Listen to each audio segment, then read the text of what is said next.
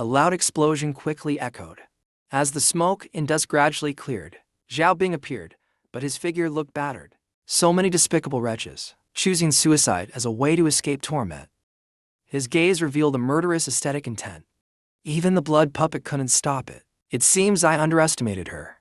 The Na-Lan Duo suddenly appeared behind him. She had been reborn from the ice cocoon. She shouted loudly at Zhao Bing. Na-Lan Duo and 206 Liu clan members. She spoke while activating the talisman on her eye. Have come to claim your life. Another loud explosion echoed. The Bailacan group witnessed all of these scenes clearly. At this moment, the demon emperor Meng felt pity. Although the cocoon can revive the body, the pain is still very real. This new disciple of yours is truly cruel. The demon emperor Meng also showed regret. Now it's completely throwing pills into fire. The cocoon I painstakingly cultivated, just given away like this. Stop mumbling, I'll make it up to you later. Liu still felt deeply worried inside, restless and uneasy. Master, the realms of Duo and Zhao Bing are worlds apart. Relying on the reverse talisman explosion you gave her can only injure Zhao Bing slightly. Once the cocoon runs out, Duo is sure to lose. Are we really not intervening? Duo's physique is very special. A divine innate talent, needs continuous life and death battles to fully activate it. Lacan understood her meaning and replied immediately. Once successful, he won't be a match at all. The magic treasures and the cocoon are just to accelerate this process. If that's what the master says, then I'm relieved. Another terrifying explosion occurred. Zhao Bing now appeared utterly tattered and wretched. Furiously shouting, this wretch is truly insane. Using self-detonation as a way to fight, the blood puppet I painstakingly refined is almost gone. Na-Lan Duo remained unharmed, standing amidst the smoke and fire, making him still infuriated. Is this puppet unable to hold on anymore? Na-Lan Duo, with a serious expression, held the talisman, thinking to herself, this is the last self-detonation talisman. Zhao Bing has only suffered superficial injuries so far. It seems the gap in realms truly cannot be crossed. Can it? Zhao Bing, seeing she had one talisman left, grew extremely wary. Damn it, there's still one. But as Duo was about to activate the talisman, she found her body had become incredibly weak, even lacking the spiritual power to detonate it. Zhao Bing quickly noticed something unusual. Taking this chance, he counterattacked swiftly. Out of spiritual power already. What are you still doing here, pretending? Come here, you wretch. A wave of energy rushed forward, binding Duo, and pulling her toward him. He angrily shouted, out of tricks. Aren't you? Just you alone. You'll never avenge your family in this life, and not in the next either. The face of Duo's father suddenly appeared beside her. Before dying, let me tell you something. Duo, your father is in so much pain. Zhao Bing sneered mockingly. The blood puppet on me was refined from the flesh and blood and souls of your family. Didn't you enjoy blowing people up? As he finished speaking, he cast a spell, detonating Duo's father, causing her immense pain. Duo. Zhao Bing laughed gleefully at the sight. How does it feel to be blown up, isn't it thrilling? Duo's other family members began to appear. Hey, can't handle one explosion, huh? We've got the whole family here waiting to greet you. Duo. Liu angrily shouted, filled with indignation, but was held back by Bailacan. This is too twisted. I'm going to kill him now. Master, this is Duo's own karma. It's not yet our turn to intervene. He said seriously. Trust the master, and trust Duo. Zhao Bing looked at Duo and sneered. Already fainted. How useless. Forget it. Before he could finish, he slashed toward Duo. I'll send you to reunite with your family. A powerful slash quickly struck her. This scene left Lacan and Liu completely stunned. Miraculously, Duo survived the slash, and from her chest emerged a terrifying surge of spiritual power. Zhao Bing couldn't dodge in time and screamed. My hand from Duo's body grew, wings radiating spiritual power. She fiercely charged toward him, rendering Zhao Bing speechless in fear. He used celestial blood shield magic to escape quickly. He looked at the ring on his hand and asked the elder, what is that thing? That could injure me so severely. That is the awakening of the absolute yin veins.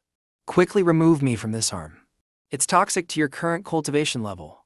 You're not yet strong enough to resist the absolute yin poison. If you don't want to die, use all your strength. Na Lan Duo. This grudge over my arm, I must repay, Zhao Bing fumed, using the blood sword of life. A surge of blood energy emerged from his mouth. Rushing toward Duo. Witnessing this scene, Duo remained fearless, unleashing her abyssal slash technique. Go die. Na Lan Duo. She charged swiftly to attack him. He condensed his blood energy, but an explosion still erupted. Na Lan Duo kept attacking Zhao Bing.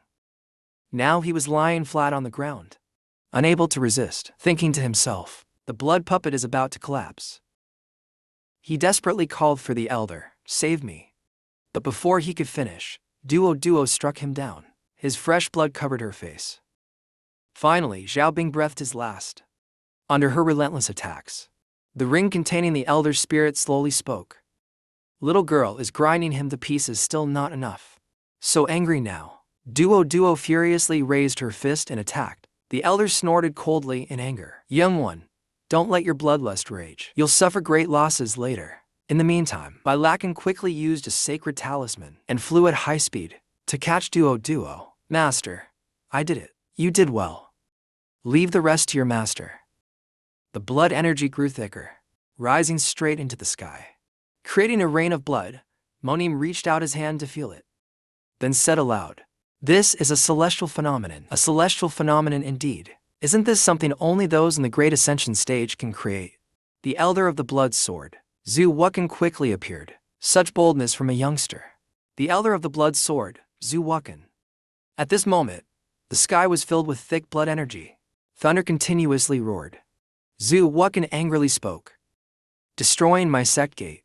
Killing my true disciple. He clenched his fist tightly. Lakan quickly shielded the disciples. Liu and the Demon Emperor Mi Meng rushed over quickly to check on Duo.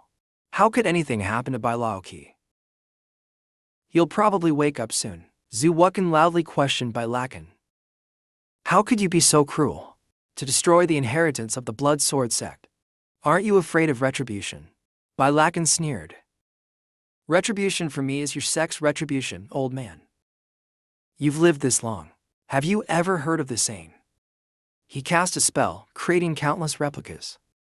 Destroying you has nothing to do with you. One clone carrying a self-detonation talisman jumped onto Zhu Wuken. Another large explosion occurred. Monim and Moshi witnessed everything happening. Using the same self-detonation talisman, the power with wooden puppets is much greater. Nah, Lan Duo had so many of them. Bai sect is so strong. Bai Lakan's sect earns 10 more points. After the collision, half of a Bai Lakan puppet fell down, landing near the sisters. They picked it up excitedly and showed it to Monim. Sister, look what I found. Bring it over here, let me see. Both of them held the fake Bai Lakan and observed it carefully. The patterns are complete, all from inscriptions in the text. Sis, will this explode? The damaging inscriptions have already been triggered. Probably won't explode. Bring it to the family's talisman master. Maybe they can research something from it. At this moment, Zhu Wuken was surrounded by anger. He growled furiously, Bai Lakan. You've gone too far. As he finished speaking, he unleashed a blood sword slash straight at him. But Bai Lakan remained completely calm. Die, old man. Old man, don't be so hot-tempered. Bai Lakan also didn't hold back, quickly using a 4-star sacred talisman. Zhu Wuken was stunned upon seeing it. That's a sacred talisman. Bai Lakan swiftly attacked him. Zhu Wuken couldn't dodge and took the full hit. His body fell apart piece by piece onto the ground. Bai Lakan slowly landed on the ground. Seeing that Zhu Wuken was no longer able to fight, he said, the matter is done. Liu, sitting on the airship, looked down and asked, Master, is it not over yet? It's over. Just wait until I burn this thing. To avoid polluting the environment, the Demon Emperor Mi Meng, while eating, pointed to the pile of flesh and said, Hey, it seems that old man is still alive. Isn't he a cockroach? The voice of Zhu Wuken echoed. Bai Lakan, consider this, my divine sense cannot defeat you. As he finished speaking, he charged toward the airship. Since you killed my only disciple, then decapitate the Demon Emperor Mi Meng on board. You must also leave a disciple behind. He laughed heartily after achieving his goal. Bailakan, how does it feel to lose your cherished student? But Bailakan coldly replied, leaving him utterly confused. Old man, you sure have many tricks. If you're capable, go ahead and kill her. At that moment, Nimeng broke out of her cocoon and shouted angrily, are you insane? I'm not his disciple. He froze as if glued in place upon hearing this. Stay there for me, you cocoon creature. Do you think I'm a fly? Faced with this situation, Zhu Wukan had no choice but to flee quickly. He didn't forget to leave a threat to Bailakan. Just wait, my true body will descend, and I'll tear you apart, boy. Arrogant words from an old man. So infuriating. Now I've lost my last cocooning chance this month. Bailakan stood at the edge of the airship and called to the Mo sisters. If there's still something to do, hurry up and finish it. It won't be long before the Immortal Alliance arrives. Realizing he had called them out, the two sisters discussed for a long time. Sister, I think we've been discovered. I told you, a great power like this cannot fail to notice us. The two quickly revealed themselves and respectfully clasped their hands, saying, Mo Nim of Guanglong Manor. Mo Shi greets the bisect leader. Lakan swiftly descended and politely responded. There's no need for formalities. In fact, I consider myself acquainted with the Mo family head. In my youth, I received much care from him. The bisect leader knows him. They laughed in response. Haha, 15 years ago, the old master bought many talismans from me. He was a regular customer. Since I'm being nosy, let me ask, what brings you to noble ladies here? Mo Nim, without hesitation, answered directly.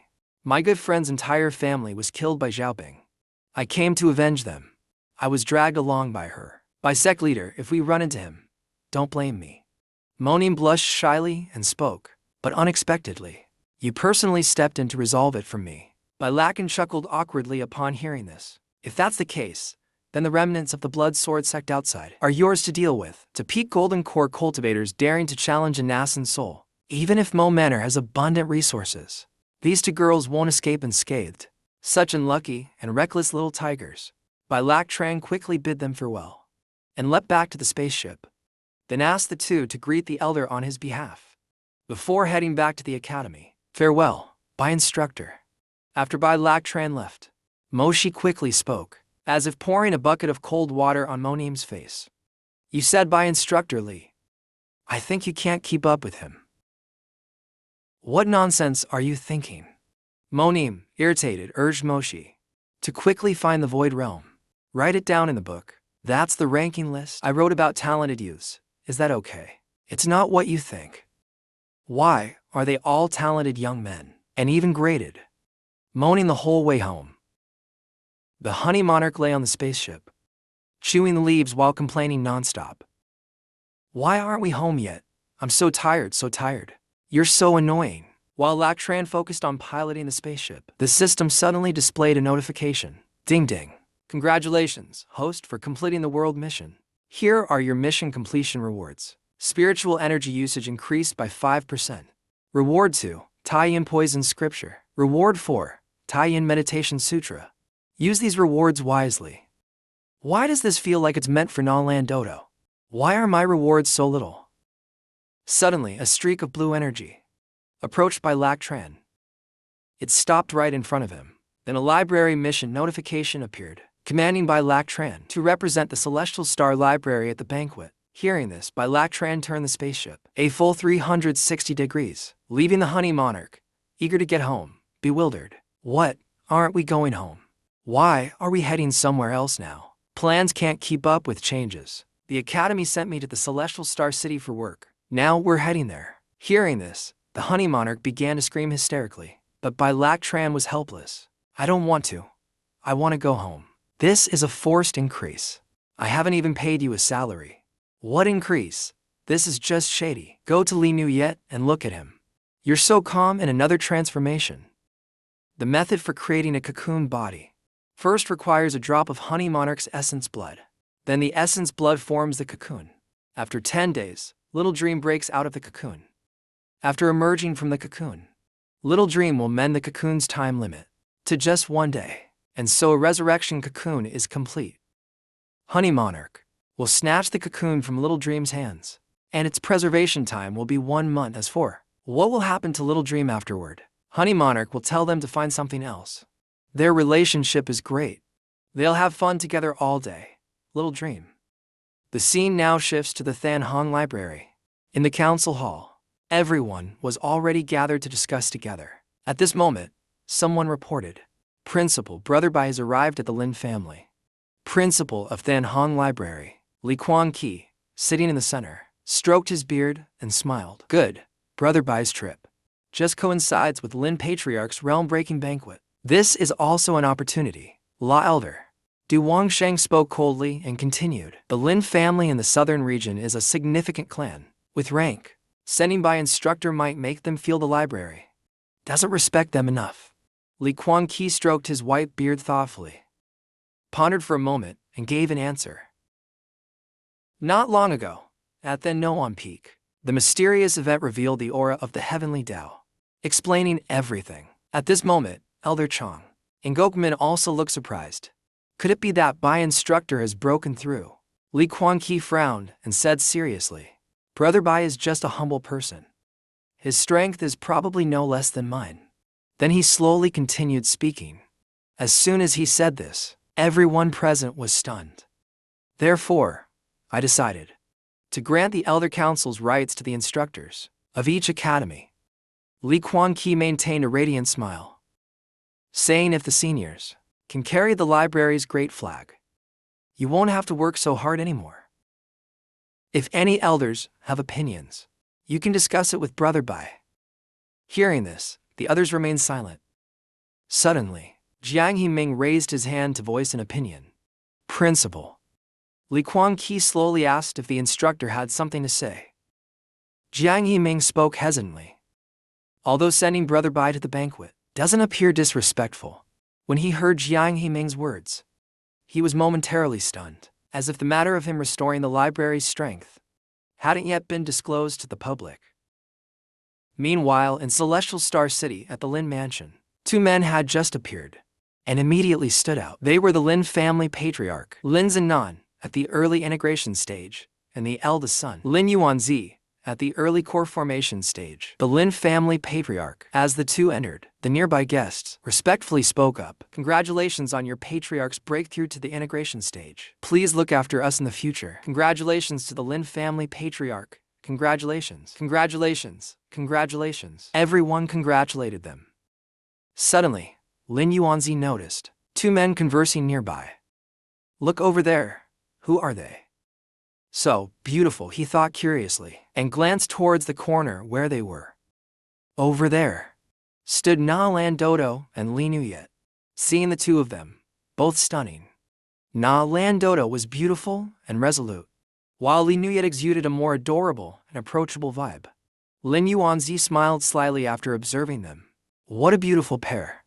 Then he turned to Lin Zinan and asked, Father, which family do those two female cultivators belong to? Just then, Lac Tran stepped forward, breaking the silence of the crowd. By Lac Tran, instructor of the Than Han Library Spell Division, along with disciples Li Nuyet and Na Lan Dodo, here to congratulate the Lin Patriarch on successfully breaking through to the integration stage. Lin Zinan courteously stepped forward to greet them. So, you are Bai instructor of Than Han Library. Your grand arrival is truly an honor. My apologies for not welcoming you sooner. The realm-breaking banquet begins tomorrow. Please come inside. With that, he turned and called for his attendants. Ling Gui, arrange a good room for Bai instructor. Yes, Patriarch, I will handle it immediately. As everyone witnessed, by Lac Tran, whispers filled the room. I remember, the spell division instructor of Than Han Library was a useless person. Why is he here today? And what about Na Lan Dodo? A few days ago, wasn't she destroyed by the Blood Sword Pavilion? Why is she still alive? By instructor, please make yourself at home. Then, I shall trouble you. This way, esteemed guests. Lin Zinan watched them leave slowly. His eyes gradually revealed disdain, and he scoffed angrily. This library clearly disrespects us, sending a useless person to congratulate the Lin family. You're overthinking this. That useless Bai Lac Tran is probably here to seek help. Hearing this, he immediately guessed his son's intentions. Zinan glanced at his son and asked, Tell me, what do you think? Lin Yuanzi quickly responded, Father, listen to me carefully. A few days ago, Nalan Dodo was being hunted by the Blood Sword Pavilion. Now she suddenly takes that useless person as her master. Clearly, they want the library as their backing. Lin Zinan, annoyed, said, I don't want to hear nonsense, get to the point.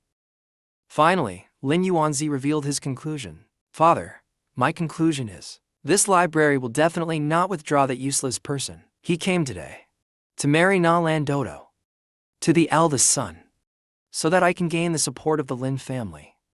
You want to marry Nalan Dodo? Lin Yuanzi smirked mockingly. Father, didn't you always want grandchildren? Not just Nalan Dodo. I want the other disciple of the useless one too. Lin Zinan seemed to agree with him, but he still had some reservations. The other one is easy, but Nalan Dodo will be difficult to handle. The Blood Sword Pavilion is a pack of mad dogs. They won't let go. Dealing with them will be troublesome. Father, now that the Patriarch has reached the integration stage, what is the Blood Sword Pavilion to us? Besides, the Blood Sword Pavilion harms mortals, breaking a major taboo in the cultivation world. Even if we don't act, the Immortal Alliance won't tolerate them for long. We might as well use this to establish the Lin family's prestige. Hearing this, Lin Zinan felt his son made sense. So he agreed, saying, Now is indeed the time for the Lin family to make its mark. Then let's use the Blood Sword Pavilion to celebrate. Before leaving, he told Lin Yuanzi, As for the Blood Sword Pavilion, I will seek guidance from the Patriarch. As for those two girls, I will decide for you. You go ahead. Thank you, Father, for making it happen. His expression gradually became lecherous. Nalan Dodo, very soon, you will be mine. In a remote part of the Lin family estate, Dodo suddenly sneezed. She spoke gloomily to Li Nuyet and Bai Lak Tran while tidying up with them. The Lin family must be mocking us. Is this really a good room? I think this room is fine. Li Nuyet inspected it around the house and said, It looks sturdy. At least the conditions are better than the students' rooms in the division. The division has worse places than this. Li Nuyet took Honey Monarch to the courtyard to fetch water for cleaning. Master, I'll fetch a bucket of water from the courtyard for cleaning. I'll go to the kitchen to check for some food. You've worked hard. This room isn't even as good as the servants' quarters. After Li Nuyet left, Bai Lak Tran spoke comforting words. Dodo, don't listen to your senior sister's nonsense. I can still ensure proper cultivation conditions. Believe me. Then Hong Library is still a prestigious sect. However, at this moment, his words extinguished Dodo's hope. As long as you focus on cultivation, even a broken house can become a sacred sanctuary. So, this place is really not that bad, right, Nalan? Dodo, still dissatisfied, continued to protest. But Master, we represent the spell division. That's the face of the library. At the very least, they should arrange a decent room for us. And with your strength, Master, this is truly frustrating. Bai Lak Tran didn't care much about such trivial matters. The spell division was once the library's face. That was 15 years ago. Now it's irrelevant. Obsessing over appearances never achieves greatness. As he finished, Bai Lak Tran opened a portal and said to Nalan, Dodo, here are the treasures from your master. She was astonished by what unfolded before her. Completely shocked, Bai Lak Tran quickly fused them into Dodo's body. The system promptly announced, Host rewarded with Tai-Yin Poison Scripture and Tai-Yin Meditation Seal distributed. Please use them wisely. Bai Lak Tran, considering her as a new disciple, gave her a chance to test them first. This is what you just held, not knowing how to use it. Let me demonstrate for you. Dodo blushed in embarrassment and loudly exclaimed, Does it involve undressing again? Bai Lak Tran, flustered, replied, Don't say such things, later you'll see, it's fine. Suddenly, Dodo felt discomfort surging in her body and cried out, Master, be careful. Bai Lak Tran quickly supported Dodo and said, Sorry, I operated incorrectly, are you okay? Master, you don't know, her face was as red as a ripe tomato, looking visibly uneasy. My chest feels very hot. At this moment in the Lin family kitchen, Honey Monarch was sneaking food. Suddenly someone entered and caught her in the act. Honey Monarch quickly used a rolling pin to hit him, after he fainted on the spot. Soon after, another person walked in and also caught her red-handed, but was attacked by Honey Monarch using the same method. After dealing with him, another figure approached. Honey Monarch raised her hand to strike, but saw it was Li Nuyet. She quickly used her hand to block Honey Monarch's strike, then pulled Honey Monarch away. A stream of purple light emitted, shining outward. At this moment, the profound yin veins within that person were reactivated once again. Nalan Duo spoke with a troubled expression. Master, what's happening to me? Don't move. Your physique after awakening needs a golden core to stabilize. Bailakan quickly reassured her. But don't worry, I have a way to keep you from exploding. After saying that, he turned to Liu standing at the door. Liu, release Xiaomeng now. She shook the box, releasing the Dream King Bee, then called out, stop sleeping. Wake up and get to work. Light gradually illuminated the box. The Dream King Bee was also awakened by the light. Weren't you planning to attend the boundary-breaking feast? Why not just leave me out of it? Why call me out now? Bailakan spoke coldly. No time to explain. Lend me your demon core. Are you crazy? That's my life core. I won't lend it, find another way.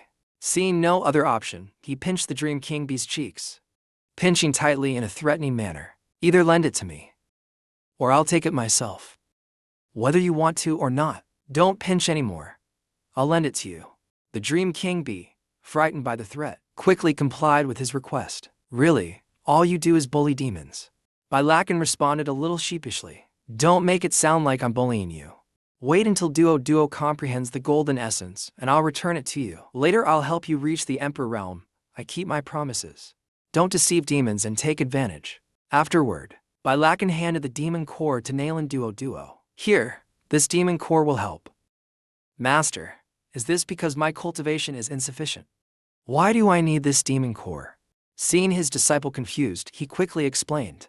I want to make a pseudo-golden core for you. Hearing this, she was a little puzzled, but still complied. A pseudo-golden core. Eat it quickly or it will get harder to eat. Nalan Duo immediately swallowed the pill as instructed. It quickly channeled spiritual energy into Duo's body, even surprising Liu standing nearby. A golden core. There's actually a way like this. Now guide the essence to converge at the Qi. Nalan Duo began to feel strange. The Qi feels bloated. She furrowed her brows, thinking, this feels odd. Suddenly, her wings began to glow. And then they disappeared. Nalan Duo hesitantly asked, Master, is this really a golden core? I don't feel any transformation. Bailakan quickly replied.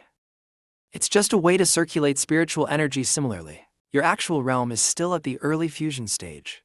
Liu sighed inwardly upon hearing this. So a golden core isn't as simple as that. You're truly strange. Suddenly, there was a noise outside, causing Liu to turn and look at the person outside, who spoke up. The Emperor's ceremony is about to begin. May I ask if you're attending? Everyone was slightly surprised upon hearing this. The Emperor's ceremony? Everyone rushed to a nearby open space to release sky lanterns, praying for peace and happiness. Everyone seemed very excited about the event. Nalan Duo saw the fireworks and called out excitedly. Master, over here. She tugged Bailakan's hand, pulling him quickly toward the scene. Master, let's go buy a sky lantern over there, okay? Liu looked at the lanterns in the sky and curiously asked, how can these things fly without spiritual energy? The Dream King Bee weakly muttered, I can't fly anymore either. My demonic energy keeps flowing toward that demon core. At this moment, Duo cheerfully called out, Senior sister, over here. Duo released the lantern while explaining. The Celestial Star Festival is the biggest event of the year here. Regardless of mortals or cultivators, everyone lights a sky lantern today. It's said that if you pray with a lantern, the heavenly Tao might hear you. Liu gradually realized this, thinking inwardly. In my previous life, I only knew cultivation. I truly missed out on many beautiful moments.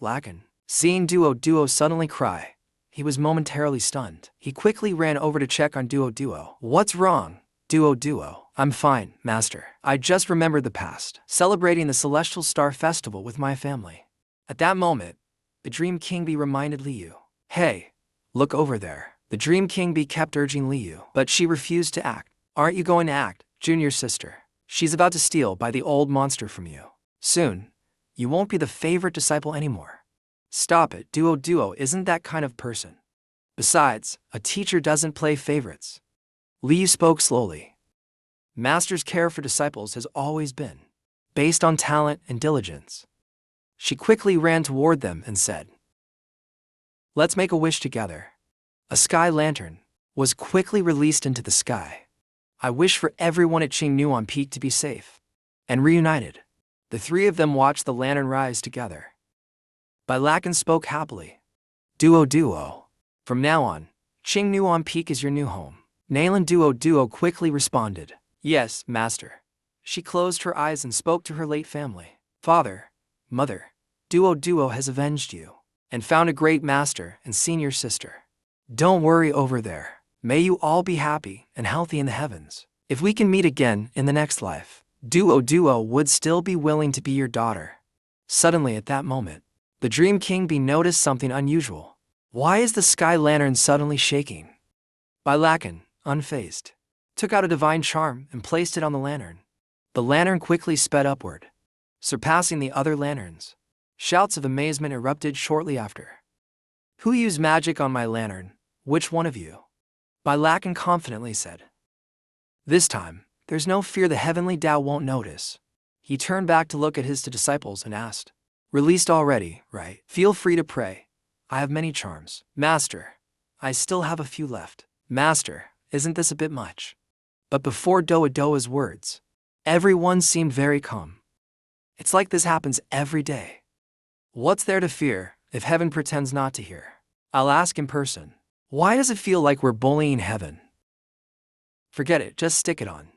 The lanterns shot up like rockets, making everyone furious. Again, who's managing my lanterns? Meanwhile, at Qingnuan Peak, Zhao Liu clasped her hands and prayed under the moonlight, hoping to break through to the Yenzun realm.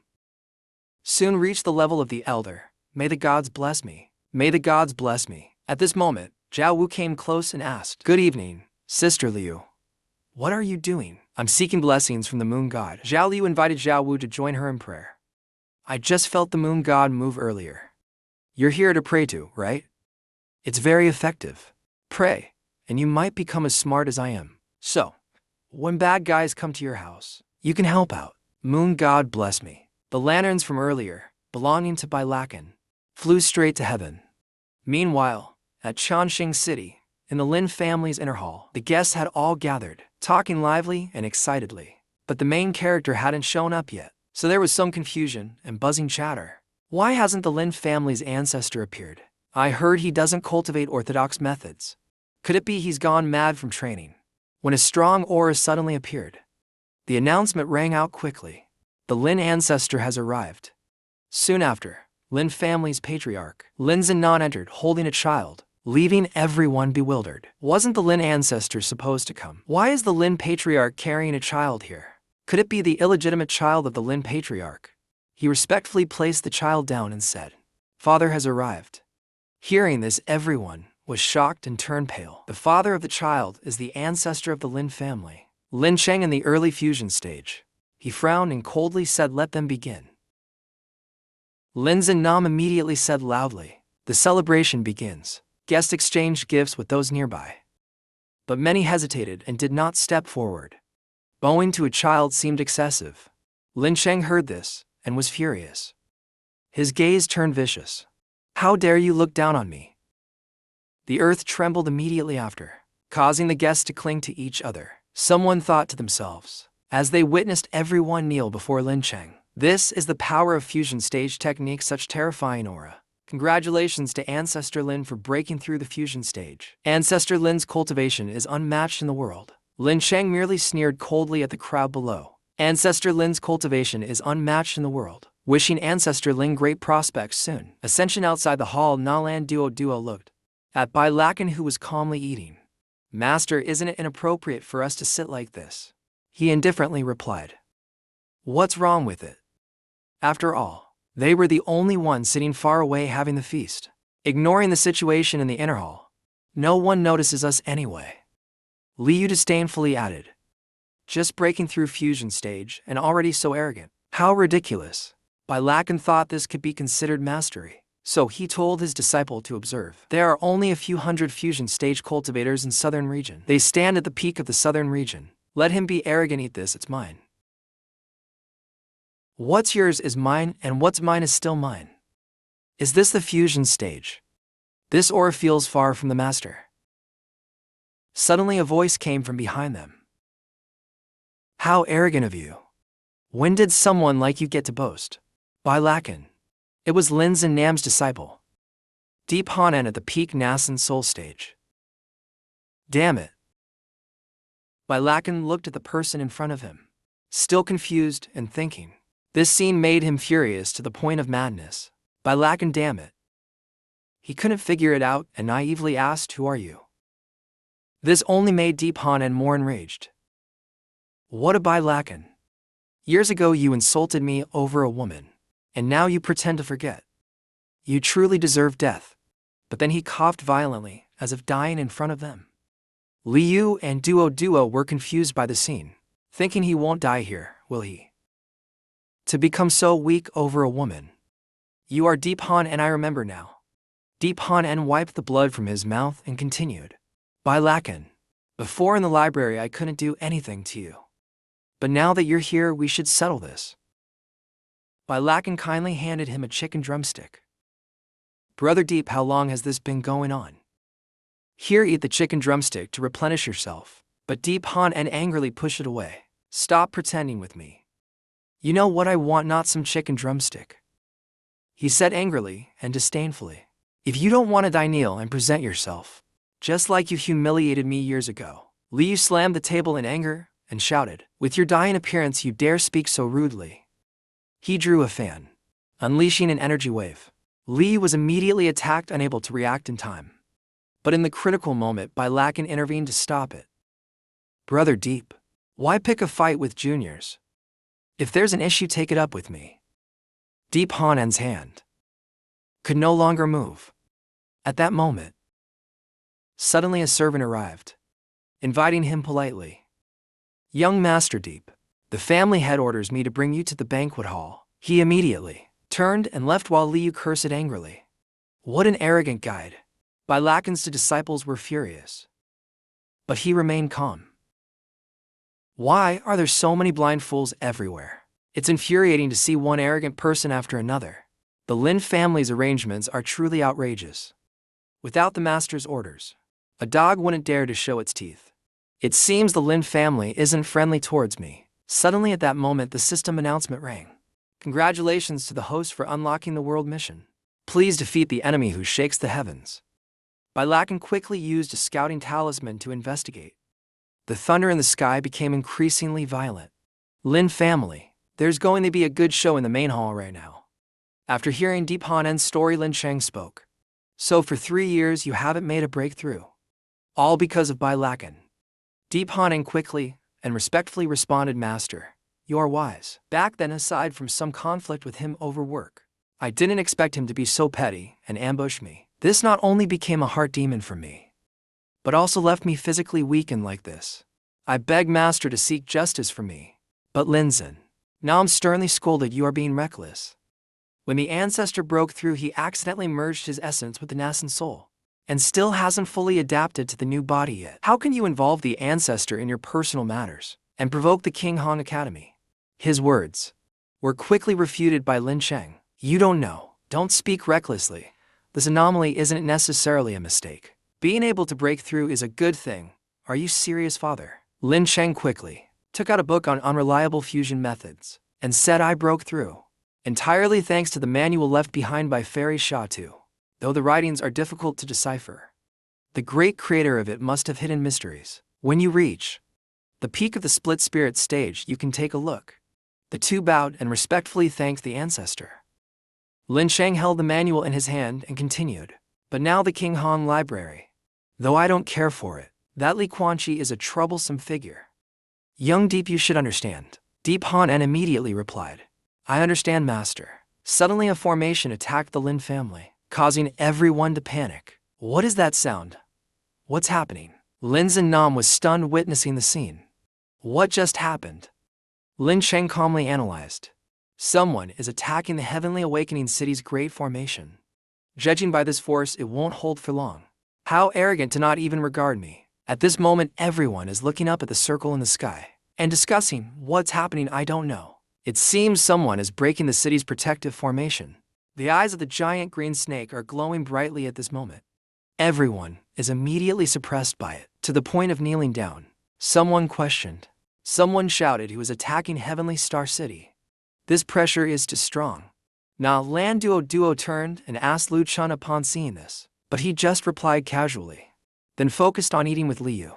This caught the attention of another stranger. Master, do you think this formation will be broken? I think it's almost done. It won't hold for long. Master, this is delicious.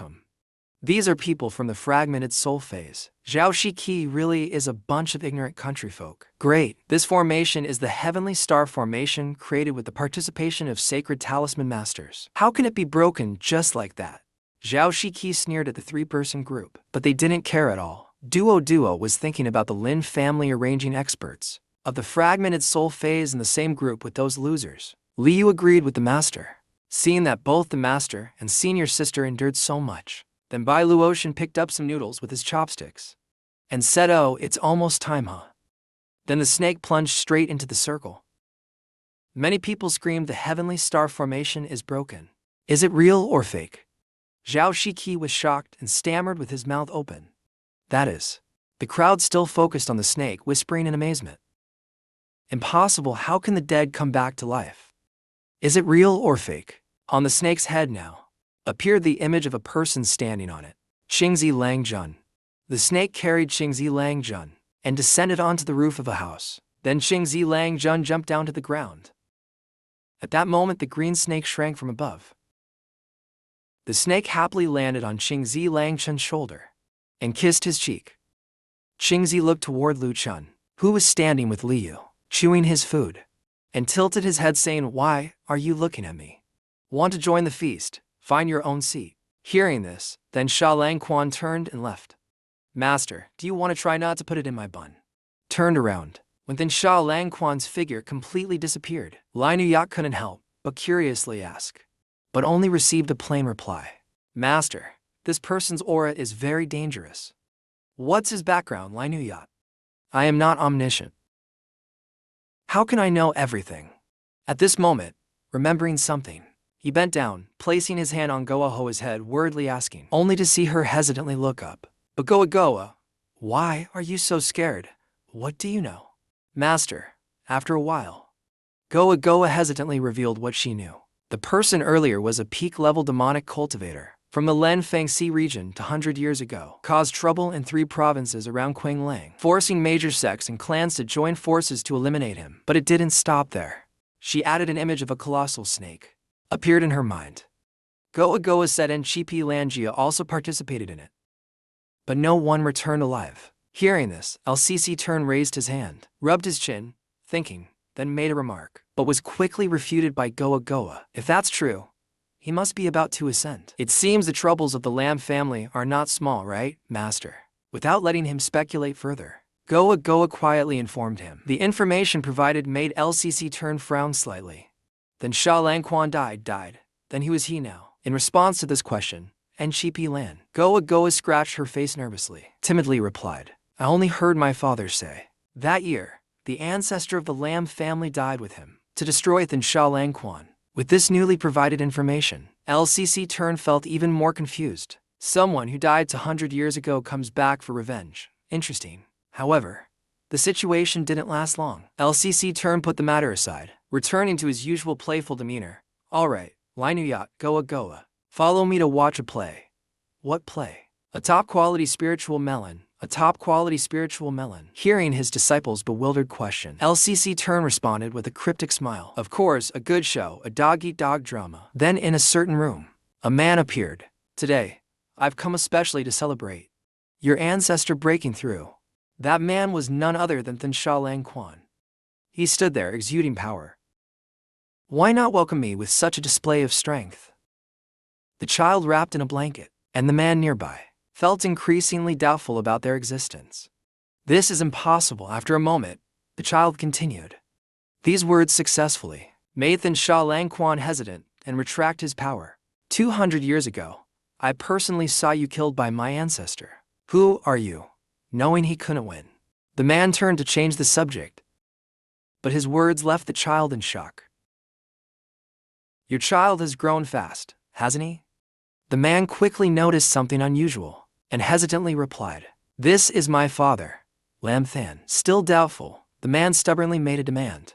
But what he received was the child's loud cursing. "Go call your ancestor, Lam Than, here. Tell him Than Sha Lang Quan is here. Hurry back. I am Lam Than myself." Although he spoke boldly, after a moment, the child hesitantly looked at Than Sha Lang Quan. Damn it, at this moment, this anxiety and fear made the thin man behind them terrified. This Than Sha Lang Quan can make even Lam Jia's ancestor wary. The child thought for a moment, then turned and called the man, "Hunan. Come here, yes." Seeing the summoned man approaching, the child threw a command token into the man's hand and ordered, "Take this token. Quickly go to the major sects and ask for help, Hunan." Understood, ancestor. Hunan took the token and left, walking anxiously, unable to calm his worries. This great power's pressure is no less than the ancestors', no, perhaps even a level higher. Seeing the ancestors' frightened appearance, walking, Hunan couldn't endure it, his eyes bloodshot, his mind racing in chaos. 7, 4, 9, horrifying scenes. If the ancestor refuses to help me deal with the academy, then Hin, or refuses to teach that damned LCC turn a lesson, then Sha Lang Quan is stronger than the ancestor. Damn it. The more Hinan thought, the angrier he became. Cursing LCC turn bitterly. Beseech LCC turn. Damn LCC turn. Today I want you dead. Then Sha Lang Quan stood for a moment, then walked toward the door. The person Hinan was searching for was sitting quietly with his two disciples, eating melons on the floor unnoticed by anyone else. That snake alone makes people furious. Oh. This person's aura is strong, master. Are we really not going to be discovered like this? Don't worry, master's methods. Even a great immortal cannot detect us. LCC Turn sat beside them, sipping coconut water, and calmly made a bold statement. No matter how clever the methods, let's avoid trouble, just eat the melons. It's so sweet, right, master? Then Sha Lang Quan walked to a nearby chair, sat down and ordered, "Lam La CSU. A guest like me is seated, and yet you still don't kneel to serve me." At this demand, the child became so angry he released his power, flying upward, pointing straight at Than Sha Lang Quan, the demonic cultivator. "Don't be arrogant, righteous warriors. We could kill you 200 years ago, and we can take your life now in 205 too." Hinan witnessed this scene and stepped forward to stop the action, making those around him incredulous. "Damn, old man, what are you doing?" Then Sha Thong Qian, Hinan. Feeling betrayed, the child raged, raising his hand, unleashing power at Hinan. "Do you want to die?" Before the child could succeed, then Sha Lang Quan swung his hand, blocking the attack. "Lam La CSU, listen, I've spoken, and now I see I'm safe." Hinan walked up to him, respectfully presenting something. "What is it? What do you want?" "Thank you, Supreme Immortal, for saving me. I wish to present a gift," he said, and opened a box, revealing a wooden snake-shaped object that mesmerized the snake on Green Snake Lord's back, twisting around the Supreme Immortal Green Snake. "This is a 500-year-old dragon incense wood, a gift this old man prepared for the banquet. Consider this a borrowed flower to offer the Buddha." Seeing his pet's excitement, Green Snake Lord was 3 parts helpless, 7 parts indulgent. "This is interesting. I'll accept this gift. Today, I guarantee your safety. Leave now." He granted his request. Afterwards, Green Snake Lord waved his hand, motioning for the man to leave, satisfied with what he gained. Feeling pleased as he departed. "Yes, I will prepare food for you." This? It must mean the Supreme Immortal Green Snake acknowledged me. Finally, I don't have to endure the Lin family's treatment. By Lacan. "Wait and see, old man." The child, who witnessed everything, could not believe it, looked at Yin and Deep. "How long do you think a traitor can live?" "As long as it's longer than you, scoundrel." Lacan sat above, recalled something, and whispered into Duodwo's ear. "Duodwo, lend me a single feather of your toxic phoenix." What does Master plan to do? In his hands were countless heavenly treasures. "I plan to help Brother Deep." Mystic aura, toxic phoenix feather, spectral venom. Then Lacan blew softly on it, saying, "Go, Hanan." Hanan below was confused. Feeling a strong force impact his back, Hanan's body began to change, becoming more ferocious than ever. Power surging within. Soon after, Hanan appeared, in a completely different form. Humble servant Deep Hanan thanks Supreme Immortal Green Snake for the blessing. Is this the power of the dark arts? Truly overwhelming, Deep Hanan at the peak of power. The light from Hanan's transformation shone brightly in the dark courtyard. Hanan stood there with a new position. Laughed maniacally. Ha ha ha ha. I've broken through to the nascent soul stage, Hanan kept thinking. And couldn't help feeling even more smug. Witnessing this scene, the man behind couldn't bear it and activated his power. Today I'll show you Deep Hanan. I'm not inferior to the Lin family's young master, you scum. Know what you're planning. The child hurriedly stopped this decision, making the man somewhat confused. Don't act rashly, now is not the time. Father, if you don't act now while his state is unstable, killing him later will be troublesome. The child glanced at Hanan and Ching Snake Langjun, then hesitated. Vigilance filled this moment. Now Ching Snake's aura is locking onto us. As soon as I make a move, I'll be caught. I'll let Deep Hanan deliver the token alone. Stall a bit more, reinforcements will arrive. Ching Snake Langjun sat leisurely above, watching everything, silently evaluating such good material, covered in dust in the Lin family. Lin Lao Q, your judgment is lacking. The nameless power in this boy has a faint resemblance to me, just the excuse I need to humiliate the Lin family. Hanan, with his new body, raised his hand to the man, but was only met with the man's scorn. Master, are you unhappy that your disciple has broken through? I'm stronger now than your son, who only knows how to chase women. A dog for evil cultivators. You don't deserve to be my disciple. At this moment, a disheveled young man stepped out. It's done. Hanan's attention. What was that commotion earlier? What happened? Ao Lin, young master, awakened from the arms of women. Seeing the person appear, the man hurriedly shouted. Chire rung quickly, but the young man, instead of obeying, his father stood still, watching Hanan running toward him. You are AI, I will take your life. The man saw the situation was not good and hurriedly stepped forward to stop it. The child there was also struggling to fight with the green snake. Green snake, don't go too far. Zanam, watch out behind you. Shini saw the snake about to attack her. The man, furious, activated his power. Get out, Hanan over there. Still didn't realize what he was facing, but raised his hand, ready to strike Lin Xiao. It's time to leave. Then he swung his hand fiercely. But the young man was quickly protected by the man rushing in. Witnessing the scene, the green snake narrowed his eyes, assessing. Truly a touching father-son bond. What a pity.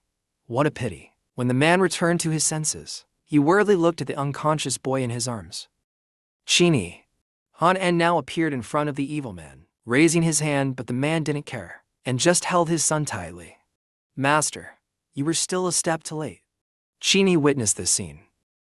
The child couldn't bear it any longer and erupted with power, along with his own anger. Green snake, today even if I risk my realm falling, I must kill you here. The child finished speaking and threw a massive punch at the green snake, hitting the face of the snake lord. Pay for my nephew's life, huh? Losing one nephew makes you this anxious? The green snake lord sitting behind casually called out. Green specter. Immediately, a green aura exploded everywhere. The green snake lord sitting atop a giant snake laughed at everyone present. Lin, old dog, have you ever thought today's events are your retribution? Shameless evil cultivator dares to speak of retribution to me. Teacher and disciple Lac Tran are now safe, standing calmly behind a golden shield. Behind the shield, Duo, Lac Tran, and Lai Nu yet quietly observed. The Lin family, though prestigious, was arrogant and disrespectful, letting the evil cultivator, who seemed to have a grudge against them, act freely. Should we intervene or just wait to enjoy the aftermath twice? Helping is righteous. Not helping is our role, but look at that. The guests have all disappeared without a trace. After a moment's judgment, Lac Tran pulled out a golden talisman from nowhere and corrected what Lai Nu yet had said, making her feel deflated. Words cannot be spoken like that. Exorcism and morality are everyone's responsibility. I, as your teacher, won't let the Lin family be annihilated. Now is the time for us to act. That's all. Seeing her agree, Black Tran flew up. Before completely disappearing, he didn't forget to remind his two disciples. Take care not to let the Lin family head die. I'll be right back shortly. Understood, over there. The child was quickly struck hard by the snake's tail, hitting him hard. But it didn't stop there. The snake even thrust its body fiercely into the child's shoulder. The green snake lord stood behind, raising his hand to control the giant snake, not forgetting to taunt the child with some remarks. Lin, old dog, kneel down now, and beg me, maybe, I might give you a chance to live. After being injured, the child returned to his usual state. Holding his injured part firmly, he resolutely declared, even if I die today, it will be for righteousness. I will never bow to an evil cultivator like you. These words made the green snake lord laugh mockingly. He lifted his mask, revealing a red face underneath. Righteousness, he slowly removed the mask, his voice icy.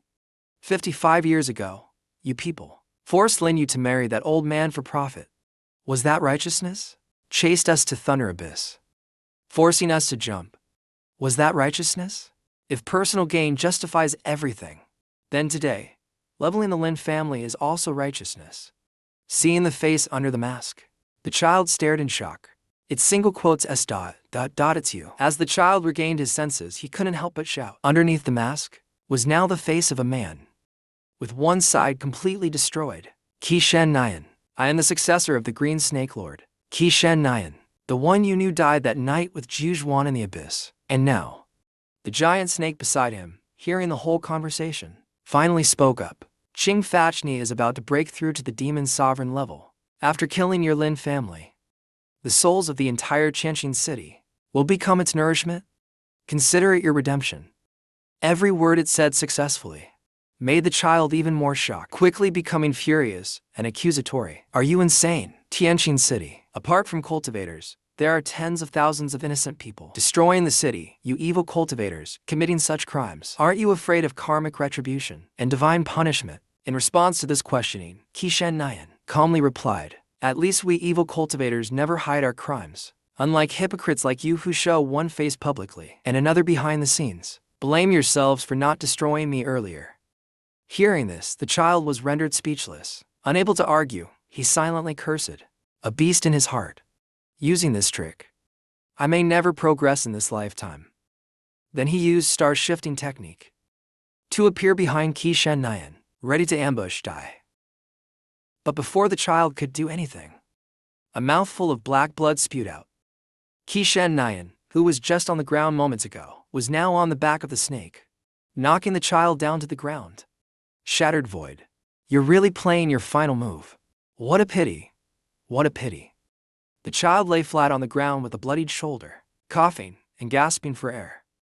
Cough cough, this can't be happening. Qi Shen Nian and the snake stood above, seeing the child still unharmed. They weren't too surprised. Poison might be ineffective on old dogs like you. But what about soul poison?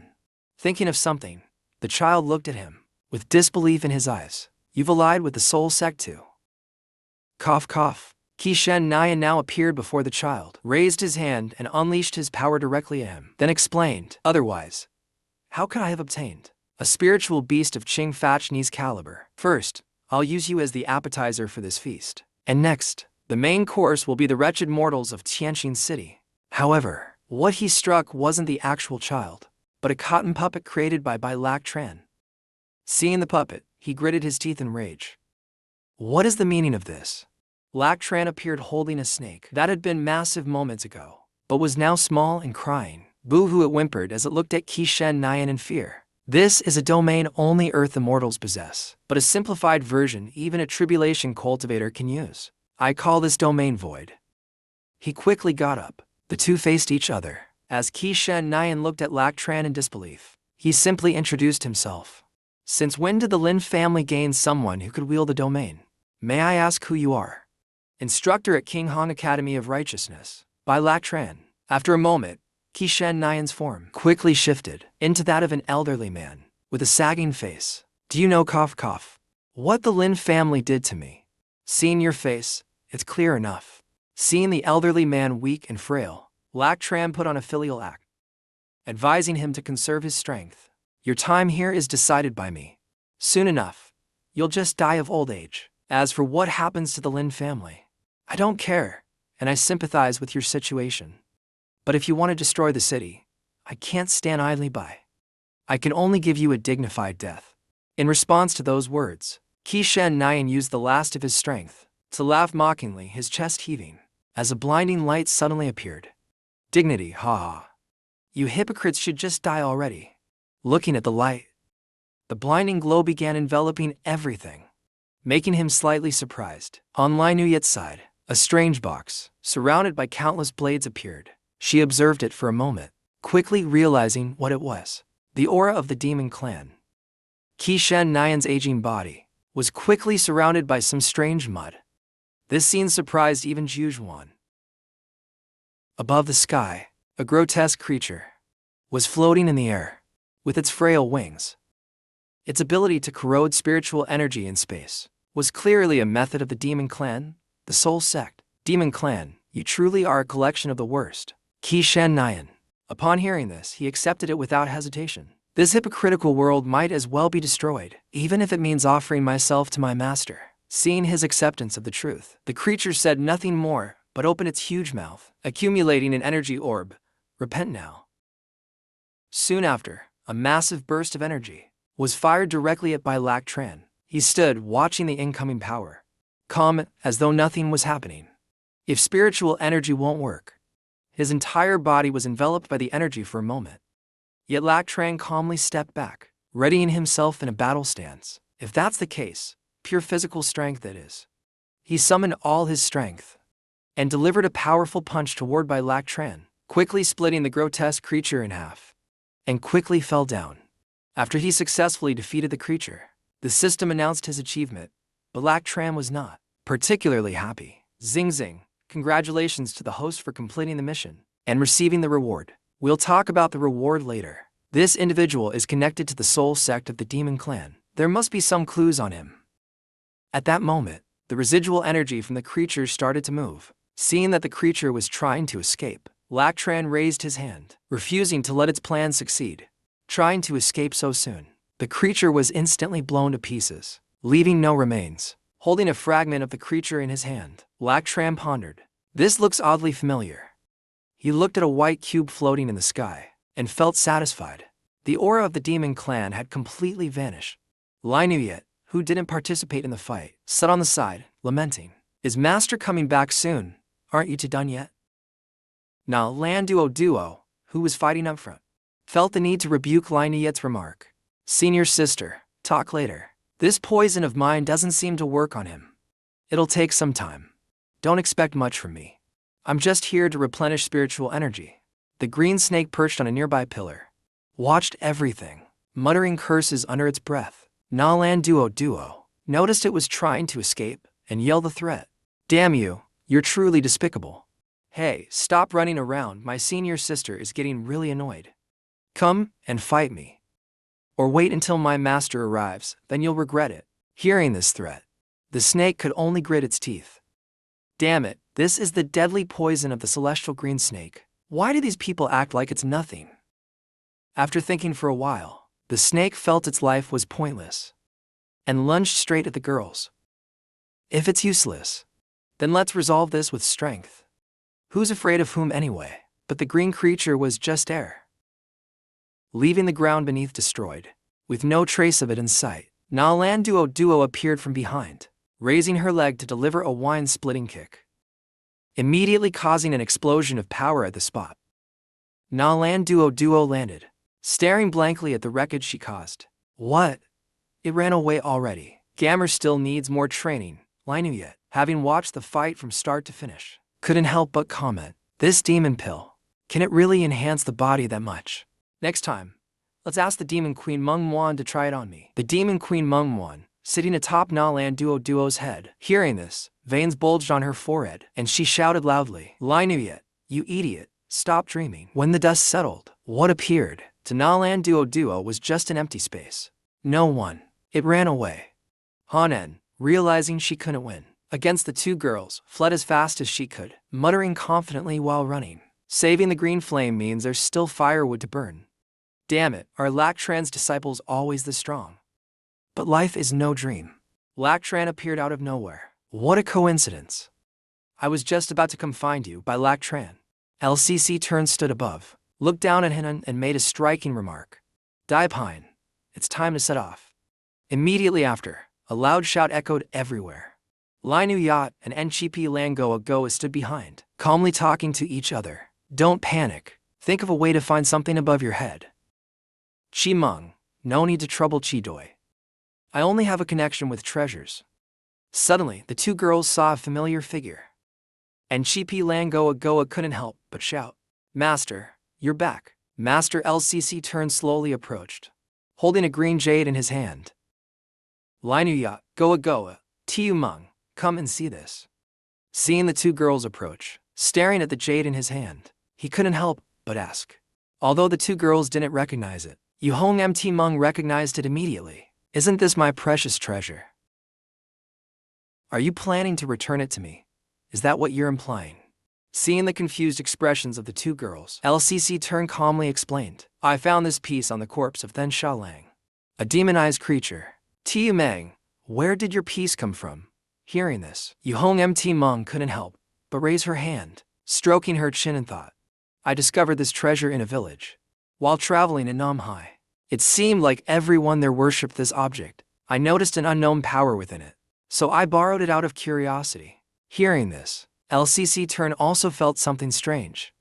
Back then, when I sealed the demon clan's entrance, it was also in Namhai. It seems the Soul Sect and the demon clan have deep ties. Yet no one paid attention. They boarded a flying ship without delay, heading to Than Non Fong first. At Than Non Fong, Goa Goa stepped off the ship, her body trembling uncontrollably. Linu Yacht stood beside her, comforting her. LCC Turn stared at the jade in his hand and instructed. Go ahead and get familiar with it after cleaning up your belongings. I'll take Goa Goa to report to the principal and attend the apprenticeship ceremony. Linu Yacht, go to the 4 Arts Division and bring Ti Lang here. We can't proceed without her this time. After giving instructions, LCC turned to look at Linu Yacht and MT Mung and advised. This time, it's going to be risky, so be mentally prepared. Master, Johan noted. Immediately after, everyone's attention shifted to the floating pile of wood in the sky, sparking doubts about its origin. Even rabbits can dismantle houses now. What is TULCC doing? So much firewood. It's unusual. TULCC sat hugging her knees on the grass, curiously watching the floating wood pile. Just as she was focusing intently on the wood, TUU appeared out of nowhere, carrying a giant carrot. Sister LCC, eat this carrot. You haven't eaten in a long time. Thank you. I don't need it yet. Before she could eat, a voice rang out, startling TUU immensely. What happened? Why is there firewood everywhere? Brother LCC Turn. TUU ran to hug Linu tightly while LCC Turn controlled the wood back to its original position. Where's MAN? Greet her quickly. Sister Linu was worried as soon as she saw you. TULCC was anxious, rushing toward LCC Turn to plead, causing him to comfort her. Slow down, let's talk. What's going on? Lobby Siege, come quickly. Help out the leader. She saw that her master couldn't handle it. A mysterious voice echoed. Venerable LCC, the situation of your subordinate, MAN is worse than I expected. Please come here for a moment. This is T Ling's voice. MAN, I'm coming. Linu Yacht and the others hurried, rushing to a bed where a girl was lying. Leader, why has MAN become like this? I've tried my best. LCC Turn also approached, placing a hand on T Lang, startling her. T Lang, what's wrong with MAN? Beseech said it seems like a separation of spirit and soul. This state will only last a moment. T Lang quickly replied to Beseech, the wise instructor.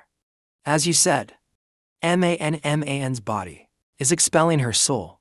Thong TULCC looked heartbroken at the girl lying on the bed, while LCC Turn and T Lang exchanged information back and forth. I remember the soul-binding crystal uses living souls as fuel. Where will you get living souls from? I can only use the soul-binding crystal to temporarily lock her soul, but it won't hold for long.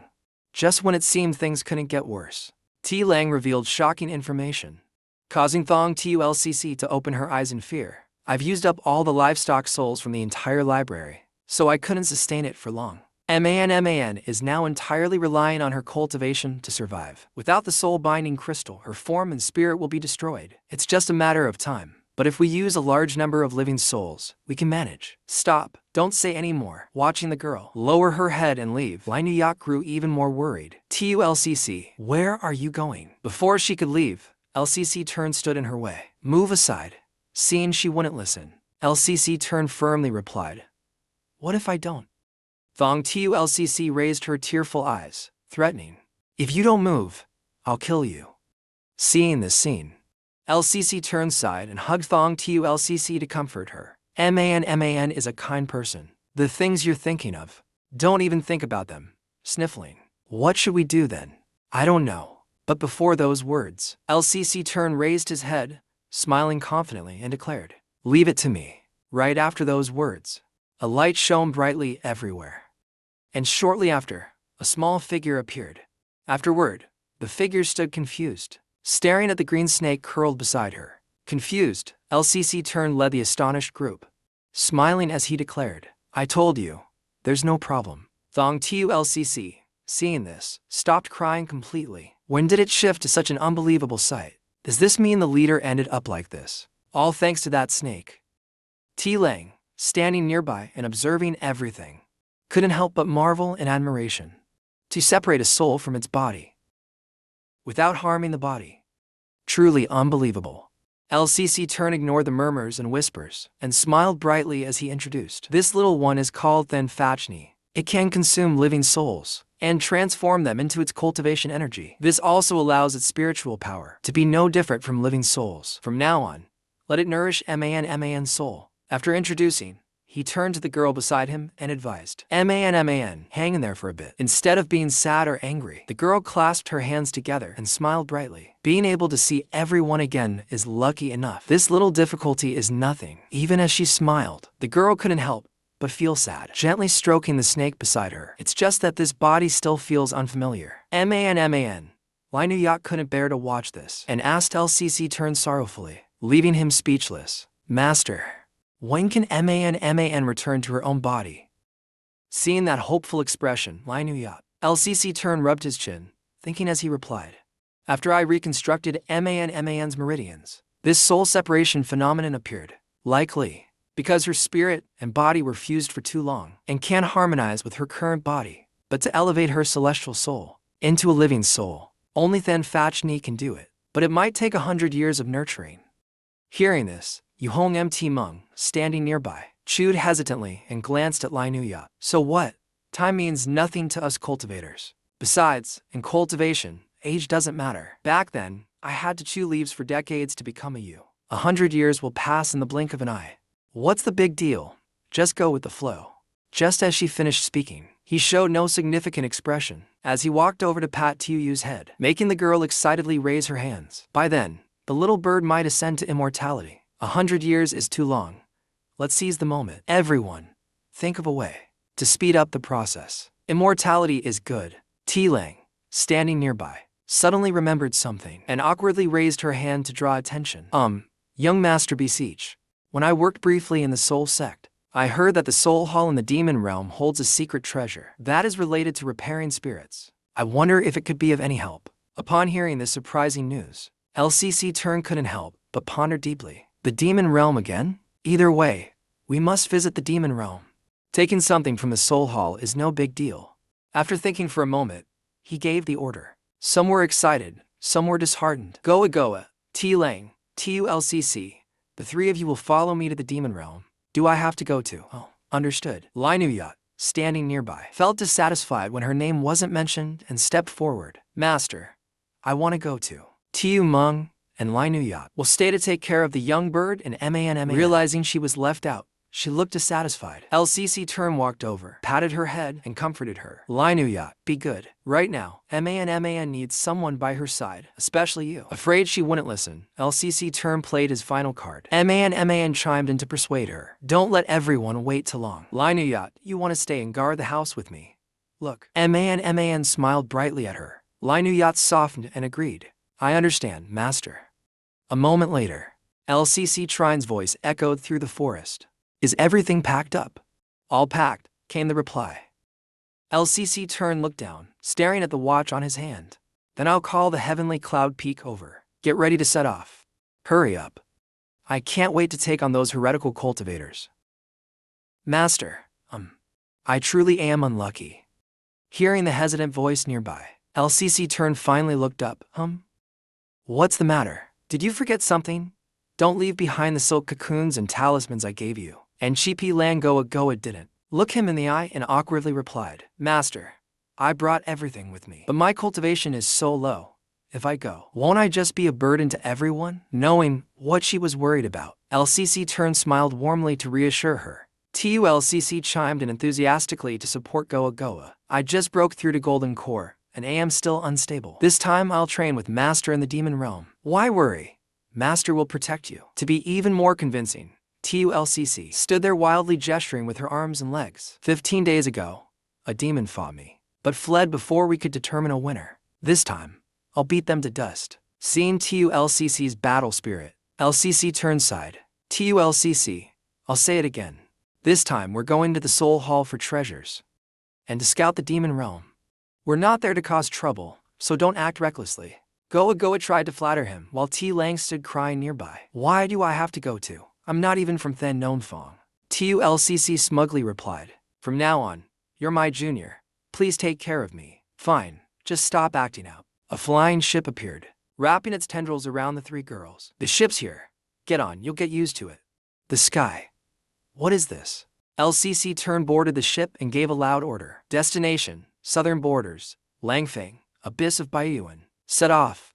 At that moment, in the King Han Library, a man was sitting in silence. In the Sword Arts Division, Broken Sword area, the young man sat silently with his eyes closed, focusing all his energy on cultivation. After some time, he opened his eyes in surprise. From behind, a shadow appeared with a chilling voice. The Demon Lord is awakening. We are waiting outside, with the effort of rebuilding the great endeavor exhausting us. You're hiding here, relaxing. That shadowy figure is the former instructor of the Sword Arts Division, the Southern Border Sword God, turned Dutch HCC, at the peak of fusion stage. This is my duty as assigned by the main council. When needed, I am the sword that pierces the heart of the Celestial Alliance, even sitting on a pile of swords to the point of bleeding. Turned Dutch HCC feels no pain at all. Whether the sword is sharp or not is one thing, but the seat, doesn't it hurt you at all? Sit for a while. He stood up, causing blood from the wound to spill everywhere. Only the unity of body and sword can comprehend sword intent. This is my path of cultivation. Fu Tran Dutch HCC walked to a wine cabinet and opened it, not forgetting to turn and ask the shadow, what brings the envoy here? Surely not just to chat with me. Of course not. To this question, the shadow narrowed its eyes and went straight to the point. That young green snake has been exposed. Your people discovered our activities. Now the library members are heading to Baiyu High. You know what to do. Hearing this, Fu Tran Dutch HCC arrogantly turned around. Which faction is it? The shadow waited for this moment to list it out. Qing Muan Feng, Talisman System, and Bai Luo Chun. I understand. The dean once again forgot to spread the news.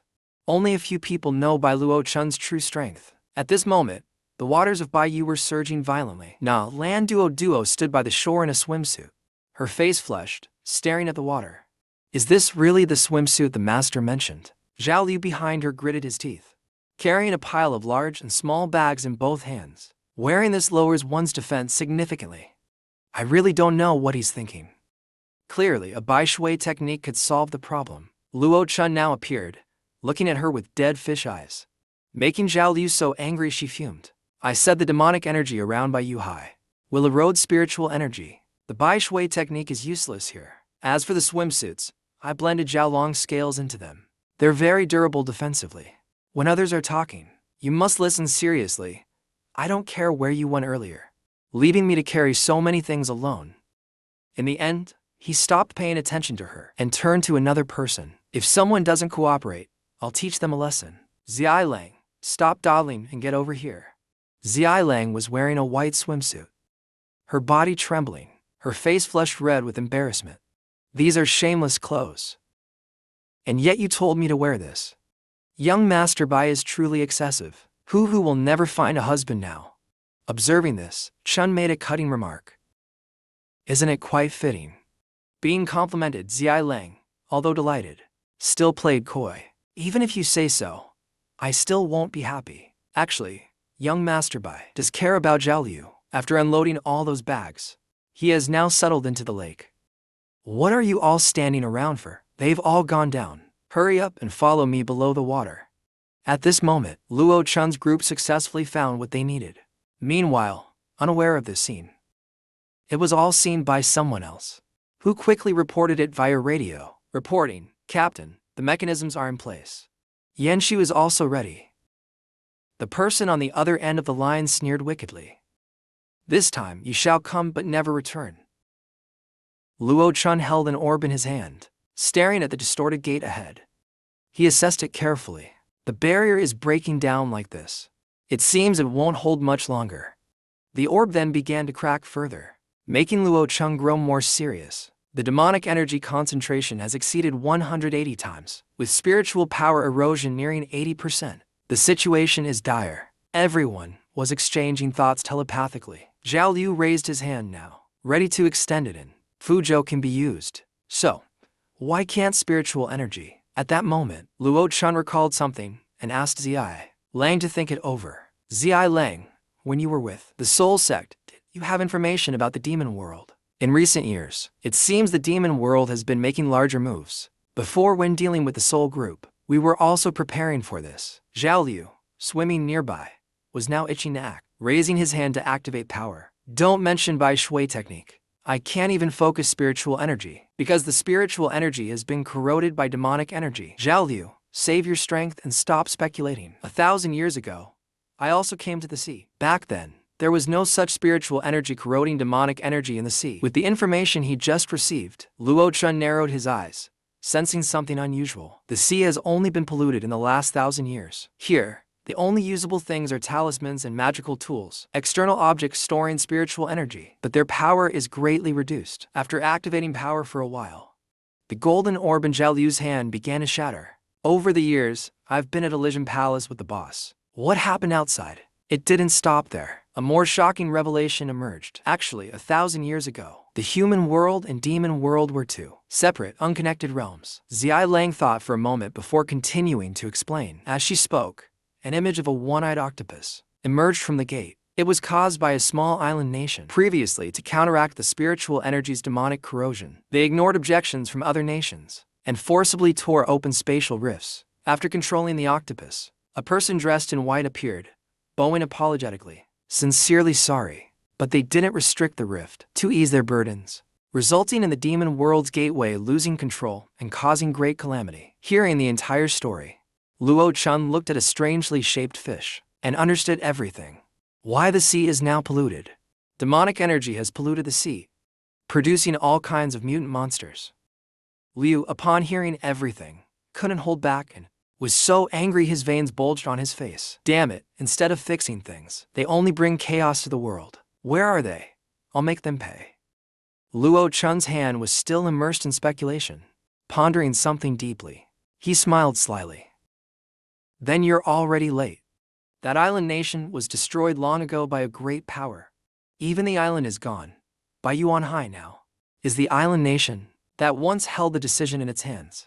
Luo Chun tapped his earpiece and transmitted his orders everywhere. Put on your earpiece and head in. What's next? This device prevents mental strength from demonic corrosion and enables remote communication. Shortly after, Luo Chun led the group, charging straight toward the gate. We must reach the demon world and open the passage first.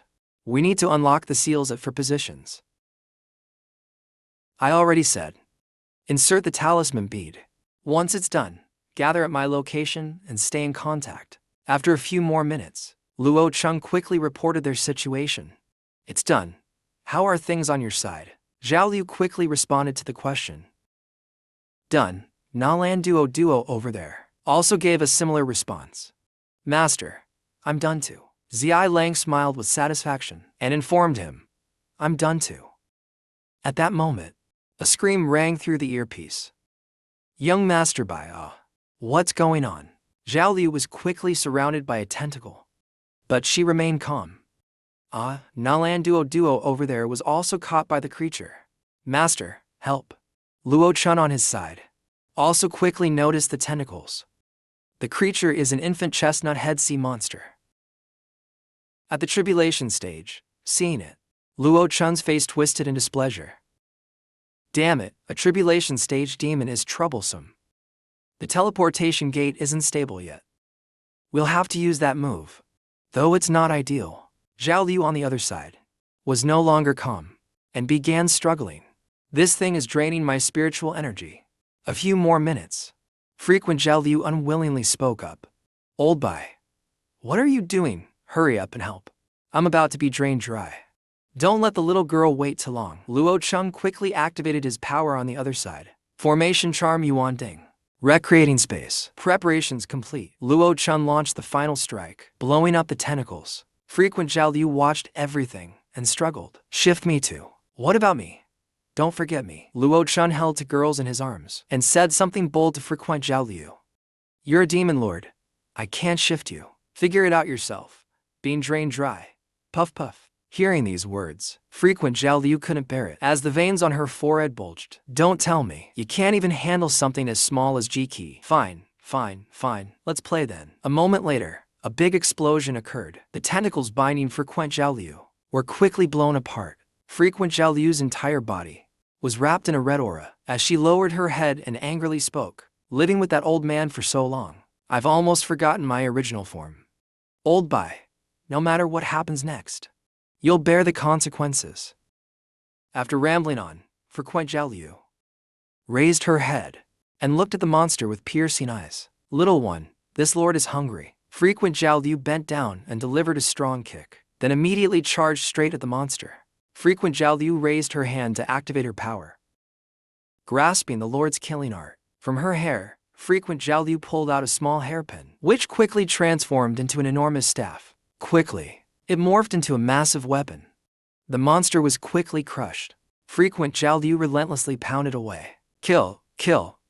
Ha ha ha. Transform. Standing on the side, witnessing everything, Luo Chun's group was left speechless on the spot. But overcoming the tribulation stage isn't that easy. This is likely just the end of Phase 1. Wait for the teleportation gate to stabilize before bringing it back. Let it wreak havoc for now. Master Liu, didn't you sense the terrifying aura of the Lord? The shadowy figure stood in the background, observing all the heretics. Interesting. Such powerful demonic energy. A man with a breathing apparatus seriously asked, and received only a sinister smile in return. Messenger, don't we need to call upon Lord Sea God's assistance? These heretics only destroyed some of the Sea God's traps.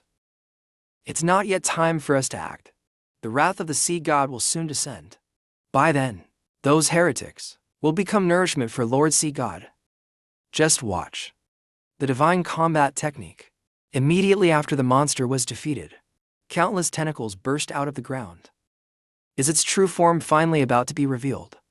A massive silhouette appeared shortly after.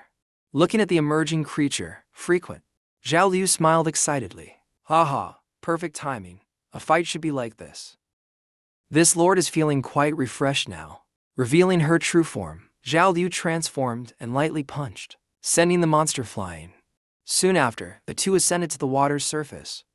This scene also pulled up the two spies watching from afar. Messenger, this doesn't seem right. Cough. I'm not blind.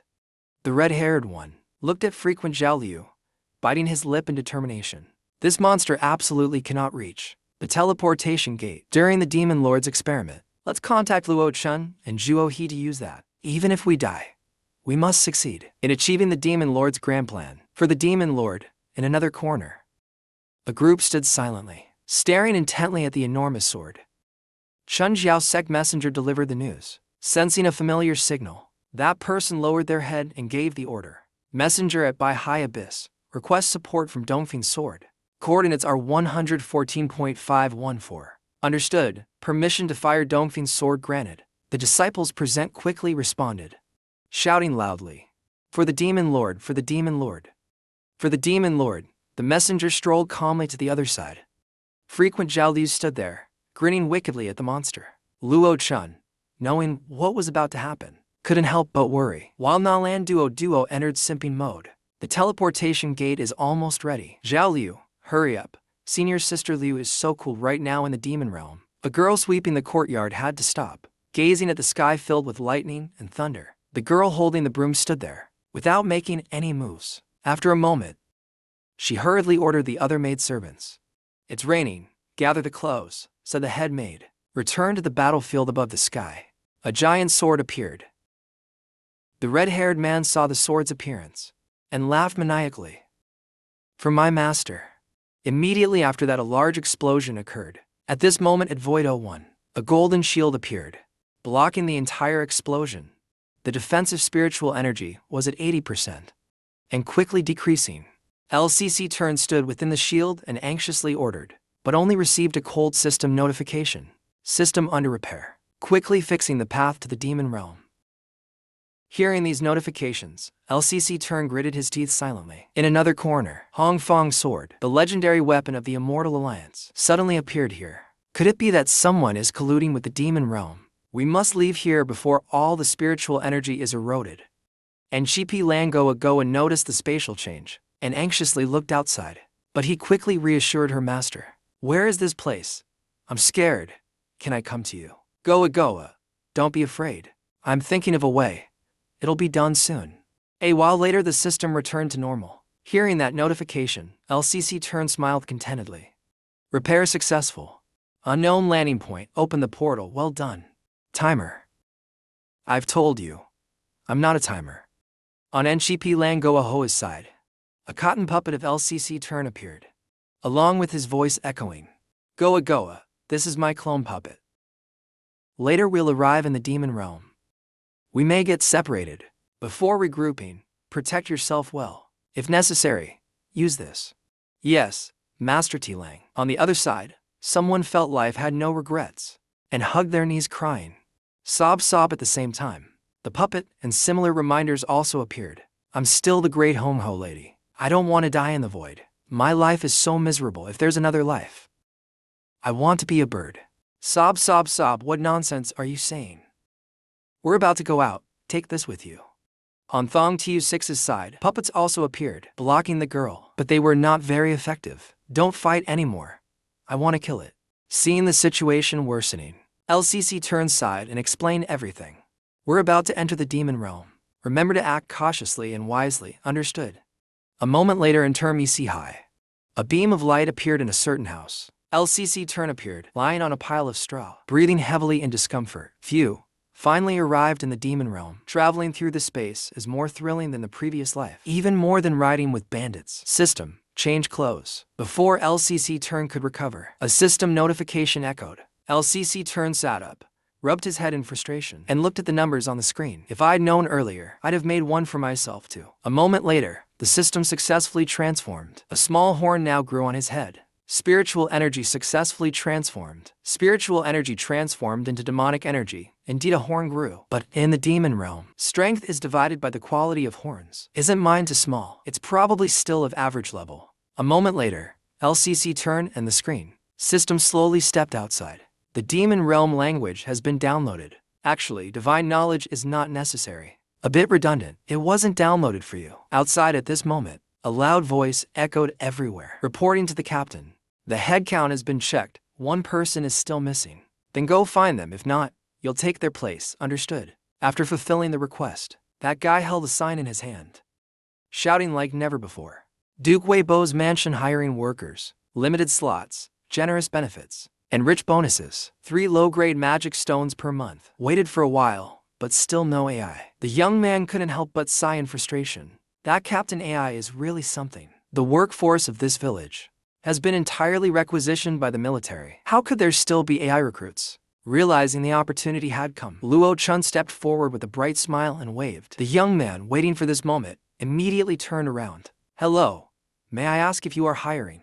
To be more convincing, Luo Chun made up a reason. I just moved here, and am looking for a job. Seeing Luo Chun's appearance, the young man didn't seem much happier. You dress so well for someone looking for work. Plus, you have a tail and sharp ears. Could you be a noble of the Wu clan? Here to experience life for show. Observing the disinterested expression, Luo Chun grew a bit nervous inside. Could there be something wrong with the disguise? Though not entirely satisfied, The young man had no other choice. Fine, you can come along. Head over to the carriage area and report. Be quick about it, under the urging. Luo Chun felt slightly puzzled. Why is everyone in such a rush here?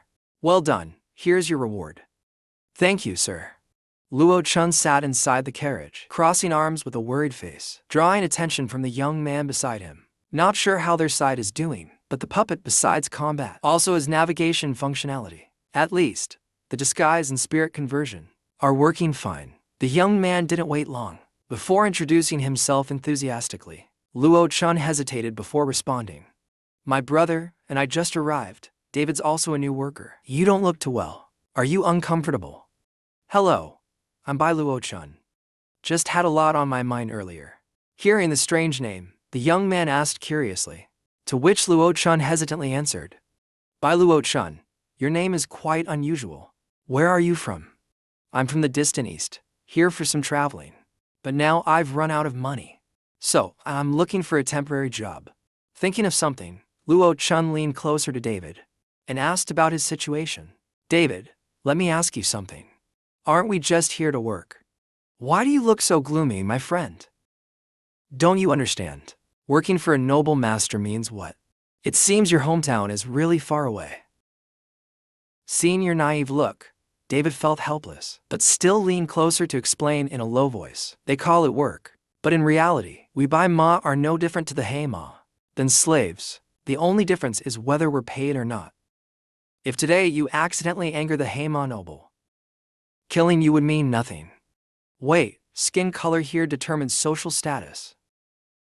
Hearing the question, David laughed mockingly at him. It seems you've never been to the West, right? You wouldn't know. Realizing he'd misspoken, Luo Chun hurriedly covered it up. Yes, that's right. In the East, where I'm from, status is only based on strength. Of course, high moral character is also respected, without regard for skin color. David didn't overthink it, and continued to explain earnestly from beginning to end. If that's the case, your hometown must be beautiful. It's great, since you're new to this place. Let me share some insights about this area with you. In our current era of Dai, there are two major races. Hei Ma, who can harness magic, and Bai Ma, who have almost no magic potential. Not stopping there, the young man continued. A few Hei Ma, capable of magic, earned great achievements in the last war, and became nobles. Although Bai Ma are the majority, they are born into servitude, and the lives of servants, in the eyes of nobles, are, of course, worthless. After hearing everything, Luo Chun helplessly watched David's excited demeanor. Hearing what you said, this place really does seem a bit dirty. If noble estates are that scary. But I see you're still looking forward to it for love. Hearing this reason, Luo Chun felt even more helpless. This reaction made the young man scratch his head shyly. Love, that's right. Back then on Triumph Street, the Duke Wedden's eldest daughter smiled at me. Mentioning this, David couldn't help but roll his eyes dramatically. Seeing the young man lost in his pink bubble of fantasy, Luo Chun felt speechless, like in a stage play. I knew my heart already belonged to her. David, I will only marry her in this lifetime. I feel the odds of you getting beaten to death are much higher than marrying her. At this moment, David turned to Luo Chun, leaving him confused. What? Not leaving him waiting too long, David leaned closer and whispered, making Luo Chun nearly explode with anger. You'll understand the taste of love one day. I'm sure. I believe. There must be a demoness who doesn't judge people by horns. Cheer up. Even small ones are adorable. I don't get what you're trying to say, but I'm a little annoyed now. At that moment, a loud voice rang out, making David so excited he jumped up. We're here. Get down now. Finally arrived, the last one. The group slowly got off the carriage. Standing nearby was a one-horned man shouting, Lazy bones, really just a bunch of pale-faced idiots. Are you in such a hurry to reincarnate? Luo Chun stood in front of the mansion, gazing in amazement. Is this really the Golden Estate? Suddenly, Luo Chun felt something strange. He stopped and grabbed a rope. Not stopping there, Luo Chun turned around and glared at the rope's owner. Seems like you're in a hurry to reincarnate. How is this lowly Bai Ma so strong? Knowing he couldn't do anything, The young man nervously requested him. Please hurry and report over there. If you're late, they won't be hiring anymore. You don't want to lose your job, right? When you enter the house. David raised his hand and waved at the guy across the house. I saved a spot for you, hurry up and come over here, come right away. After getting to the side, David once again lost his composure, turning into a diligent student. Why are so many people lining up? Look over there, the steward wants to test our magic power. If you're lucky, you might get to work in the inner yard. Standing above was a two-horned man, writing something on a piece of paper. 4th level magic power sent to hard labor, someone take him away. Listen up, everyone. Only those above level 7 can work in the house. That man is none other than the steward of Golden Kaladi Manor, a lower-class demon. He stood there squinting at the crowd. 20 people, and only 3 can enter the house. Not even one chaotic demon above level 10 could be found. The quality of white demons this time is too bad. Even for hard labor, not many are needed. The extra ones might as well be buried. Although he thought that way, he still performed his duties as a receiver.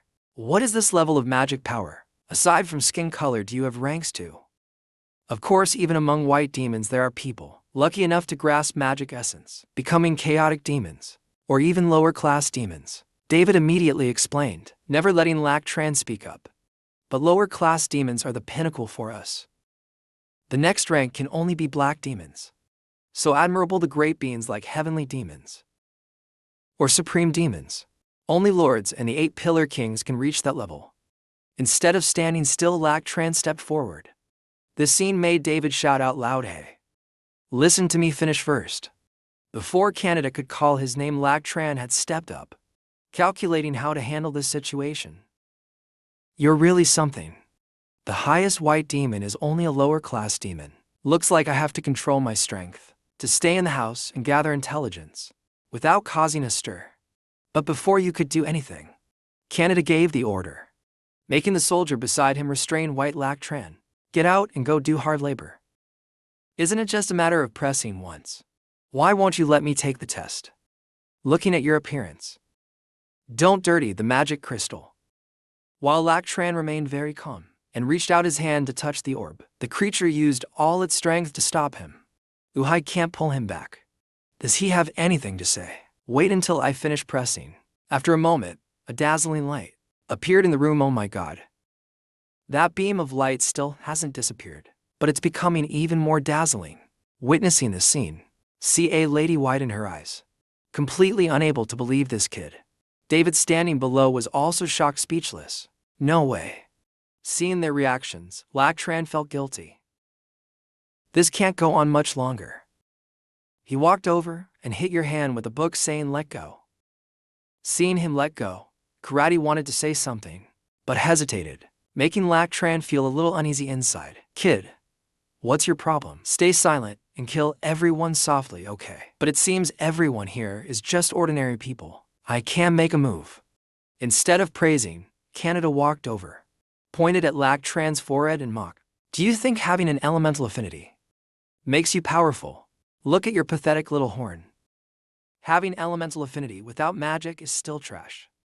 After mocking, Canada waved his hand to give orders. Lac Tran clicked his tongue in dissatisfaction. Get to the labor camp. Stop wasting my time.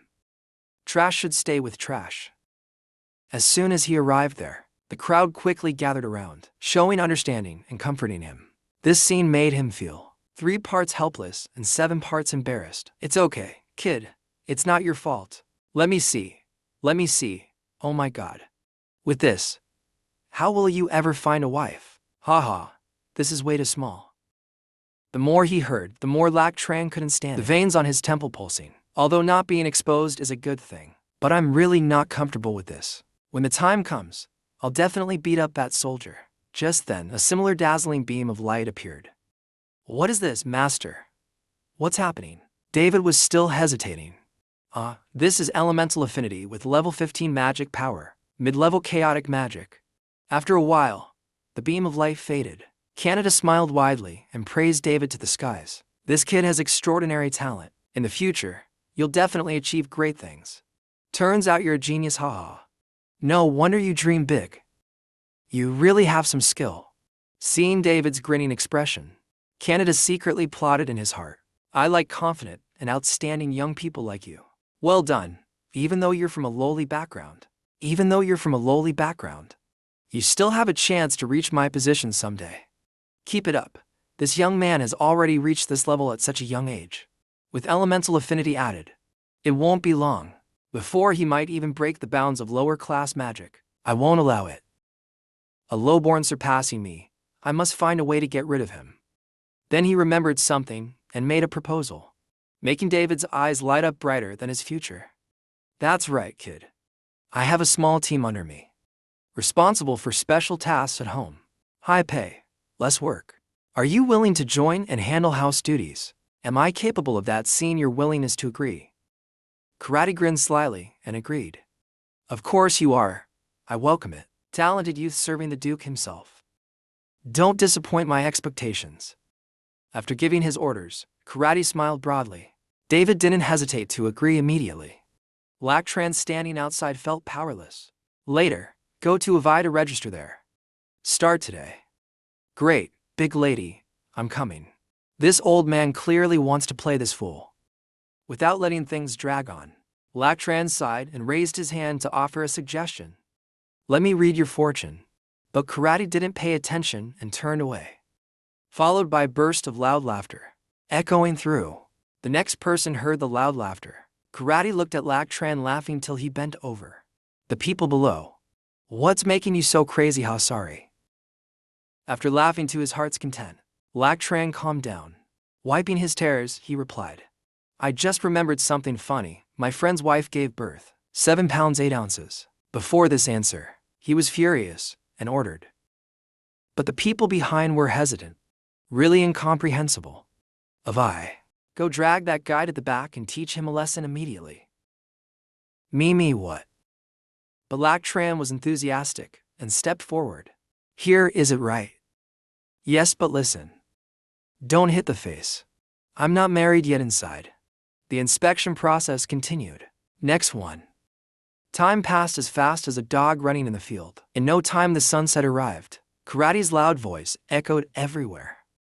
You wretched bunch, follow me. He stood there pointing at the wood pile and axes below.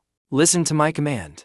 Your team will work at the back of this mountain from now on, starting right now. Each person must chop 500 logs. All must be done by the afternoon. No rest until the work is finished.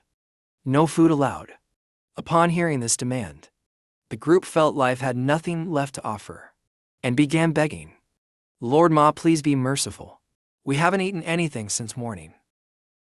Yes, no food at all. How can we work like this? Truly treating people like they're not human. Witnessing the scene, Karate grew even angrier, pointing at each one of them and yelling, You wretches! What are you whining about? It's time to fetch water for the elder's bath. There's not enough warm water. You miserable ones are responsible for it. No more complaints. Gather wood and burn it. The group grew more terrified and begged even harder. Only Lactran remained calm. What should we do now? I'm so hungry my hands are shaking. How can I chop wood like this? Are we really going to be used as firewood? It might be true, I heard. After a while, he went and picked up the axe, carrying it on his shoulder. Lactran got into position and confirmed the task. Chopping wood, right? Each person gets 500 parts, right? But before I could finish speaking, a mysterious voice echoed, Stop your hand. The owner of that voice was the female slave leader Villa of Garden Manor. She appeared and stopped, saying today's amount of wood has been logged. Do not overharvest. In response to this demand, Canada silently clicked his tongue in dissatisfaction. So frustrating. Why is this woman with little horns here? But Villa didn't stop there and spoke outright. This forced labor will be taken over by our female slaves. Go to the labor department to register them. Unwilling to be outdone, Canada finally stepped up to mock her. But Villa calmly countered every word. Respected female slave leader, if these lowly people are not controlled now, they won't know who their master is later. I'm just teaching them rules on your behalf. Matters of the labor department don't concern you. Realizing he couldn't win the argument, Canada left in frustration. Fine, I'll leave this to the female slave leader. I'll handle other matters. Take care. As he left, Villa responded politely, "Take care. No need to see you off. That foolish woman is always siding with the lowly." After he left, Lactran held a pen and paper and tilted his head to ask the maid next to him, "Who is that?" "That's our female slave leader, Villa. She's a good person, no?" Knowing who the girl was, Lactran raised his hand with a smile and suggested, "Female slave leader, Villa, should we still chop this wood? I can handle it myself." However, instead of letting him chop wood, Villa seriously pointed out, "Earlier, that old man told you to chop ordinary wood, not ordinary wood. And also, please call me female slave leader Villa." Then she tilted her body to the side, revealing a giant tree trunk. "What he told you to chop is that?" Looking at the massive tree full of knots, Villa explained seriously. In contrast to her calm demeanor, the staff felt uneasy. Recently, the eldest lady hunted a lot of beasts at school. Probably more than 1,000 firewood pieces. Is this the firewood? Isn't this the demonic vine wood? How can we chop this with an axe? Before anyone could say anything, a powerful force struck down, breaking the log in half. Bai Yifan held an axe in his hand, excitedly asking, "Aren't you going to bring the rest?" Seeing this scene, Villa didn't show much reaction. She simply muttered, "Oh. Honestly, I've been handling these demonic woods myself. Do you want to take over from me?" Lactran looked at the starving people trembling and affirmed, "Yes. At least it's better than letting them sacrifice themselves. Besides, I have a counter for how much firewood is chopped. Maybe I can earn some spiritual energy." Afraid she would refuse, he smiled and proposed, "How about this? Shall we compete?" The purple-haired maid handed over an axe knowingly. Villa was intrigued by the suggestion. Then, with a few simple swings, the wood pile was shattered into small pieces. Witnessing this scene, the crowd turned pale, terrified of my demon lord. Moments later, there was a large pile of wood behind the two. While Villa kneeled, panting, Lactran didn't even break a sweat. The onlookers felt more inferior than ever. The gap between demons and demons is bigger than between dogs and demons. Lactran tossed up the last log and announced a total of 501. Lactran stood up straight, smiling as he spoke. Villa also smiled back. Her legs steadily moved toward him. "Hey, all the demonic wood has been chopped. I guess that makes me the winner, leader."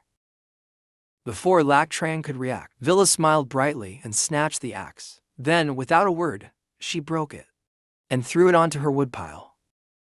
Then she announced a total of 502. After finishing everything, Villa turned and smiled, explaining to Lactran, "The axe handle here is also made of demonic vine wood. So you lost. And from now on, you must call me female slave leader." Villa, "Understood, you cheated." This woman is so competitive. Knowing she was cornered, Villa turned to urge the others. "What are you staring at? Hurry up and head to the dining hall." "Yes, ma'am."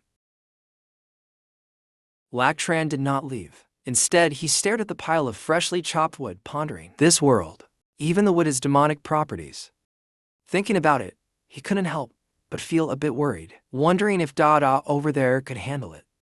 If puppets are used, it might not remain a secret. On Nalan Dada's side, she was currently facing a massive dragon.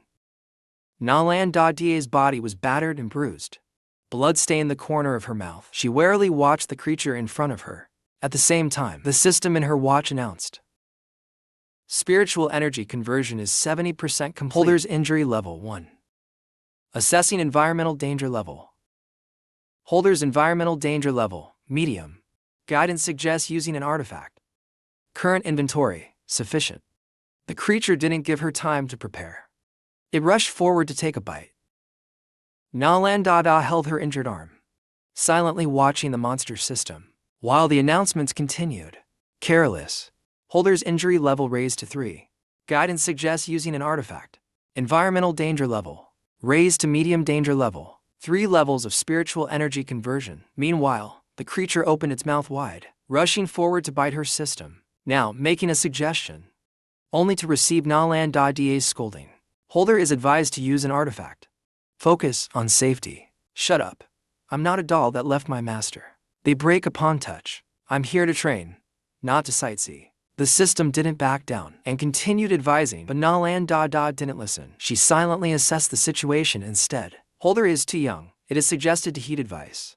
Spiritual energy supply is insufficient. Looks like I'll have to try this move. After some consideration, she formed a hand seal to activate the mysterious power. Before she could finish, the creature swung its head toward Na Lan Da, who was standing there. Luckily, she successfully escaped. Continue activating the power of shifting heaven and earth. As soon as she finished speaking, the system surfaced again word by word. Each word it delivered finally satisfied her. Spiritual energy conversion 100%. The holder remains unaffected. The demon ancestor used divine power at just the right time. After saying that, Lan Duodwa waved her hand and used tie and silk threads. From the sky, countless threads appeared, leaving the monster stunned. Very quickly, the monster was entangled by a mass of threads, then cut into numerous pieces. Just like that. A moment later, the monster was completely defeated and fell, leaving behind a pile of debris. Not too much, not too little. Just right. If it had lasted any longer, spiritual energy would not have sufficed. The yin-yang circle in her hand disappeared gradually as the monster fell. At the same time, her hand wounds began to heal. Luckily, before leaving, senior sister Manga taught me this technique. Such a heaven-defying divine power. Yet it doesn't consume spiritual energy. This is amazing. Going back to the past. Before leaving, Manga sat on the bed, smiling brightly and handed over something. Lan Duodwa received it with a bright smile. This time going to the demon realm is bound to be full of danger. This divine consciousness is a unique divine power I cultivated. Take it and remember to train diligently. Thank you, senior sister Manga. Junior sister Duan. I will remember it in my heart. This divine power surpasses the heavens and the earth. Only those with great fortune can avoid backlash. Absolutely do not overuse it. Once every 10 days is enough. Remember that. Returning to the present, she thought of something. Lan Duodwa smiled brightly. This is my first time using it. Looks like I'm the type of woman with great fortune. Guiding me a charm. Activating the spiritual energy restoration spell. Now it should be called demon energy. At this moment, the system alarm sounded, causing Lan Duodwa to cry a little. An unclear error occurred in her heart. Switching to manual mode, progress 1%. Is this going to be useless? If another rhino appeared now, I'm done for. Surely I'm not that unlucky, huh? Before she could finish speaking, a monster appeared out of nowhere, opening its mouth wide to bite her. And this time it succeeded, taking a chunk of Lan Duodwa's body. Duodwa, even with part of her body gone, Lan Duodwa still managed to move to another place. As she disappeared, the monster stood confused, looking around, searching for its prey. Lan Duodwa got up from the yin-yang circle, wiping sweat off her face. That was close. That was close. Shifting heaven and earth was the only way to gain some distance. What bad luck. Manual mode progress to 0.03%. Damn it. Why are the creatures in the demon realm so brutal and so clingy? Lan Duodwa was busy wiping her sweat and lost in her thoughts, not noticing a shadow appearing behind her. Using to divine arts in such a short time probably won't cause any big problems. No way, no way. I'm a woman of great fortune. At the same time, another figure appeared, making the monster cower. It was the angel Saja Sekama, a supreme being, wielding immense power, preparing to attack the monster. Teammate, I'll help you right away. Please hold on a little longer. May the Supreme Lord bless Saja. But the monster didn't wait too long, charging straight at Lan Duodwa, quickly activating the Blood Yin ultimate vein to dodge. Although Lan Duodwa managed to dodge, she wasn't much better off. At the same time, the system sounded an alert. This form cannot be maintained for long. Guide me to the spirit activation charm. Manual mode progress to 0.66%. No way. Hurry up. At the same time, the monster lunged forward for a bite. Right after that bite, the monster started trembling violently. Seeing this, Lan Duodwa could only sigh helplessly. Eating everything will only harm you. After a while, the monster's throat began to swell. Oh no. Right after, a massive force was unleashed. The area was quickly flattened. But fortunately, Lachin's puppet appeared, creating a barrier. Young master, the target has no malicious intent. Deactivate the automatic defense once the barrier is gone. Lan Duodwa looked At the monster split in half and pondered. Was that rhino's stomach really blown open? CAK stood observing for a moment, then landed. She walked over worriedly to check. But Landuadwo stood there in a daze. Is your teammate hurt? My teammate looked at Landuadwo's confused expression. Sika eagerly started a conversation. Earlier your brave fight and slaying the dragon skeleton. I saw it all. You are Sarah's teammate. That rhino. It bit me so I killed it. It can't really count as valor. Also, what do you mean by Sarah's teammate? Faced with her question, the girl quickly explained everything from A to Z. As long as you help Sarah against the ninth, you're considered a friend of Saja. A family member of mine was killed by the dragon skeleton you defeated. Regardless, thank you for avenging us. As she said this, Sika lowered her head with a dangerous glint in her eyes. Not only that, we even have the same purple wings. Perhaps our ancestors were from the same clan. Hearing every word, Landuadwo forced a smile, responding with a fake tone. I see. I just happened to do a good deed. Why does this local girl start claiming kinship right away? Seems like there is a scheme against me. Suddenly thinking of something, Nail and Dodo playfully clasped hands in prayer. I came here from another place. Carelessly came here. Got lost. Is there a city nearby? I want to find the way home and look for my master first. The water here is very deep, but with little master here we are not afraid.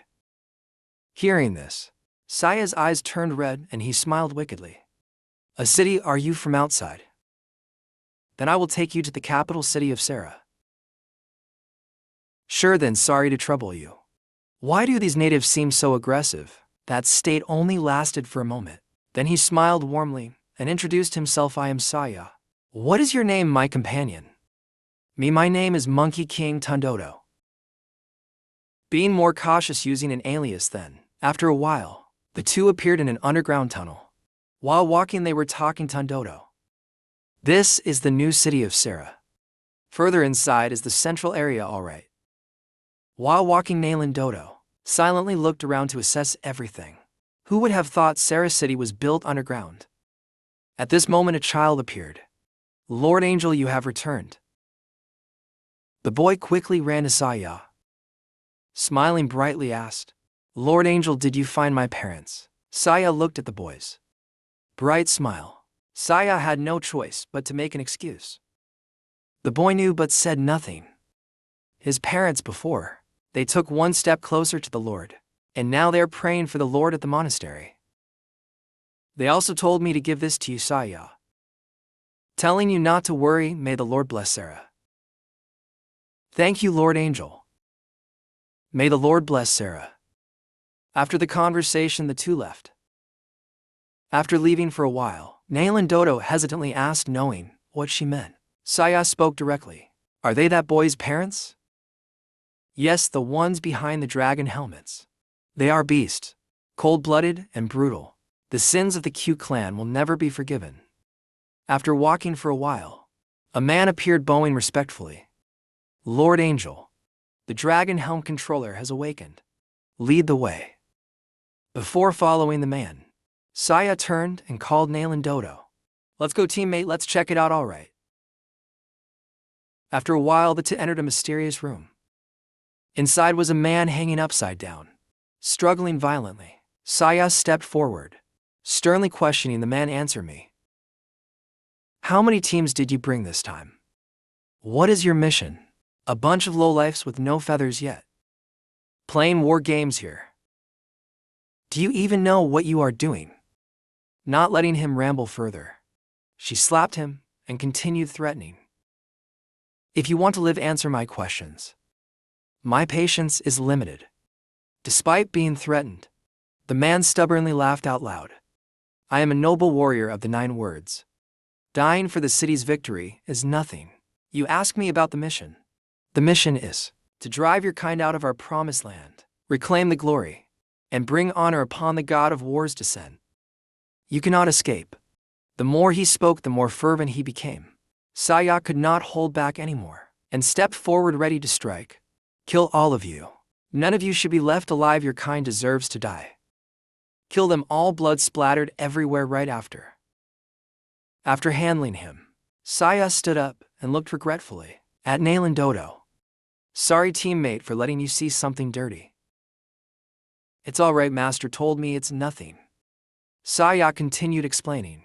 As you saw, Sarah is about to face a great war. For now you cannot leave.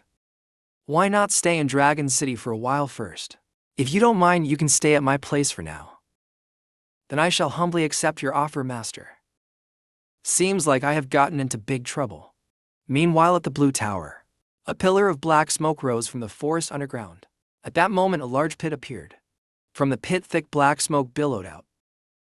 Little Six was there, activating her power, slashing at the tentacles continuously, not forgetting to ask a few questions. Do you yield or not?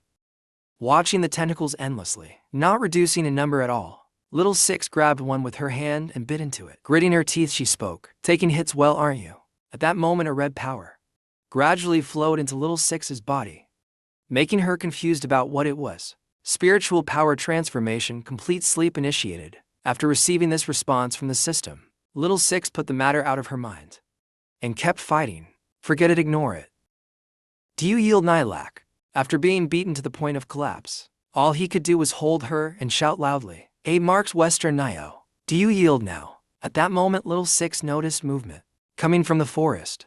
From the forest, a few scantily clad girls appeared, pointing towards Little Six and Nilak standing there. Leader, look over there. The demonic energy has risen sharply. It's over here, let me take a look. Little Six also saw those people and lifted Nilak, cautiously asking, what do you want? Looking over here, the black-haired woman standing there saw the 2 girls and spoke in disbelief. Isn't that the woman? That's the leader of the nice sect, Lin My Lin. Her face lit up with joy as she called out a name. Per Nilak from the legend. Just as she said that, Lin My Lin used her power to snatch Nilak from Little Six's hands. Carried by Lin My Lin, Nilak's eyes were teary, looking pitiful, as if about to cry. However, instead of attacking or doing anything, she lifted the girl up high and introduced her, quickly receiving enthusiastic responses from those behind. The ancient god Nilak has appeared. The time for the Nisek's ascension has come. Welcome, Lord Nilak's arrival. Welcome, Lord Nilak's arrival. Little Six stood below, feeling dejected, hearing the chants echoing loudly in her ears. Lord Nilak, long live. Lord Nilak, long live. Lord Nilak, long live indeed. Above there, after a long time of shouting and cheering, Lam I Lam lifted Nai up with a bright smile. Is this the legendary Nai master? Then she rubbed her face against Nai's like crazy, leaving the little girl helplessly struggling. The little Nai master is small, fragrant, and soft, so adorable. The other girls behind voiced their own guesses. Leader, there's another person over there who looks like Nai master. No way.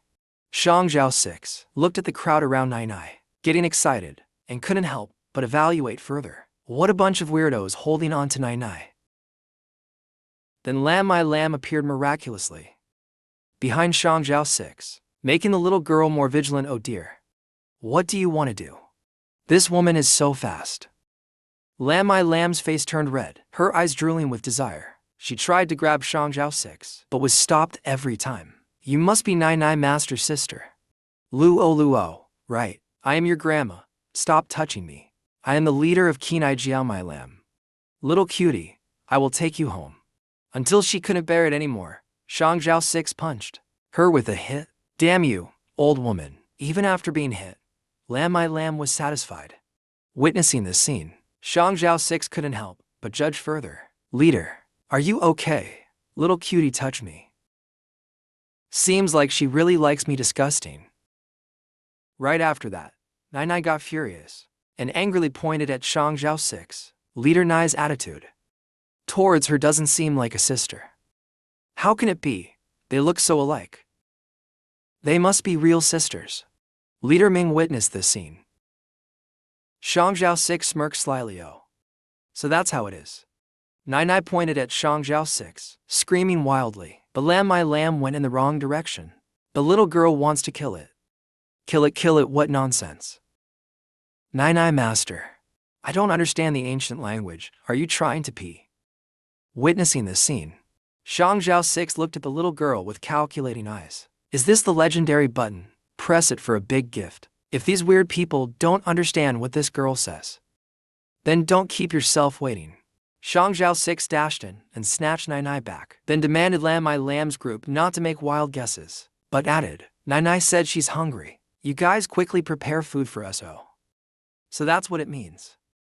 No wonder you're Nai Nai's sister. Master hugged Nai Nai closely. Shang Zhao 6 patted the little girl's head and softly threatened. These people don't understand what you're saying. Be obedient and listen to me. Understood. Following the request, Lam My Lam instructed her subordinates. You all quickly prepare and arrange the divine feast. Yes, leader. Disciples 1 to 3. Leading the way, Shang Zhao 6. At this moment in the Nai Liao temple, countless treasures were offered. Hold on, the divine feast is almost ready, oh. Seeing the girls working systematically, Shang Zhao 6 hesitated and looked at Lam My Lam. Who would have thought this temple was in a cave? How strange, truly admirable Luo master. I punched it out with my own hands. I wasn't complimenting you.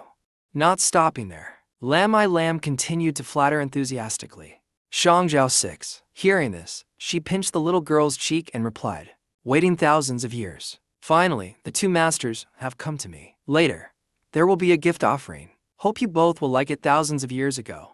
Back then, you weren't even an octopus egg. A life seated on top.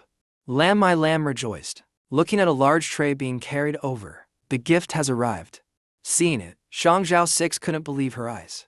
This Lam My Lam pointed to the statue, introducing it enthusiastically. This is the idol of Nai Nai Master. Appreciating the introduction, Shang Zhao 6 pointed at Nai Nai's face and asked, isn't it enough to just meet her in person? What does this statue have to do with her?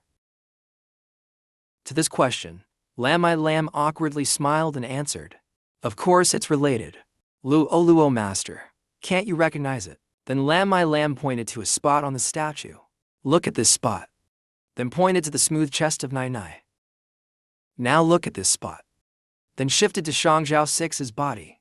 And this spot, doesn't it look exactly the same? To this answer, Shang Zhao 6 angrily swung her hand. So, you identify people by their chest size. Then she turned her head in frustration to look at Nai Nai, making the little girl nervous. But this time she didn't hit her, just hugged Nai Nai tightly. It feels safer to stay with you. What's this? Lam My Lam standing nearby, witnessing this adorable scene, couldn't help but have a nosebleed. The bond between Nai Nai Master and Luo Master is truly great. My wound opened again. At this moment, a girl came to report. Lam My Lam quickly led the way, bringing the two girls along. Leader, the divine feast is ready. Good. I'll take Nai Nai Master there. Hurry up, hurry up. I'm starving to death. But before eating, there's a ceremony for Nai Nai Master. Before we can start the divine feast, instead of eating right away, she brought the two to the front of a newly arrived chest. Right after that, a tentacle emerged from the chest, snatching Nai Nai. Oh no. Seeing Nai Nai disappear, Shang Zhao 6 grabbed Lam My Lam's neck in a threat. Hurry and tell that box to release the octopus from me. Luo Master, don't worry. The box won't harm Nai Nai Master. After a while, Nai Nai appeared in a school uniform. Lam My Lam smiled and asked in return, Shang Zhao 6, you're speechless, huh? Nai Nai stood on top of the chest, hesitantly looking around at everyone. After a while, she gathered all her courage, took a deep breath, then threw a heart-shaped gesture toward the crowd. Seeing this scene, the people present immediately went wild. Nai Nai Master. This person gets into character quickly. Nai Nai stood there enjoying the cheering of the crowd, while smiling wickedly. Nai Nai. Lam My Lam, though immersed in joy, didn't forget her main task. The divine feast is starting. Continue playing music and dancing. Eat. Leader. At this moment, someone approached, making Lam My Lam turn serious. Scholar, what's the matter? Leader, as we planned, like the sea in the sky, it's ready. Nai Nai Master has descended. Our plan can be executed anytime. Immediately, the two began to discuss business. The artillery of our prepared plan is ready. Just waiting for the leader's order. Then after a month we'll go out. Spread the gospel to the world. Nai Master. So adorable. Understood, at the border of the empire, in the sacred field of the Devil's Arena, test number 404, a place full of sand and barren rocks. Suddenly a sand mound rose. A huge and monstrous creature appeared. A crimson giant scorpion. On its head, a sparkling red gem. The sorcerer raised his hand high, gathering energy. A beam of red energy shot straight into the giant scorpion. Almost shattering it, the gem fell down, and she said, "The 30th one." She controlled the rope to catch the gem, then pulled inside the demon monster. She yawned, puzzled. "Miss, this is the 30th giant SA monster we've killed. The magic stone should be enough, right?" She rubbed her eyes and continued, "The Lost Horse Empire Research Institute. Senior demon monster operators at the Lost Horse Empire Research Institute. We've been fighting for 5 days without resupply. The demon monster probably hasn't fallen yet. We've already encountered problems earlier." One person inside the demon monster beside said, "Just listen to the young miss. Stop talking nonsense like that." "Sister," Gato said angrily. "Lost Horse Empire Research Institute. Senior demon monster operator Cather. Top-tier demon. Now the military has dumped all the resources onto us. The spaceship and the Hellfire missiles. Now, BA plans. The major plans are about to be completed, do you know? If we don't try harder to make some achievements, our demon monster soldier project will be buried." Through the screen, the girl replied, "It's fine. We will soon be able to sit at the same level as them. Demon persistence, just a little longer." "Really? Yes, young miss, I will follow orders." LCCKK explained that the Lost Horse Empire Research Institute, the person in charge of the demon monster project is KK. As long as we succeed this time, the magic stone conversion experiment will prove the effectiveness. Then, we can prove the real combat value of the demon monster. Of course, the extreme test is also an opportunity for verification now. Persist a bit more, just a little more. In a few days, we will communicate via the demon monster. She said, by then, the military will give us enough resources to pave the way to return to the final magic path. Yes, young miss, observing the radar, Daokai spoke. Young miss, I have something to report clearly. We've gone deeper. Apart from the giant rock SA monster earlier, we haven't encountered any other demon creatures. This situation is not good. Hearing that, Cather also spoke. This is really not good. Experiment Field 404 is a notorious death zone in the Empire. It's because the SAC here has countless powerful demon creatures. What happened just now definitely has a problem. One of them pointed up at the dark sky and said, "Miss, look there." A series of sandstorms were rolling toward them. Daokai exclaimed, "Miss, we shouldn't go deeper for now. This is too strange." KK sternly said, "I'll be honest with you all. Actually, this project has been buried for half a year already. This experiment, I've used all the resources for it. No way back. No retreat." She looked up, determined, the military path. The goal of this experiment is to hunt and kill the wild master. The rock worm, magma worm. The intelligence marks the bloodline at 5 kilometers ahead. What's a sandstorm compared to that? She continued to command. Success or failure depends on this one time. You all choose. I won't force it. Miss, facing the fierce sandstorm. We trust you, miss. We will follow. KK carefully instructed. Visibility is very low here. Don't stray too far. Be cautious. Yes, miss. The three of them moved forward. Miss, don't panic. It's just a sea storm. It's the sea god temple. A figure with eyes sewn shut appeared in the midst of the storm, calling out, "Hello, hello, hello." A girl screamed, "Is anyone there? Muji, Muji, Miji, Mishi, Biashi, Biashi." The sand hit her face. She shouted again, "Is anyone there?"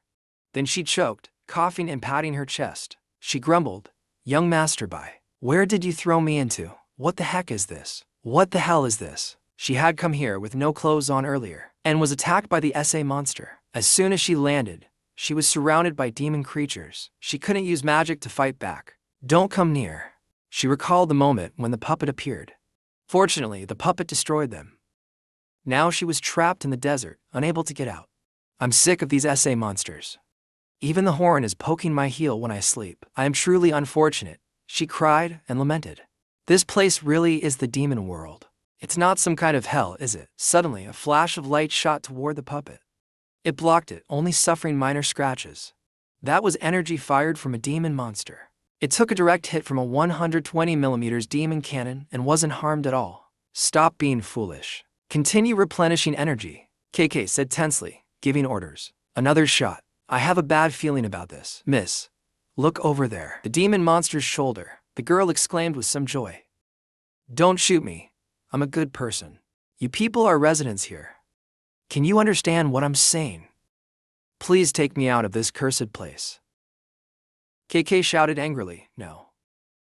Impossible. The puppet caught the demon monster's energy source. It said, encountering a malicious attack. What are these people doing? KK commented. The one standing on the shoulder is a white demon. This might be a product of the rebel faction's plan. A 120mm cannon shot didn't break it. You fight up close. Buy me some time, yes. A shot was fired from the demon monster. She sat in the puppet. Still calm in the face of their series of attacks. That means this place is a little safer. The demon monster jumped up, ready to kill. The puppet grabbed the demon monster's hand, shattering it, then punching out, making it fall apart. The demon monster continued attacking, but was countered. Its hand charged with energy and struck straight down on the demon monster. The demon monster's hand dropped, ahead of the puppet's killing intent. She knelt before it, feeling its overwhelming strength. Impossible, if you are a high-ranking member of the rebel army. KK fumed. This is the result of my family's hard work for generations. What does my father's death even mean?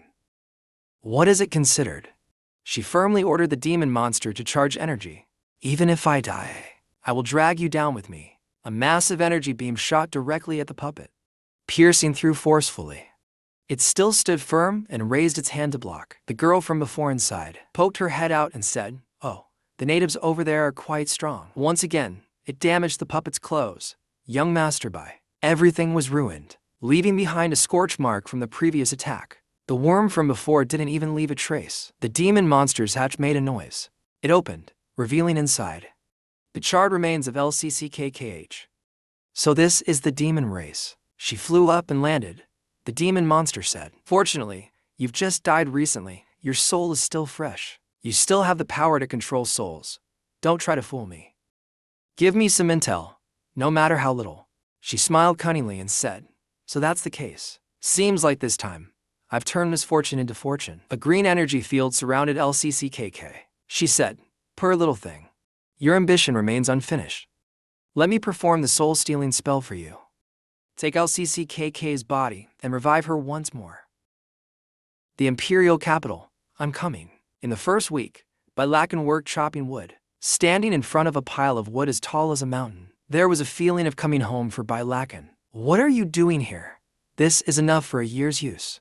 Then came the stone shield. You brought back a stone man, making the maid angry. Bylakan, what is this? Isn't stone needed to build houses?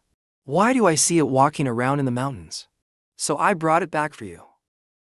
Then he participated in the wild fishing activity of the maid organization. At that time, the head maid brought a huge fish. Next was taking care of the pets. Bylakan punched the pet's teeth out, startling her. You lost? Then he turned to burn the house model. Cleaning up. Too troublesome, burn it all down, Bylakan yelled. Stop it. Bylakan, head maid, Suo Feng Villa. She jumped up. Thankfully it was just a dream, Bylakan. That brat.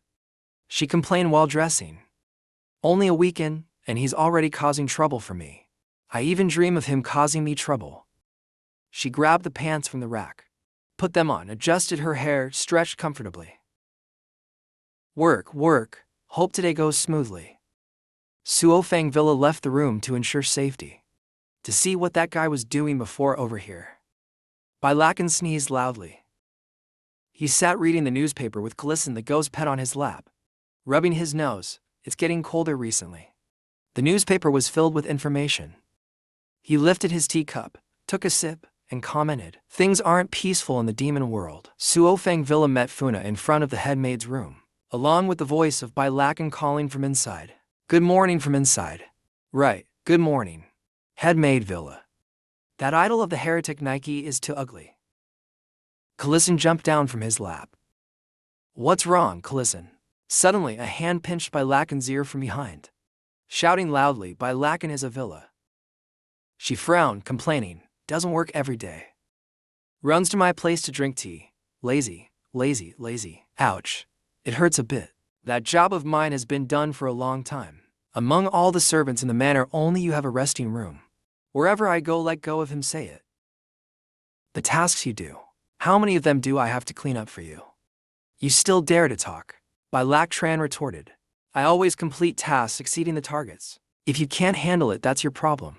Villa raised her hand to strike him, but was stopped. No way. Stop using force every time. If you can't win an argument, can you not resort to this? She darkened her face and exuded killing intent. It seems you think the work now is too easy. Isn't that right? Those tasks are just trivial matters. She scowled. Ordered Funa to fetch a set of large-sized women's clothes. The head female slave Bai Lak Tran confusedly asked to Fuang. What do you want to do? She held out the pink women's outfit in front of him. Put this on now. From now on you are part of the female slave group. And still called Tavia, huh?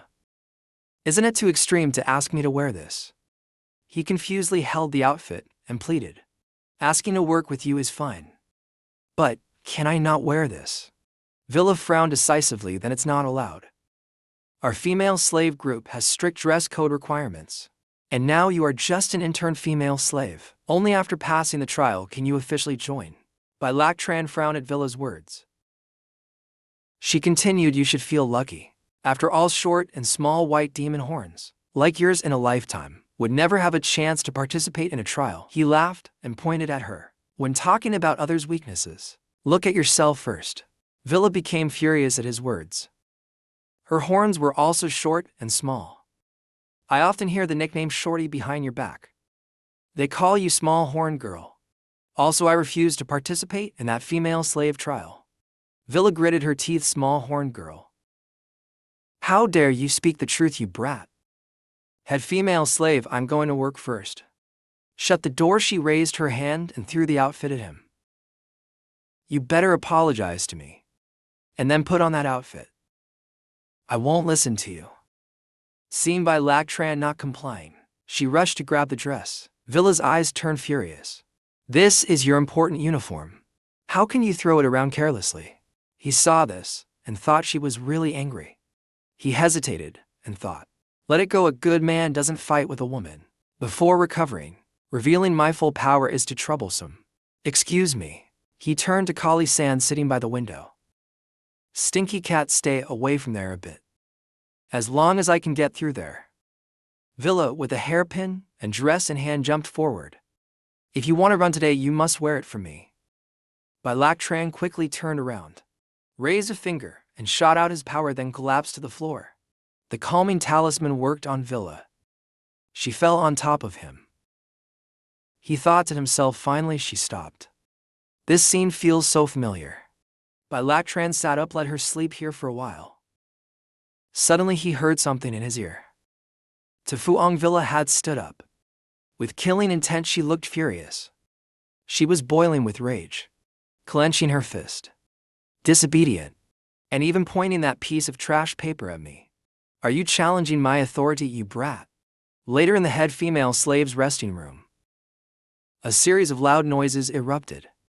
To Fuang, calm down, we can talk it out. Stop now. Not there, that's too fragile for an adult's strength. I might even have to strike back.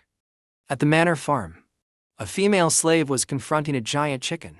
Full of ferocity, she shouted, Zhao Fei, it knocked down another female slave. Are you okay? This winged ground dragon is too strong today. We're running out of time for dinner. The two stared down the winged ground dragon. Compared to that, I think we're about to become dinner instead. You're right, go call the head female slave Villa for help. Suddenly a light streaked across the sky. From that light came a voice. She's not free right now. But don't worry, then the light shot straight at the winged ground dragon. It fell before Bai Lak Tran in a female slave outfit. I'll take over from here. He turned and asked the two astonished girls. Are you two okay? Thank you. A pile of giant meat was loaded onto the cart, followed by endless compliments. Mr. Lac Tran, you're amazing. You handled the demon chicken in an instant. But this outfit of yours, are you also a female slave? Bai Lac Tran reluctantly admitted you could say so. A bet is a bet. Your head female slave is the strongest person I've ever met. Really, it's the first time the female slave group has a man join. Another female slave added. Actually, the female slave group's predecessor was the Manners Soldier Corps. But after Head Slave Villa came, the exam difficulty increased. Most male demons couldn't pass the first trial, and no one has ever made it past the female slave internship. This outfit must be because the head slave couldn't find a suitable person, so she gave it to Mr. Lac Tran to wear. After some chatting, he thought to himself, it seems Head Slave Villa really likes Mr. Lac Tran. Then I should thank her for giving me the clothes. So in the demon realm, is this a women's world? Number Wonder to Fuang has such a strong physique. It's like cultivation. Facing Talika's house, a female slave remarked. Bai Lac Tran to Fuang may be strong, but it's just physical strength. Why didn't my spell work? Have I grown weaker? He opened the system panel. System open, displaying attribute interface. The two female slaves were fully armored. She asked Mr. Lac Tran, aren't you wearing armor? Number needed to troublesome. Please be careful. 3 female slaves were injured this month already. The 3 entered while Bai Lac Tran spoke up. It's fine, I'll take care of the pet myself. A dark aura engulfed the space. Its ferocious teeth growling. He observed this as the demon pet Teika. It looked menacing. Holding a bone in its mouth, Bai Lac Tran reached for its horn and grabbed it, lifting it into the air. It's not a puppet outfit. Mr. Lac Tran put it down. Teika has a very bad temper. Suddenly in its mouth a glowing purple orb formed, releasing a powerful surge of energy. It burned everything in its path. The 2 female slaves hid on the side, worried Mr. Lac Tran. Are you okay? There was only a crater left in front of Teika. She shouted Mr. Lac Tran. Suddenly an arm rose from the ground, drawing Talika's attention. Teika roared angrily, forming another energy orb, then released it. But Bai Lac Tran caught it entirely with his bare hand. Don't spit randomly around here. Teika was completely burned by its own attack and collapsed charred. It fell to the ground. Bai Lac Tran emerged from the crater all right. This time it won't be getting up anytime soon. Mr. Lac Tran, you are truly talented and brave. Thank you. Without you, we might not have died, but we'd be seriously injured. Bai Lac Tran admitted to the 2 female slaves casually. But this female slave group could be considered the most dangerous unit in the manor. Every day dealing with demon creatures is no joke, compared to the special mission team of Butler Kaladi, still far behind. Anyway, we need a head female slave. They wanted to go into the Abyssal Spring to search for a special demon crystal. It is said that the demons there roam freely with countless traps and collapses, often with people disappearing. The mortality rate of the squad is extremely high, several times higher than soldiers on the front lines. Bai Lac Tran remembered what Kiki once said. In our female slave group we have Head Slave Villa, trustworthy and kind. Except her horns are too small. There's no demoness more perfect than her. I feel Mr. Lac Tran should interact more with the head female slave. I'm fine working there, is pretty good. Sometimes I even get to see the eldest lady. Is that so? Then that is quite remarkable. A pile of food was loaded onto the cart. Bai Lac Tran continued. It's getting late. Let's drop the food off and then leave. At night in the labor dormitory, David was pushed onto the bed by 2 men. He lay sprawled on the bed. Those 2 men said, this kid is really heavy, just like a dead pig. Looking at him like this, he probably won't get up tomorrow. If he keeps working like this for a few more days, he'll die there for sure. The 2 men left while continuing to talk. That shorty won't let him rest. He definitely won't get a break. So, we'll just see if his life is tough enough to endure. Bai Lac Tran sat up nearby.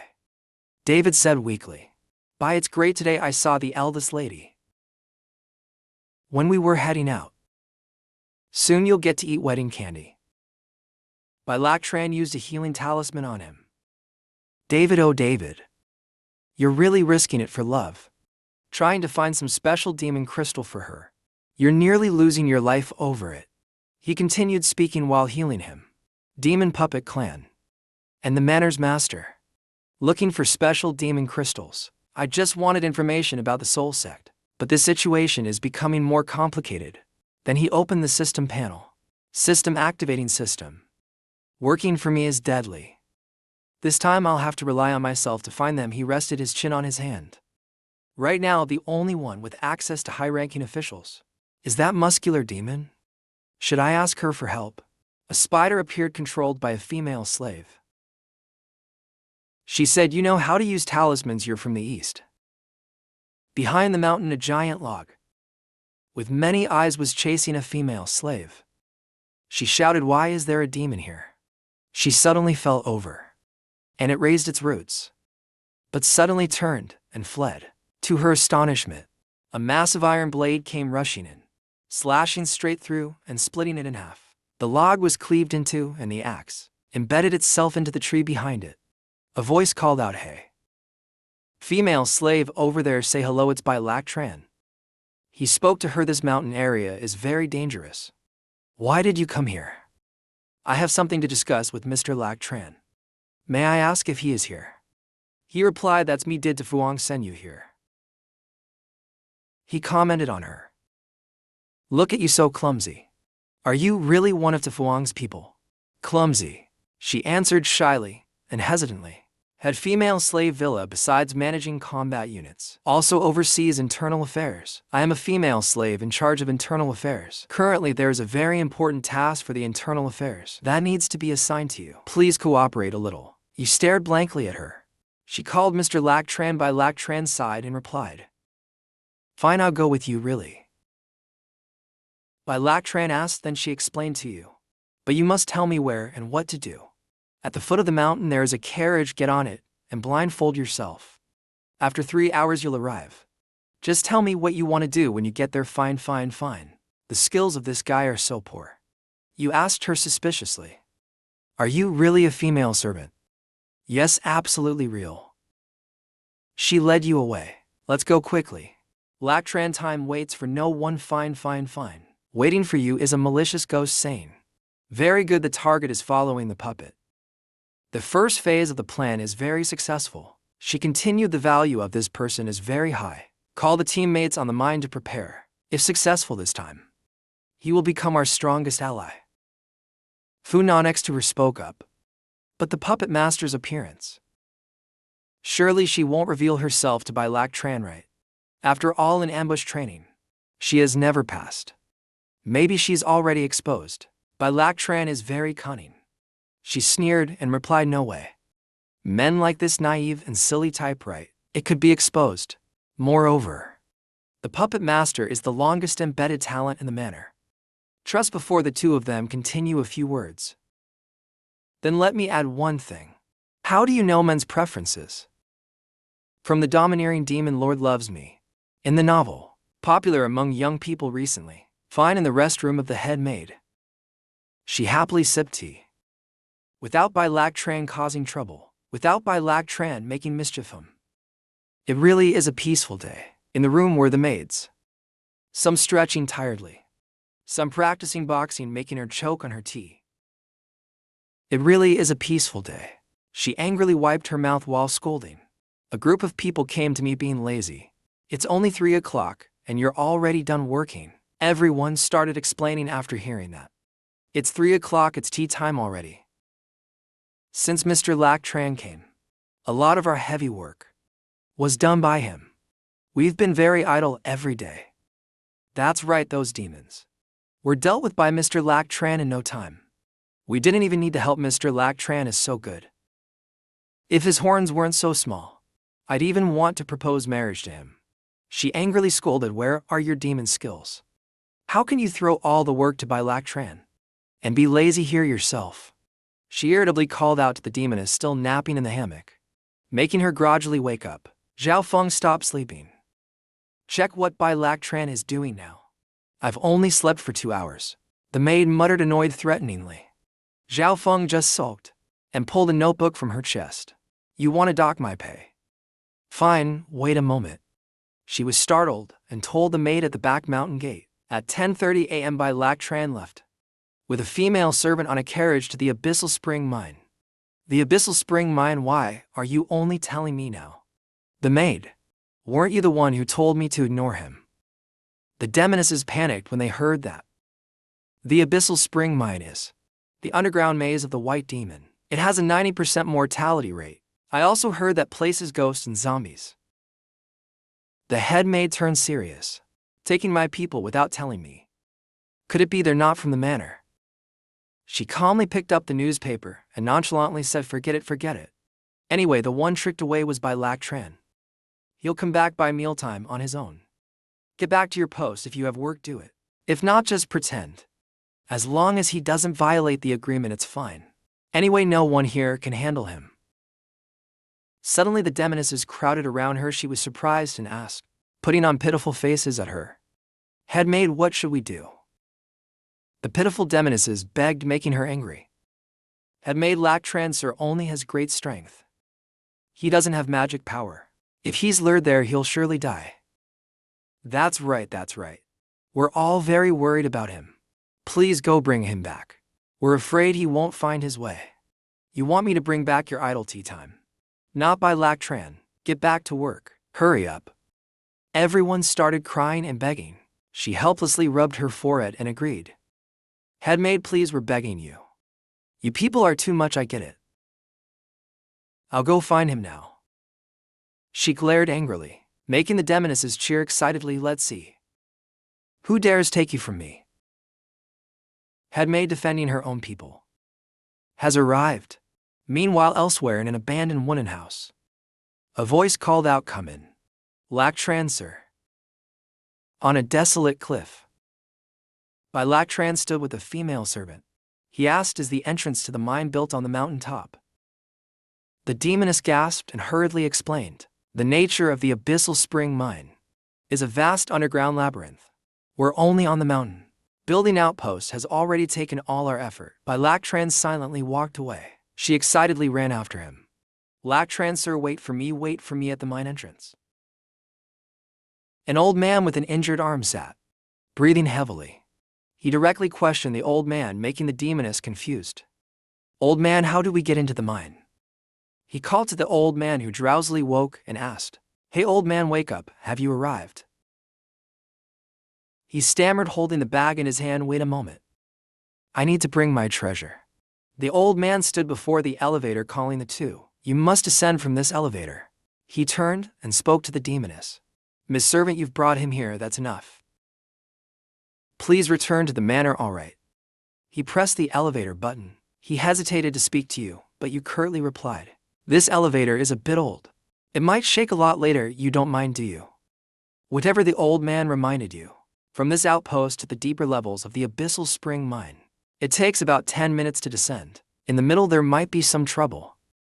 Be careful. The noisy sound of the elevator echoed. You remained silent.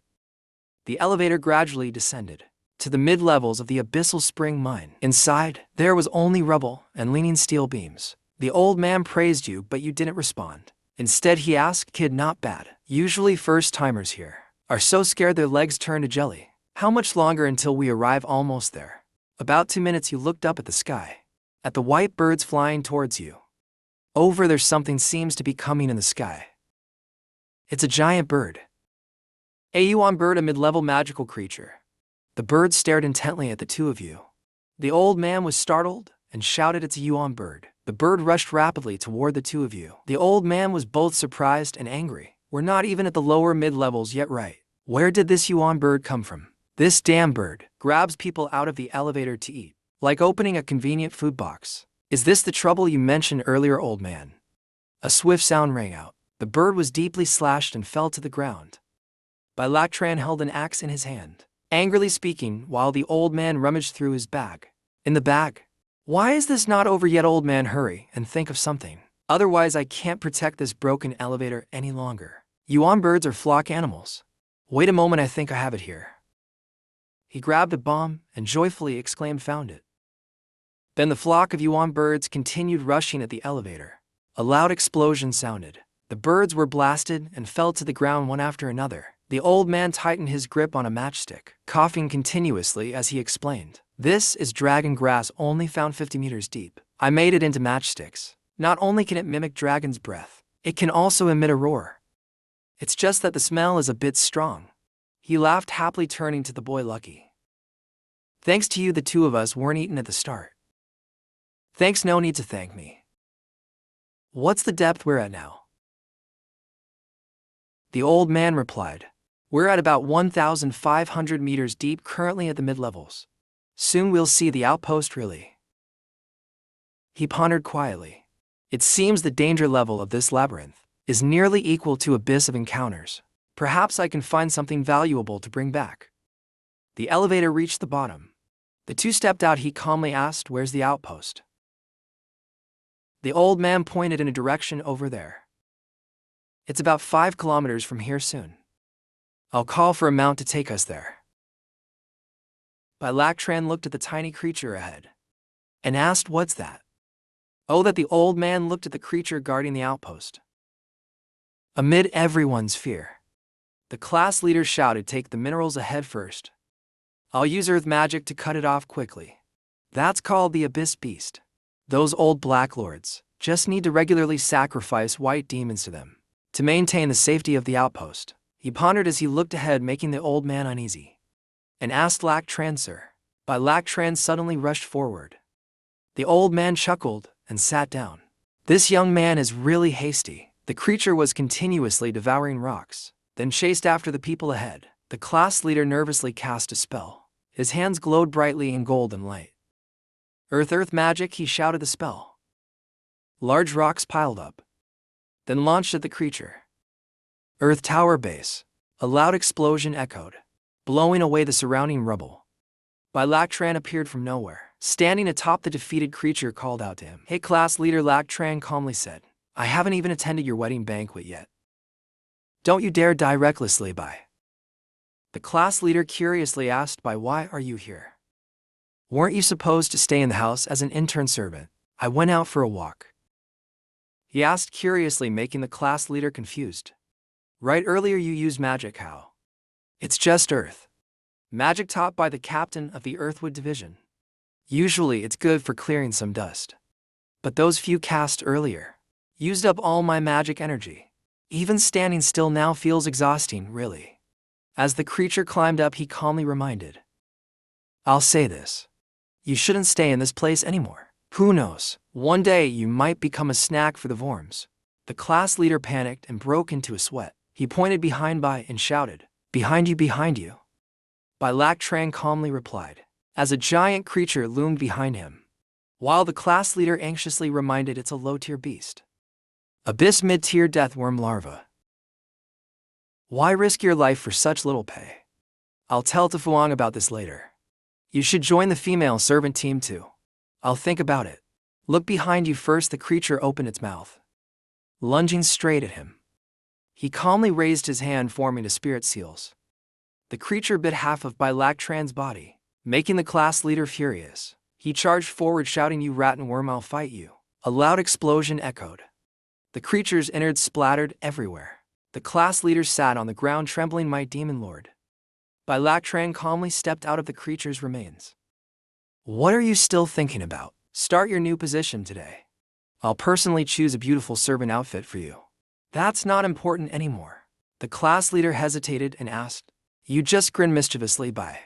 How did you do that? Without magic. You still cast high-tier magic like that. This is unbelievable. That's not magic, he said, making the class leader dumbfounded. Young man, have you ever heard of cultivation? Cultivation, he didn't answer, but asked instead. I'll explain it to you in detail later. For now, let's deal with the worm first. Suddenly, a pair of binoculars zoomed in on the class leader. A masked demon was looking through the binoculars. He urgently reported. Mabukia-sama, we have a major problem. The soldiers report, enraged Mabukia. The offering for the Abyss Beast, the white demon, is still alive. Mabukia, the superior demon, yes. What is it? Can't you see I'm enjoying my mushrooms? Hurry and get me some demonesses to cool my anger. The soldier knelt on the ground, humbly begging. I'm sorry to disturb you, Mabukia-sama. The demonesses will arrive shortly for you. But right now the offering is still alive. If we don't sacrifice it now, disaster will strike. Please intervene, Mabukia-sama. The offering isn't dead yet. He raised his staff and said it's a small matter. He angrily stood up. I'll personally behead it and feed the worms. The contract is complete. Mabukia decisively headed to the gate. I'll be back soon. He stood on the ramparts giving orders. The soldier obediently obeyed. Before I return, I want to see both male and female white demons in my room. Otherwise the next one will be you, understood? I'll take care of it immediately. He leapt off the ramparts and disappeared into the distance. He rushed straight ahead. The monsters were surrounding the two people. By LCC turned said happily, while Dai Wei was utterly confused. So many of them, just in time for you to practice by. What should I do now? LCC turned told Dai Wei, leaving him bewildered. Read quickly like the rules command. He immediately recited as a red flash shot by. Quickly like the rules command. The light flashed onto the ground, shredding the monsters into pieces. Success. Mabukia slashed with the sword. But LCC Turn just raised an axe to block it. LCC Turn grabbed Dai Wei and flew into the sky, scaring him. Like a monkey. What you read and what I read are not the same. The language of Vinhong. Mabukila was astonished and widened his eyes. I was stopped by the white demon. By LCC Turn calmly scolded, if you want to cultivate immortality properly, you must fix your local dialect first, the language of Vinhong. He landed on the ground, throwing Dai Wei to the side, making him cry out in pain. Mabukila angrily questioned the two, while LCC Turn remained calm. Are you a rebel? Why did you break the contract? What should I do? Run through the knowledge I just shoved into your head again. At least pronounce it correctly first, he calmly asked. Are you the boss here? He irritably asked. I thought you couldn't speak properly. Rebellious officers like you want to start a war with the manor. LCC Turn calmly pointed to Dai Wei, who was smiling. I'm not a rebel. I was brought here by a drunk old man and a female slave. But that doesn't matter. This brother of mine wants to resign. Today he's joining the female slave group. Yes, sorry to trouble you, Mabusila sir. He continued speaking, making Mabusila furious. Head slave Tifang. You know her, right? She is my superior. If you have any issues, find her. Tell her my name is by LCC Turn. So, you're from Lady Tifang's group. No wonder you're so rude. But if he wants to resign. He smirked wickedly and slashed at the two. By LCC Turn calmly took out a shield dome, blocking the attack. He must leave his head first. It's just one person leaving. Why fight or kill? Aren't you afraid of offending Tifang? Mabukia sneered and stuffed mushrooms into his mouth. If you want to go, then go. Treat my place as a restroom. Then let that brat Tifang come looking for me. Now I am invincible in the world. By LCC Turn angrily cursed while Dai Wei panicked. This man is crazy, not afraid of Tifang. I don't even know how to deal with her. Mabukila, sir. He always goes mad every time he eats mushrooms. Many people have died at his hands. Bye. We should leave now, he shouted impatiently. What are you waiting for? Are you underestimating me? Even if the demon lord comes today, he can't save your dog heads. A fiery red barrier burst around him. High-level magic earthquake. A loud explosion echoed, destroying the surroundings instantly. A small rock flew straight and hit a soldier in the face. A burst of joyful laughter echoed. So lively, fighting all the way here. An old man holding a soldier's head. He laughed leisurely, with the head slave's personality. She quickly make her move. Time to take the opportunity to pull her in. You must try harder. Mabukila, sir. Rebel Army middle-level Earth Demon. The headless soldier's body suddenly stood up. The old man continued speaking. I heard that besides live sacrifices and forbidden mushrooms here, someone is also researching necromancy. Indeed, not doing anything without cause. Do you have any clues, my friend? The corpse reached out its hand. The old man kept asking. Hopefully, it has nothing to do with Faplam Island, from the legends. But regardless, over there, they have the most perfect magic in the world. So it turns out the craziest cult in the world, asking about the world without knowing harmony or freedom. You agree, don't you, my friend? Suddenly, the soldier's corpse began to decay. Blood splattered everywhere. The old man remained oblivious. An armored goblin angrily cursed. What nonsense are you muttering? The rebel force disappeared. A low-level earth demon's distant light still glowed red. The goblin irritably pointed at the skull the old man was holding and shouted, "Always holding a dead person's head. How disgusting is that? Get to work." But I can only talk to the dead about this. My work has long been done. If you don't believe me, look over there. The goblin pondered and looked into the distance, then asked. The old man indifferently replied, "Is this target reliable?" "That depends on who wins over there." Explosions continued to erupt. The last time I saw the scene was when the earth dragon dug its den. Elsewhere, T-Fang Villa. She was holding a painting of by LCC Turn and angrily questioning a minor worker. They chem yan mine. Ground floor scene. My female slave group has someone missing who looks like this. There were reports saying he came here. Do you have any impression, head slave master? I've said many times. Today, the lift is under repair. No one is coming down. Please leave, she said, visibly irritated. Are you implying my people are lying? The female slave group values integrity and justice above all. Are you doubting me? The worker trembled in fear while she continued scolding. But today, all the lifts are under maintenance. On regular days, no one can come down. How can all of them be repaired at the same time? Are you treating me like a 3-year-old? The worker cried. How would a kid like me know about matters above? Please spare me, head slave master. Then just tell me which pillar it is. Sorry, head slave master. I really don't know. Master Thean Dian, I can't hold it anymore. She reached out and ordered the worker. Show me the management log. Please take a look, head slave master. She carefully examined the book. Pillar number 5, base 31 in the middle level. 1 dead, 318 white demons, 50 white demons missing. Managed by Mabukia. Even if it's the dangerous They Chem Yan mine, this number is far too unusual. Butler Kaladi smirked maliciously. T-Fang Villa questioned. With so many deaths, why doesn't the Ministry of Internal Affairs know anything? It's because everything in the mine is under Butler Kaladi's management. How would I know anything?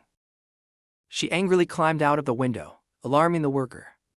All right, I understand. You can go now. Head slave master, what are you planning to do? She decisively jumped down, making the worker shout in fear. Head slave master, go to base 21 to check it out. Then find that brat.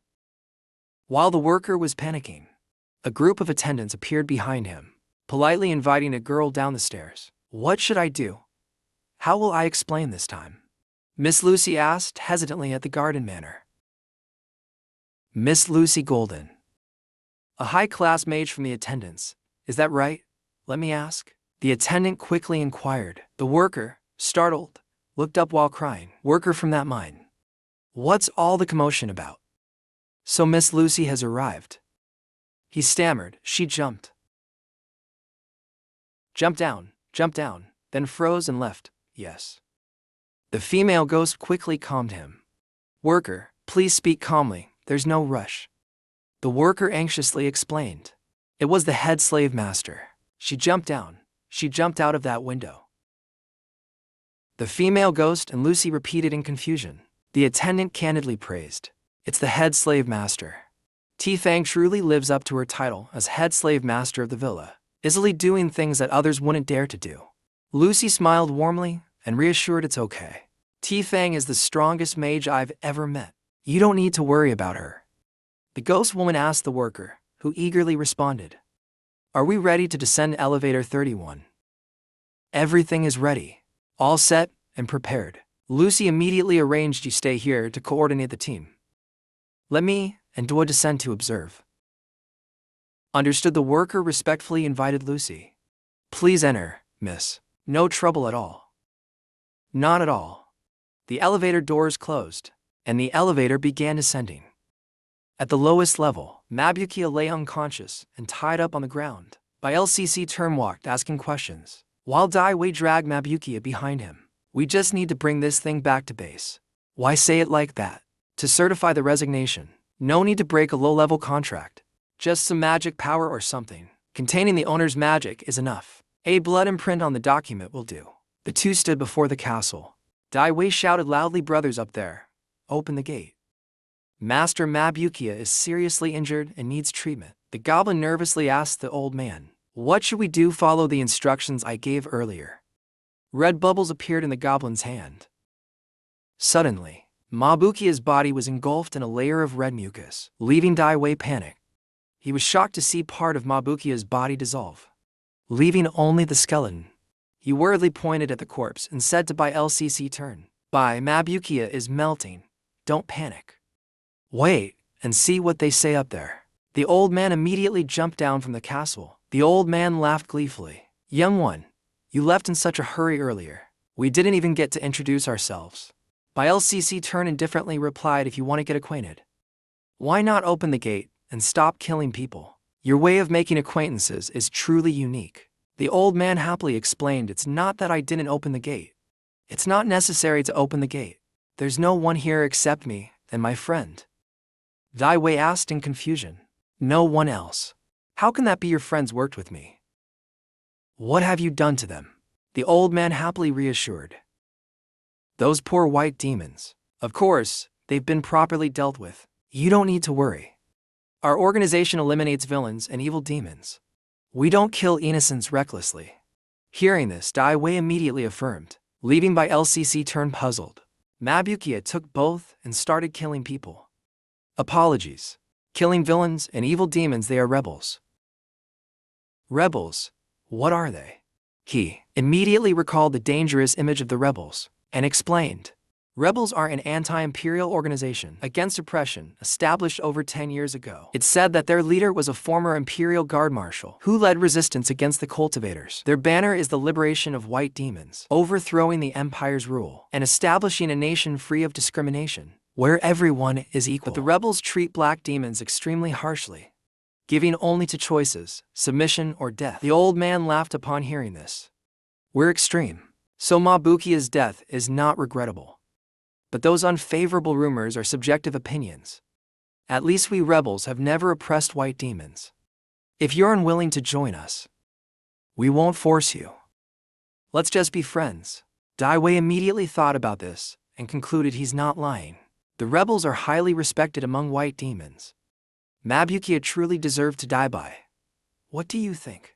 Bai LCC Trine's fingertips lit up with a small circle of light. "The most important thing in friendship is sincerity. Your secrecy is not a good sign."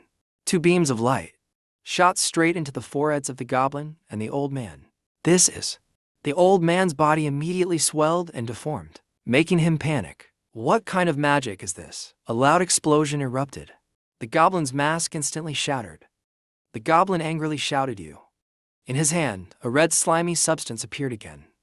He threatened, but was stopped by the old man. "Are you tired of living? Stop the melting, now." The old man stood in the slime and transformed into a young woman. Dian looked at her hand and explained, "This isn't offensive magic. It's above that. It seems we don't have the resources to match up here."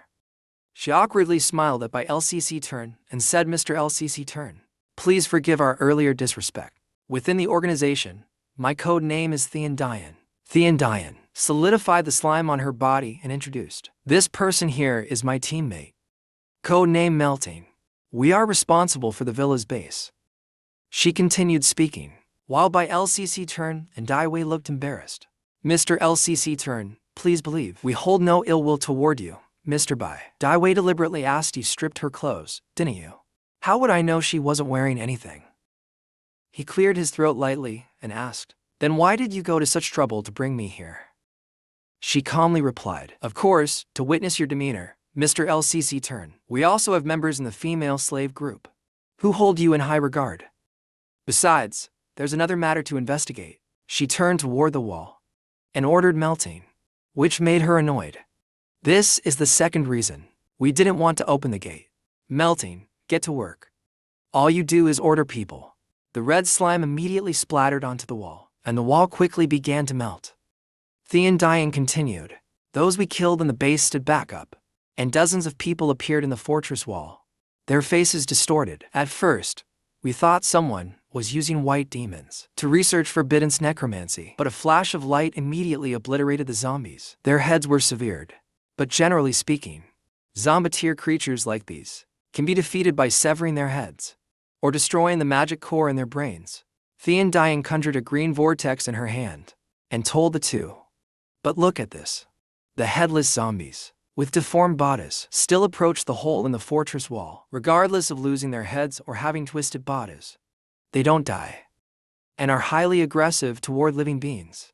She explained seriously. Researchers in our organization have reached a preliminary conclusion. They are not using necromancy, but are suffering from soul mutations. Anyone injured by them will spread the mutation among the population. Right now, we have no way to stop it. The scene within the fortress was now full of zombies, wandering in incomplete forms. Earlier, we received a report from Base 31 regarding the disposal of abnormal corpses, most likely those infected with the soul virus. Thean Dian turned to give Melting an order, making her grumble in frustration. These creatures have another trait. They are drawn to the presence of strong beings. Melting, hurry up and seal the entrance. Then why did you ask me to melt the gate earlier? Thean Dian ignored her and continued explaining. Meanwhile, Daiwei and my LCC Turn were utterly confused. Currently, this is all our organization knows about this matter. No wonder your recent work has decreased significantly. So that's why you're lucky to still be alive, kid. She hesitated before turning to Bai LCC Turn. Actually, I have one more theory, she said, recalling the white bird from earlier, and mentioned seeing it just now. I saw the Yayan bird you split into earlier, flying in the sky again. I suspect this soul virus is not only infectious to us, but might also infect magical creatures. Her hypothesis made by LCC Turn uneasy. If that happens, countless monsters will emerge with dire consequences. We hope Mr. LCC Turn will lend us a hand in investigating the situation further. Suddenly, a horde of monsters gathered around them. Leaving him helpless, it seems I have no choice. In another development, there is a monster gathering a stream of energy in its mouth. When the energy stream became strong enough, it immediately attacked forward. The energy stream swept through, destroying everything in its path. Many houses and belongings were destroyed, but then the energy stream disappeared. It seemed like something stopped it, preventing the monster from continuing its attack. At that moment, CAK was extremely worried. She shouted loudly, "Doa Doa." The monster attacked them just now was suddenly cut in half by another energy stream. Doa Doa used her thin wings to attack the monster, yet Doa Doa's attack was effective. The monster was actually defeated by her. Doa Doa looked at her wings and was amazed. This technique is truly powerful. Even thin wings can be trained into weapons. CAK hurriedly ran over to ask Doa Doa about her condition. How are things? Doa Doa's face was very serious. She spoke about what she had observed. Things are not looking good. I just flew over to take a closer look. She recalled the strangeness of the barrier sphere. The barrier sphere is extremely sinister. All my attacks pass through Doa Doa, confirming one thing. The entire barrier area is disconnected only in the sky. That place exudes a dangerous aura. I didn't dare to go closer. It seems this time they went all out to capture us. Sika was extremely surprised. This time, even your magic has no effect. How many times have I told you? That's not magic. It's immortal technique. Doa Doa blinked. She then began boasting about her master. If my master were here, the trivial tricks of those bird people, 2 to 3 moves would solve it. Destroying their nation wouldn't be too hard either. She kept talking, but didn't receive a response from CAK. So, she was a bit puzzled. CAK, are you scared of my master? Don't worry, my master only kills evil people. CAK stared ahead and suddenly asked Doa Doa a very strange question. If your master is that powerful, can they defeat that thing? Following CAK's gaze, Doa Doa saw many things flying in the sky. She was curious about what they were. It turned out, those flying objects were a flock of white-headed beasts, high-level demonic creatures. CAK explained they were the Imperial Air Force Legion. The white-headed beast troops. She noticed the demon prison bullets hanging on the white-headed beast's chest and sneered coldly. Even carrying Type E1 demon prison bullets. Do they plan to flatten this place? CAK's eyes seemed to be glowing. She completely despised the Empire's fake and evil words. Those imperial scum claimed to mediate conflicts between Saja and Sias. As expected, these hypocrites are the true beast. Several talismans appeared in Doa Doa's hands. She feared that during their 10th resource collection, their chances of survival were slim. This time, we're out collecting resources, without preparing for a large-scale battle.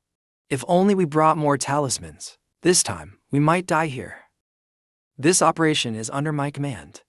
I won't let anything happen to you. A golden orb appeared in front of Seike. To Doa Doa's amazement, Seike flew up and immersed herself in the light.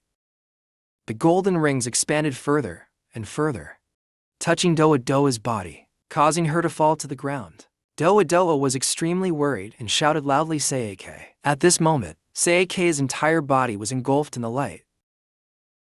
The sphere creating the barrier below kept shaking, as if something was impacting it. A series of red beams rushed towards Seike, with the intent to destroy her. Finally, Seike was completely enveloped in a glowing sphere of red light. After seeing this scene, Doa Doa finally realized the sky was indeed a trap.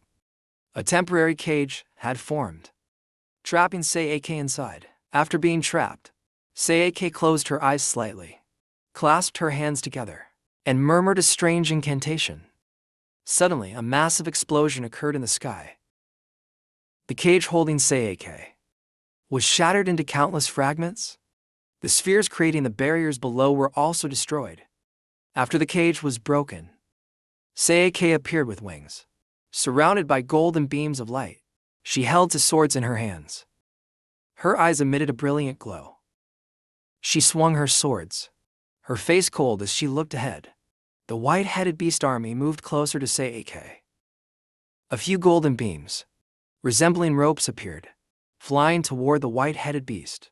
Those beams slashed through their necks, where the demon prison bullets were hanging, unexpectedly attacked by Seike.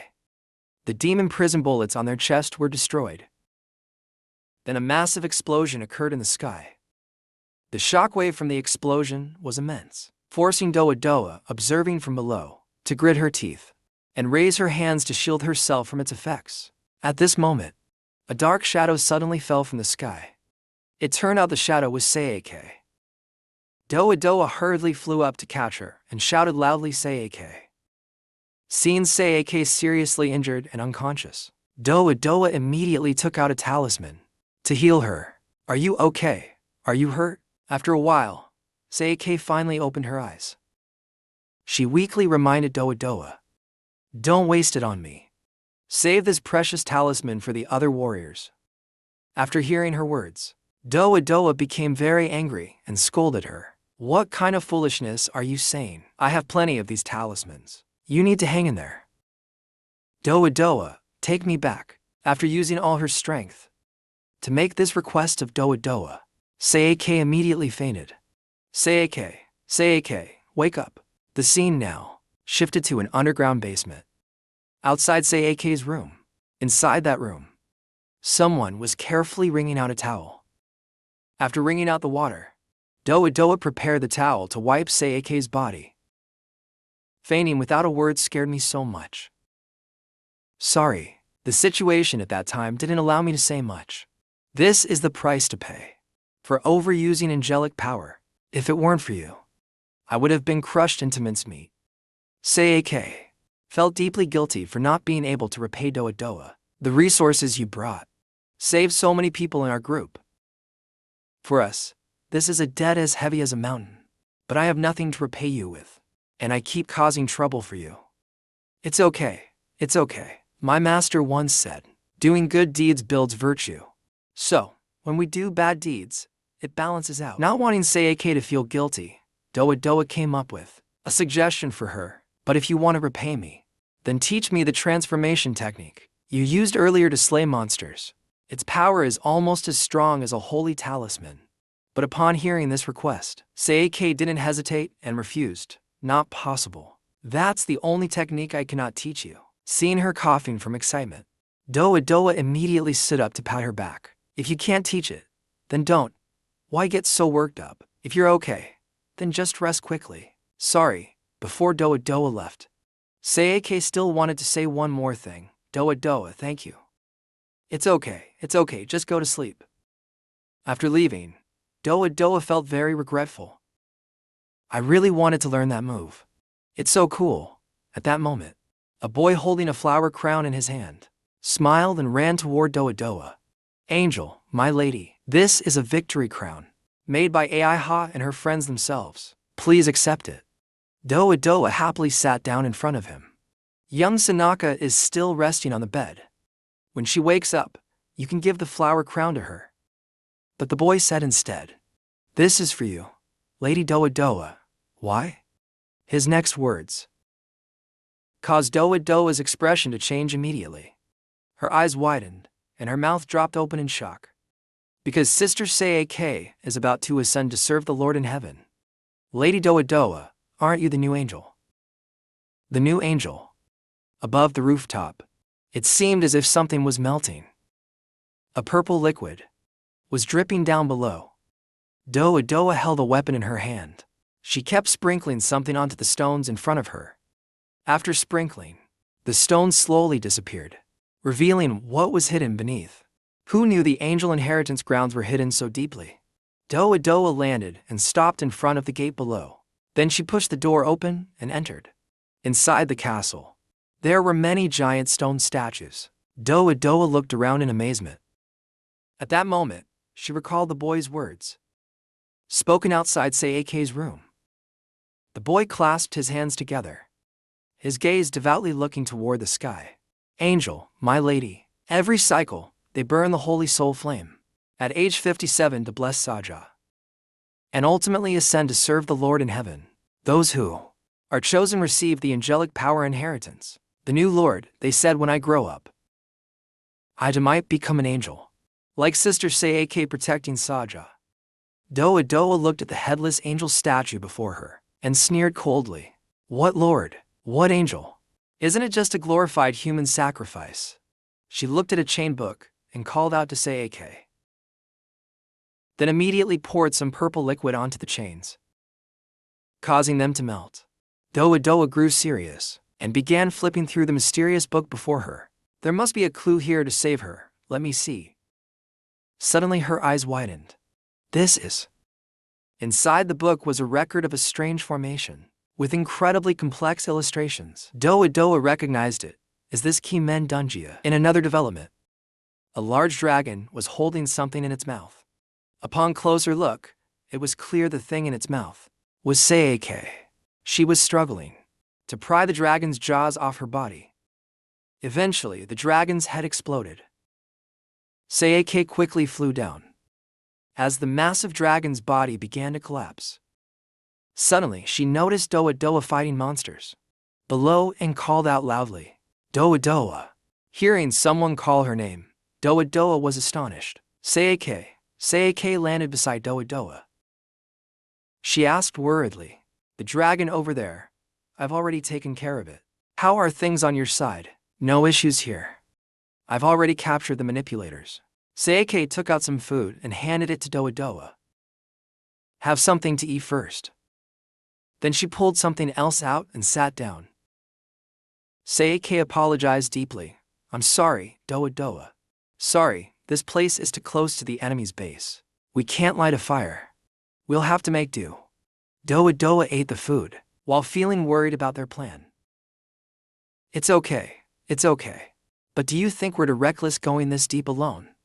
Isn't it too dangerous? At that moment, Seike unexpectedly started bleeding from her nose. Doa Doa hesitated before continuing. Anyway, your wounds haven't fully healed yet. While Doa Doa wasn't paying attention, Seike quickly wiped the blood off her face with her hand. She stood up, preparing to leave, and ordered Doa Doa. It's just a minor injury. Don't worry about it, take the hostages back. I'll handle the rest on my own, I'm coming to. But Seike disagreed with Doa Doa's request. Her gaze suddenly turned icy cold. There's no more time, this is an order. Seike turned back and suddenly said something very cryptic. Also, thank you. Doa Doa stood dumbfounded, watching Seike leave. Seike, she pulled out a piece of paper and pondered silently. Is there not enough time? Would changing the timing even have an effect? While Doa Doa was lost in thought, the man she had tied up suddenly started cursing. You lot, you filthy commoners. Don't know what you're about to face next. Able to bite through the silk threads. Quite stubborn, Doa Doa froze, hearing what the man had just said. That thing will turn this place into flat ground, commoners. In the east, far beyond the camp walls, alarms blared constantly. Ear-piercing sirens echoed, sharp, deafening sounds. A soldier in disheveled clothing ran out in panic. What's going on? Soon after, others started rushing out. What's happening?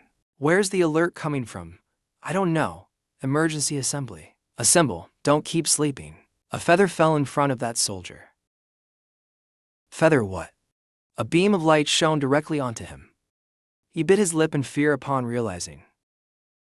Zara hybrids couldn't possibly be here. There's anti-magic stone here. Sika coldly and disdainfully looked at him. My power doesn't come from hybrid magic. The soldiers' shouts continued to echo. They were getting closer to Sika. Quickly, it's the terrorist from the Zara clan attacking. Damn it, who took my pants? Why is this gun soft? Damn it, where are my pants? Sika was floating in midair.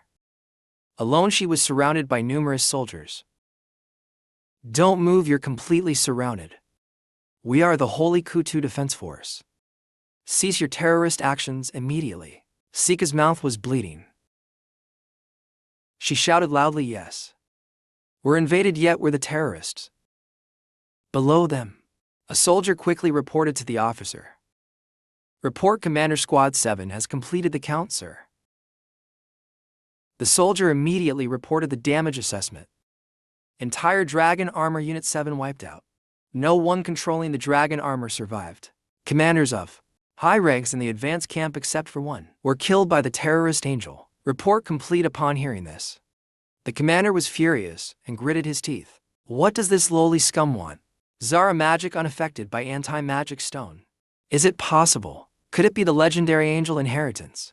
After thinking it through carefully, he immediately calmed the soldiers. Don't be afraid, her magic is tied to her lifespan. She's dying soon anyway. Fire all weapons. Seeing this, Sika only smirked coldly.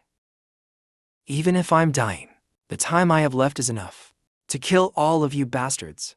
She even taunted them further. Come on, you Kutu scum. Let's have the final battle now. Just as Sika finished speaking, the Kutu soldiers immediately focused fire on her. Shoot. Fire, don't stop. Shoot, don't come any closer. She used Hellfire Cascade. A massive flame engulfed all of them. Screams of agony echoed endlessly. The Kutu scum were burned alive, crawling out of the flames in pain, filled with hatred, determined to kill Sika. Damn it, cursed hybrid, activate. Magic anomaly form Koi. A Kutu corpse used its last bit of strength to issue an order to annihilate Zara. A blade plunged into the ground. Sika seemed on the verge of collapse. She held onto the blade to steady herself. At that moment, the rock before her began to crack. Piece by piece, something seemed to be emerging from inside. As the rock shattered completely, Imperial mass-produced Model 10 anomaly appeared. Sika spread her wings, grabbed her sword, and laughed. It seems I'm lucky to see Kutu's hidden secret weapon before I die. A sudden light struck her chest, forcing Sika to spit out blood. Doa Doa exhaled tiredly. Finally, I've caught up. Seeing Doa Doa arrive, Sika was shocked. Doa Doa, she asked in disbelief. Why now? Sika's face bled continuously. Her nose, mouth, and eyes streaming blood. She looked at her hands, feeling unwilling. The angelic power was dissipating. Retribution was imminent. I'm not afraid of death, but why is it you? As Sika's angelic power dissipated, a blade approached her. Imperial Model 10 anomaly used a tear to explosion charm. aiming directly at Sika. As the explosion occurred, Doa managed to pull Sika back just in time. Barely made it in time, that was close. Doa gritted her teeth and tightly held Sika. At this moment, Sika's condition was critical. She immediately placed a pill into Sika's mouth. Sika quickly ate it. But no matter how hard Doa tried, Sika refused to swallow. She was deeply confused. Sika. The Imperial Model 10 anomaly didn't spare them either. It leaped high and used a Tier 3 illusion charm. Doa's body was enveloped in a powerful force. She stepped back and used a flying shadow technique. She quickly took the pill from earlier into her own mouth, then apologized. Sorry, Sika, but to make you take this pill. Doa didn't hesitate to press her lips against hers, flashing back to 3 days ago. After seeing the contents of that book, Doa was deeply shocked. Is this the secret technique of angelic inheritance? All demonic beings have 8 points limiting mana flow. So that's it. Unlocking these points grants immense power, but causes a tremendous burden on the body. The book also mentioned another issue. Angel selection was merely about choosing those who could endure more. The ultimate fate of practitioners was a destroyed mana cycle in their body. Practitioners wouldn't survive beyond a single ascension. Doa's expression immediately changed, realizing 3 days later would be Sika's death. She stared at the paper in her hands, trying to remember where she had seen it before. But this energy transmission technique looked so familiar. She decided to test a small heavenly circuit. After thinking it through, Doa acted immediately. She stood in the middle of a large formation, and the surrounding space began to tremble. The ground shook violently, causing the children to sit down, raising their hands to cover their heads. The kids were bewildered, confused about what had just happened. Meanwhile, on Doa's side, the surrounding rocks were slowly falling. She quietly recalled the advice of Senior Sister Manmang. Senior Sister Mamon's peculiar arts technique leveraged the combat traits of the 8 external gates. Angelic Forbiddance Arts unlocked the inner 8 gates to gain power. Doa tucked the Forbiddance Arts into her chest. If internal and external could exchange, connecting the heavens and earth with oneself, perhaps it might restore the circulation cycle. She made up her mind. 3 days later on that mission, she must ensure Sika takes her along. After successfully giving the pill to Sika, Doa laughed triumphantly. Success finally. The ultimate shield of peculiar arts, but at that moment, a sudden attack was launched at her. The Imperial Model 10 anomaly used a tier to brute force charm, unleashing a strike at Doa, causing a massive explosion where she stood. The force of the explosion was so immense, it destroyed everything around it. The blast even shattered the ground beneath. Doa held tightly onto Sika. Facing the power of the Imperial anomaly, she felt a profound sense of strangeness, starting from the moment that giant puppet kept attacking us with charms. Why are charms appearing in the demon realm? And with such destructive power? On her head was a serious wound from the explosion from the earlier blast. It caused major head injuries. No analysis, remaining 5 rounds left. Should we call the junior master? My spiritual energy is almost depleted. Before the wound on Doa's head could heal, the Imperial anomaly launched another attack.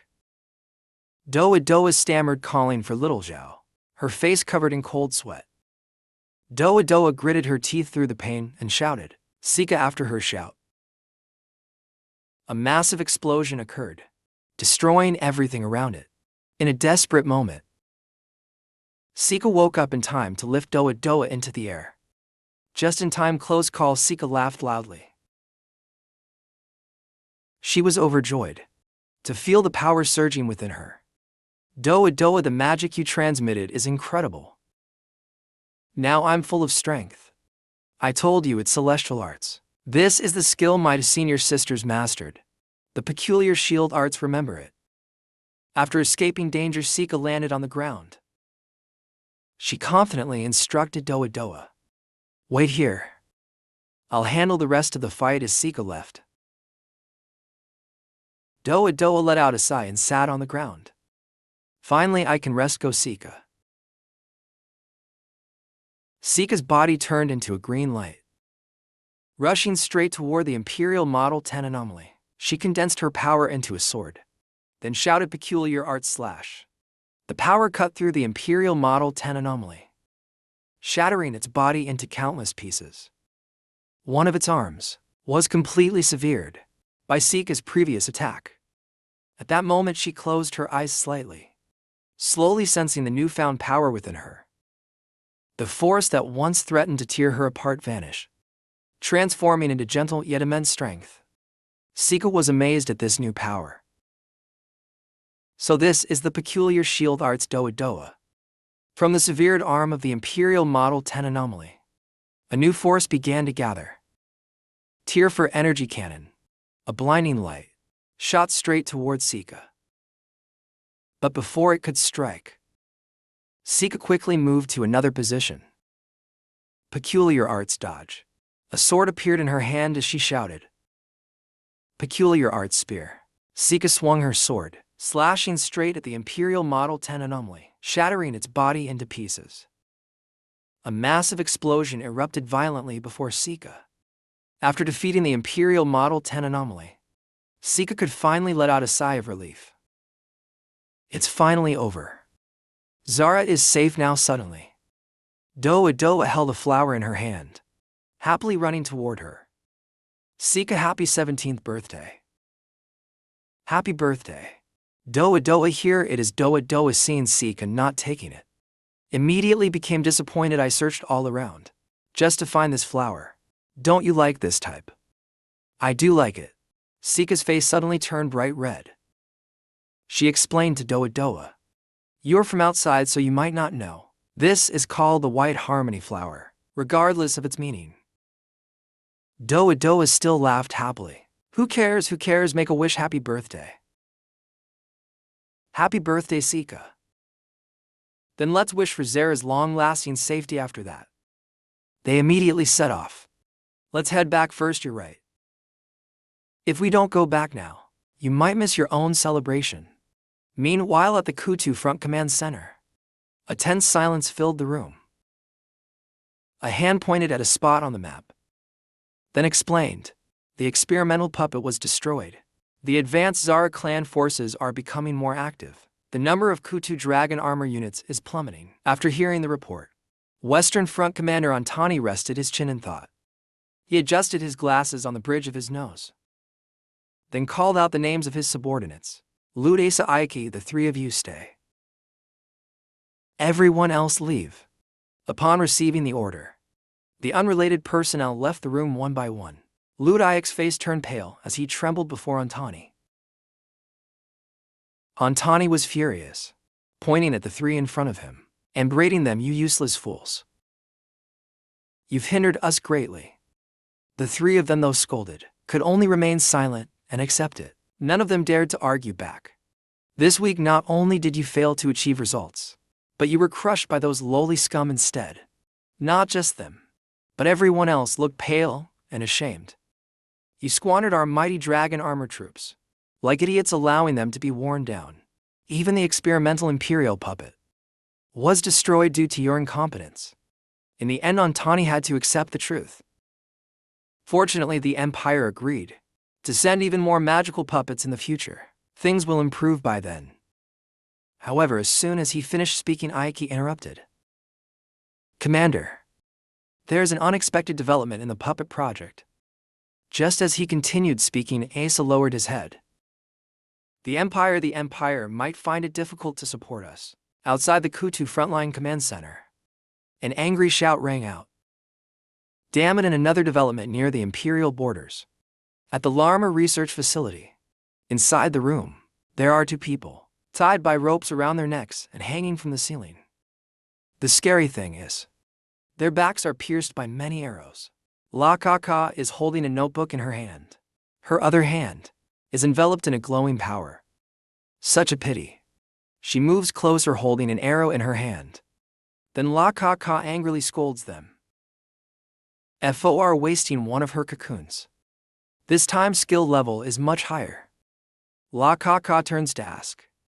A ghost floating next to Cather. Is there anyone alive here? But after getting the answer, she angrily throws the arrow in her hand to the ground. Headache. The tower recruited new people again without her noticing. A spider with one eye on its back is watching her every move. Then a furious curse echoes. Damn it, he grits his teeth in disbelief. Clearly pierced through the spine already. Why is she unharmed? Another assassin appears to comfort him and leaves. No matter what, the main task is to delay the puppet process. So many deaths could also serve as an excuse later. Behind her, the arm of the girl she had just killed seems to be enveloped in a green light. The document clearly shows this La Kaka is a top-tier research officer. The demon lord blesses me. This time I can return safely. The girl who was supposed to be dead suddenly stands up and strikes the assassin from behind. La Kaka also notices the commotion over there. She suddenly smiles. Her face full of excitement shouts, "Found you!" La Kaka stares at the empty ceiling above, wondering what is hidden up there. Above, a body pierced by many arrows is trembling and about to fall. Then it falls straight down before the terrified eyes of its teammates. The assassin widens his eyes, mouth agape in fear of the dead coming back to life. A target that won't die. What kind of place is this? Someone save me. The assassin feels terrified at the incomprehensible situation, as if he were by a fire burning a stove, holding a meatball on a skewer, begging for mercy. This is truly unexpected. La Kaka floating above does not tell the assassin a truth.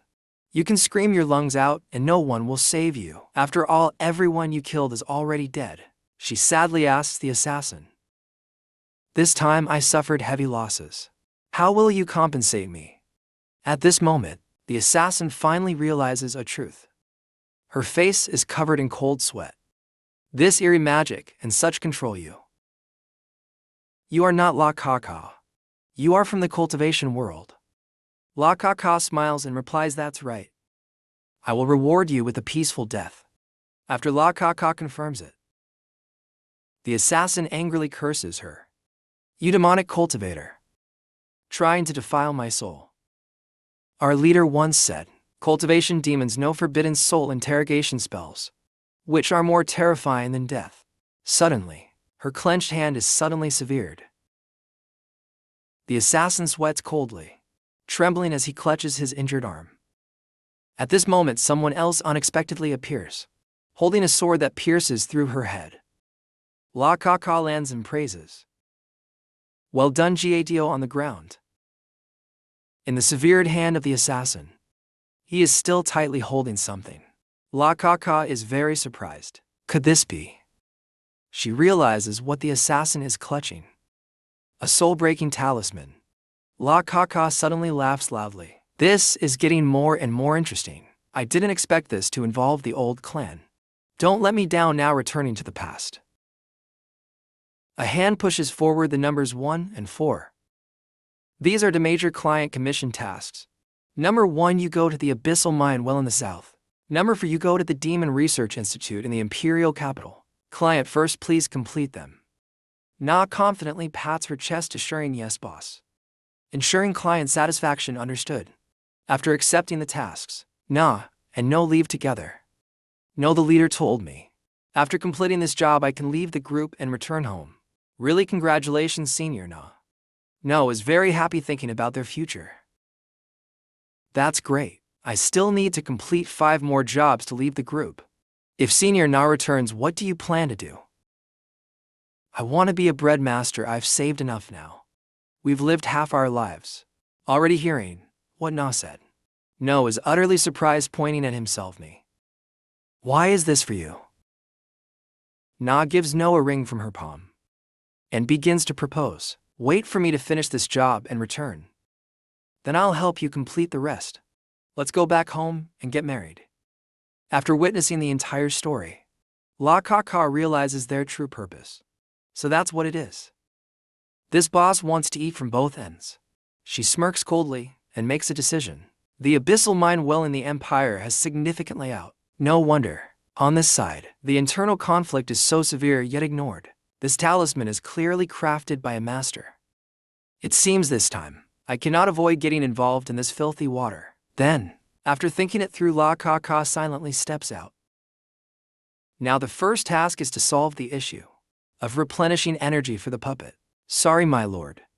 La Kaka, the guard team, we arrived late. Report and clean up the Ani Tower, yes. She eagerly awaits the reactions of others. Tomorrow, the requester of this job clearly involves two families.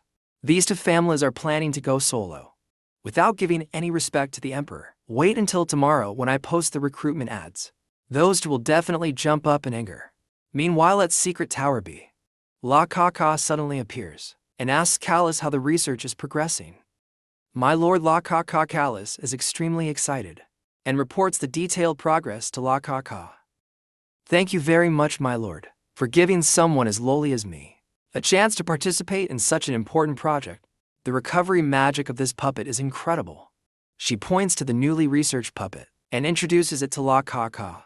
Please take a look. The long-standing issue of magic energy replenishment has been resolved. The combat duration extends up to 3 days, and it can be mass-produced.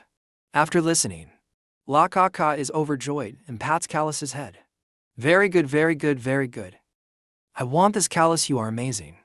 You truly are my lucky star. This time I can have my own resources too.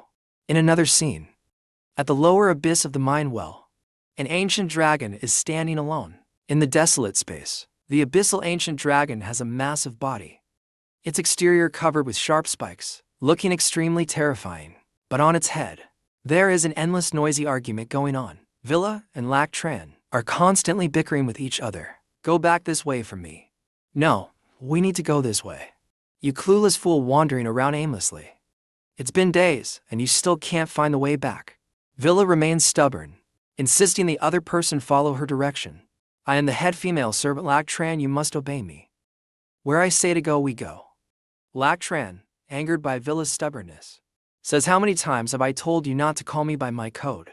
Now, this whole mess is entirely your and this dumb dragon's fault. Villa reacts when Lac Tran calls Audi a dumb dragon. Immediately corrected. How many times have I told you its name is Audi? Do you want to challenge authority talking to me like that? Lac Tran refuses to back down. He immediately retorts. We've been wandering in this cursed place for days. Aren't you worried about the people above?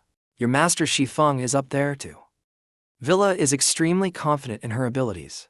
She guarantees firmly. My task is to uncover the truth. My sixth sense tells me.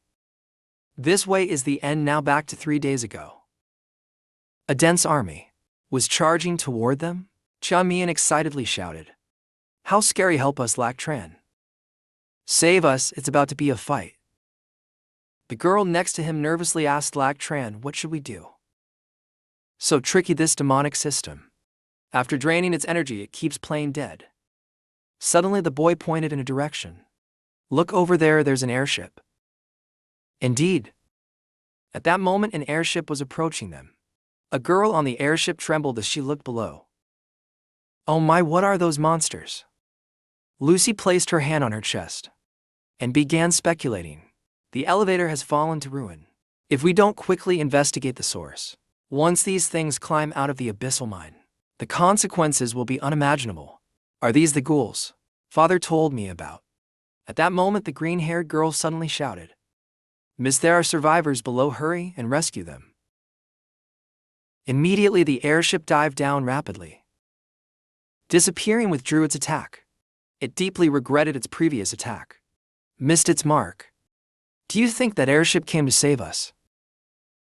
I can smell high-level dark magic. Unable to hold back, Xiao Mian smiled and reminded it. Don't attack again, okay? Above Lucy and Yura stood within a barrier.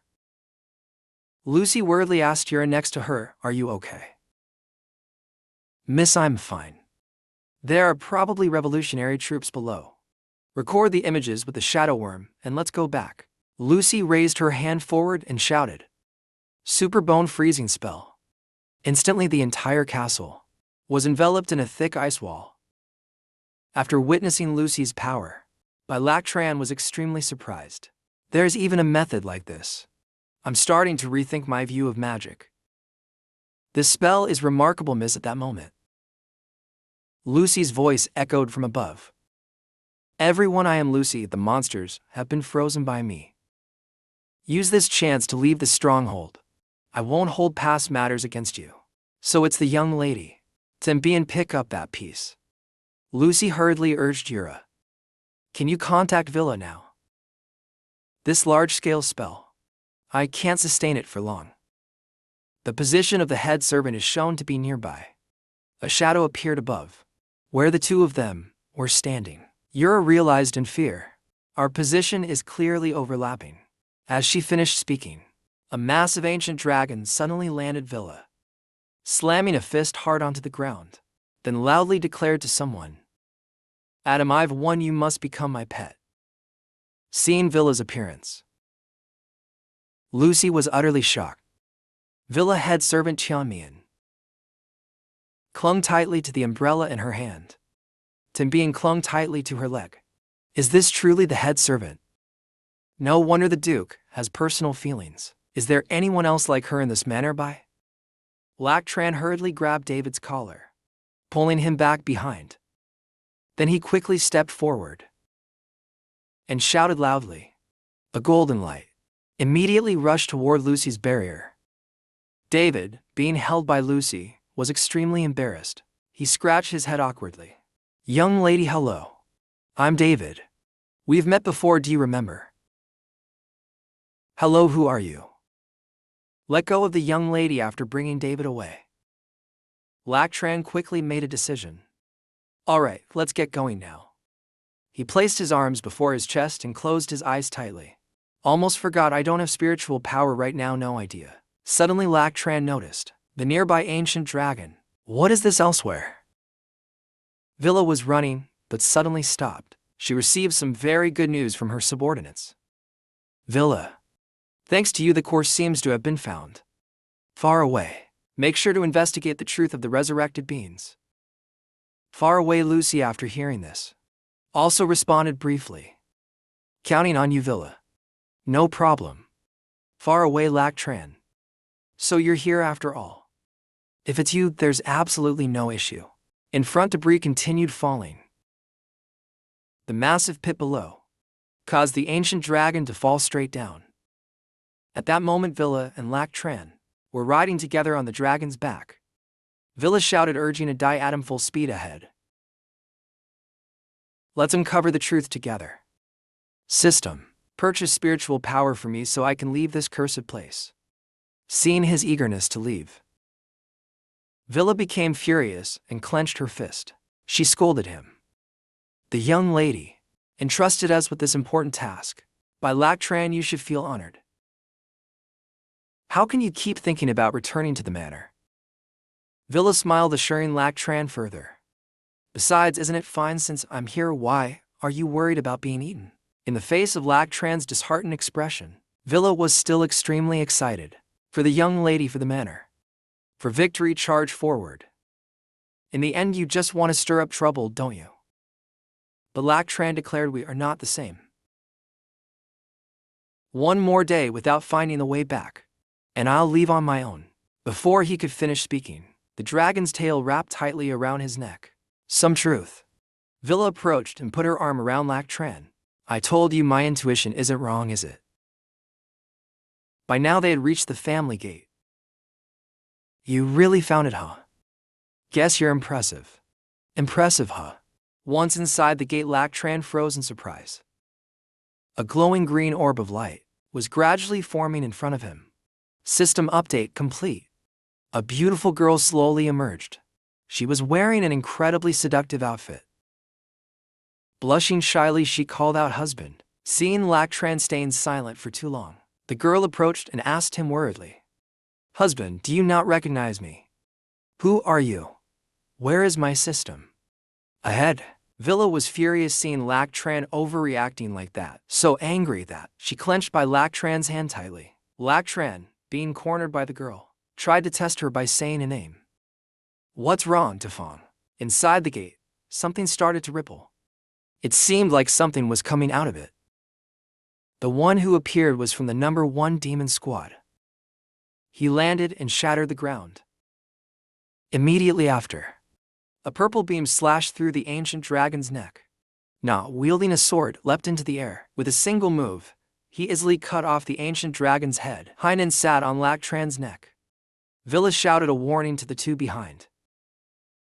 A high-level demon is coming. Stay alert, we're about to fight.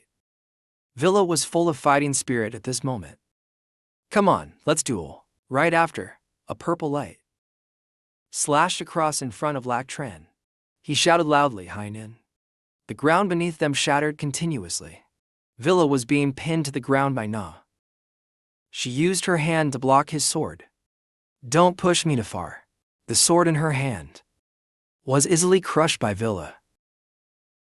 Taking advantage of his distraction, Villa sprang up and punched him in the face. Even though his head was blown off by her punch, his body was still trembling, not falling immediately. He can still move, but his body started regenerating. Resurrection after death is real. The body no, and his head fell at Villa's feet. A large golden symbol appeared on his back. Lac Tran appeared and assured Villa. Don't worry, I've sealed his soul with a talisman. Lac Tran held in his head, his hand also holding her Adia, which he had also sealed. I finally understand. They were controlled by someone's soul manipulation. It's not resurrection at all, and definitely not soul poison either. If I'm not wrong, it's likely related to the soul sect. After hearing his explanation, Villa finally understood. We just need to capture that person, and this matter will be over. So that's it. Adam's giant body was now buried under debris. Villa erected a simple grave marker for him, then determinedly assured Adai. Rest easy, Adam. We will definitely find the real culprit and avenge you. Amen. Villa turned to glance at Lac Tran. Are you haunted by anger? Why are you flinching? Go pray quickly, and it turns out where she couldn't see. Hainan was clinging tightly to Lac Tran's arm. Compared to this, let's quickly enter the portal. The sooner we resolve this, the better. Hurry up. Seeing his enthusiasm like that, Villa was utterly amazed. What's with your sudden positivity? Aren't we heading back yet? The maids in the manor are probably about to climb the roof by now. As soon as Lac Tran finished speaking, Villa happily clapped her hands. You're right. Let's go finish off that criminal and head back. Go. Stop sticking so close to me. The scene now shifted to the upper floors. In the abyssal spring, the eldest lady of the abyss, Bai and the head maid have been out of contact for days. Are you really not worried at all, Bai? I'm not. Mainly it's the head maid. After all, she's just a lower class demon. Hainan is an anomaly. She's too strong, Lucy explained further to them. Father once told me not to judge people by their rank in this demon realm. A demon that can go toe-to-toe with Hainan likely doesn't exist. Their safety is not a concern. We just need to contain the spread of soul poison. David finally understood Lucy's thoughts, so. The head maid and Bai really are a perfect pair. So strong, and yet so petite. Dua discontentedly reminded David. Hey, you're being very rude. How can you casually comment on another girl's horns being small? Sorry, but it didn't stop there. Dua continued to criticize him. Besides, you're the weakest here. Last time, your wounds hadn't even healed before you came along. Do you want to be food for the bugs? Not at all, I've fully recovered. Besides, didn't the eldest lady say not to judge people by rank? I'm strong too. Seeing their argument showing no signs of stopping, Lucy quickly reminded them, pay attention, there's movement over there. Perfect timing, the trick Bai taught me. I've mastered it these past few days. I'll show off a bit in front of the eldest lady. In the sky, a flock of abyssal birds was approaching. It's the abyssal birds, Lucy recognized them.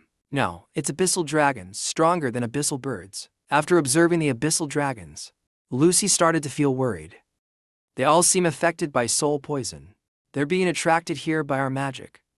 Lucy immediately assigned tasks to everyone. You take Dai Wei on a small boat and return first, understand? But David confidently assured Lucy, eldest lady.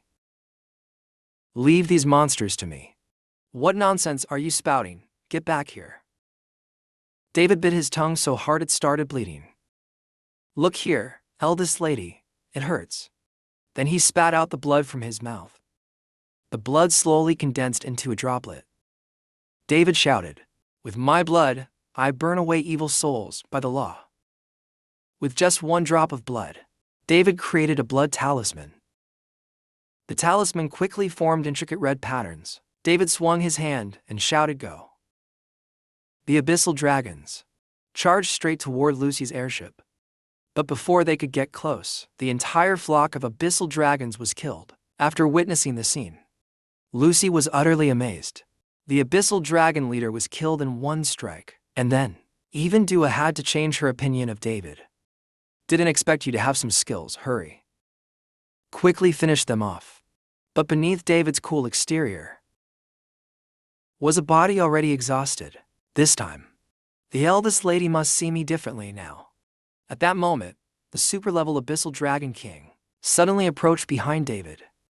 Seeing him still standing there, not fleeing, Dua broke into a cold sweat and urged him, what are you doing? Dodge quickly right after that. Blood splattered as Lucy protected David. There's still a straggler behind. Don't move recklessly, she reminded the others. If the king is gone, leave the rest to me to handle. Lucy stood alone at the front, protecting everyone. The abyssal dragons were finally all eliminated. A blood circle enveloped Lucy's airship.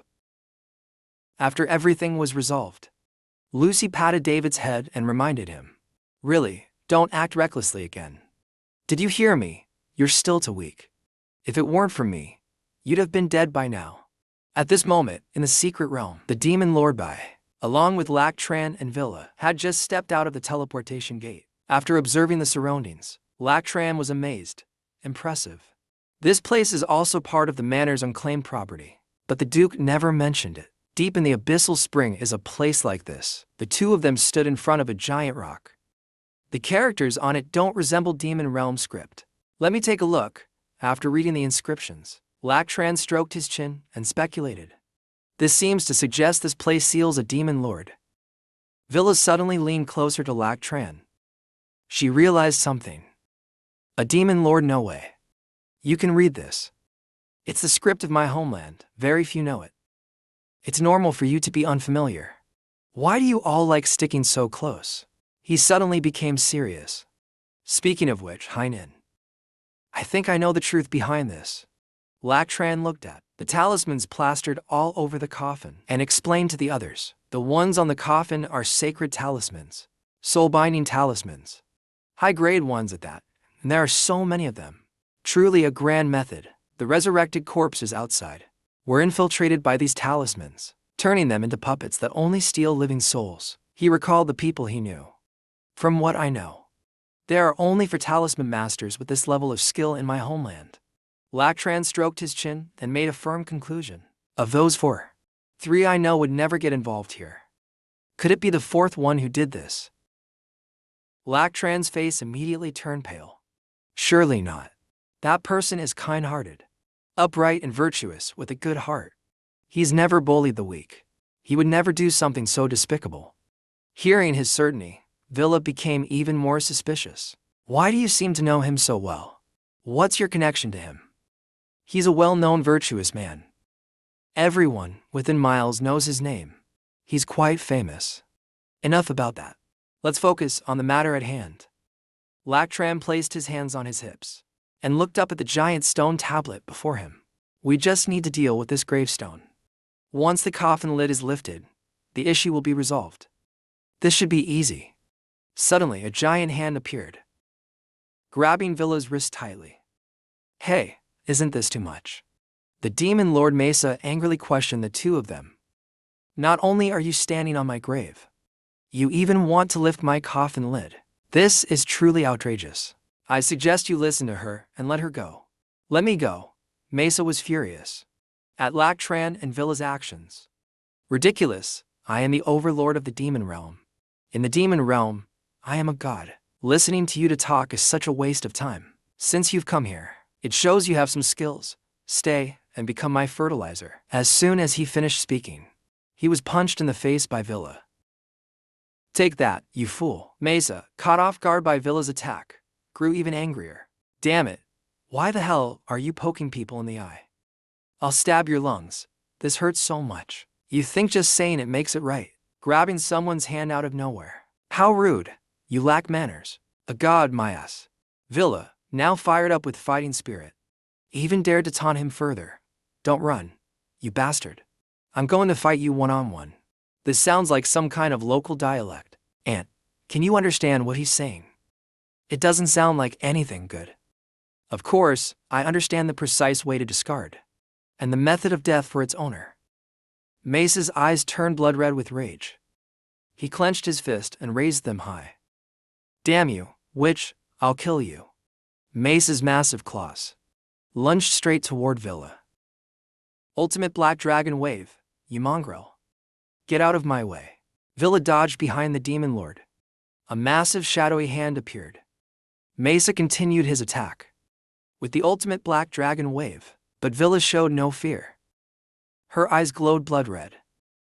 She raised her fist, preparing a powerful strike, and then unleashed a devastating punch, sending it straight toward Mesa. With just that one punch, the Demon Lord's body disintegrated.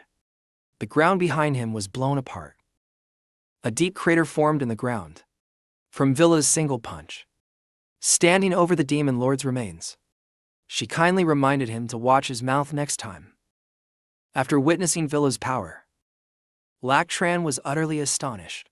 No wonder the Dragon Deo followed her. Her overwhelming strength speaks for itself. 9,527. Let's go. And dig up his grave. Lactran looked at the stone coffin, emitting thick black smoke in front of him, and made a suggestion. The grave has already been dug up. Just open the lid and burn whatever's inside to finish the job. As soon as he finished speaking, the coffin lid was suddenly pushed open from the inside. A thick black smoke emerged from within. The smoke formed into a long tentacle that wrapped tightly around Lactran. Villa watched in shock as he was pulled into the coffin and became extremely worried. She shouted loudly, "By Lactran," and rushed after him.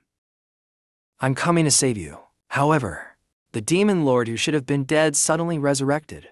Its body was slowly regenerating step by step. Seeing Villa about to leave, Mace spoke up. What's the rush? Its gaze filled with hatred fixed on Villa. Did you really think I'd die so easily? Huh. It's been a long time since I've seen such a formidable demon. Well then, it fearlessly threatened Villa. Let's see how long you can last.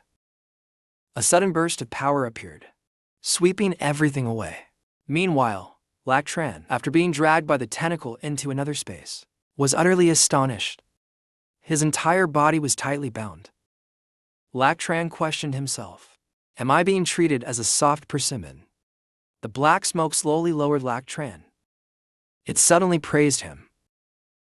After all these years, you are the first living being to reach here. After assessing the entire situation, he realized one thing. The primal soul is here.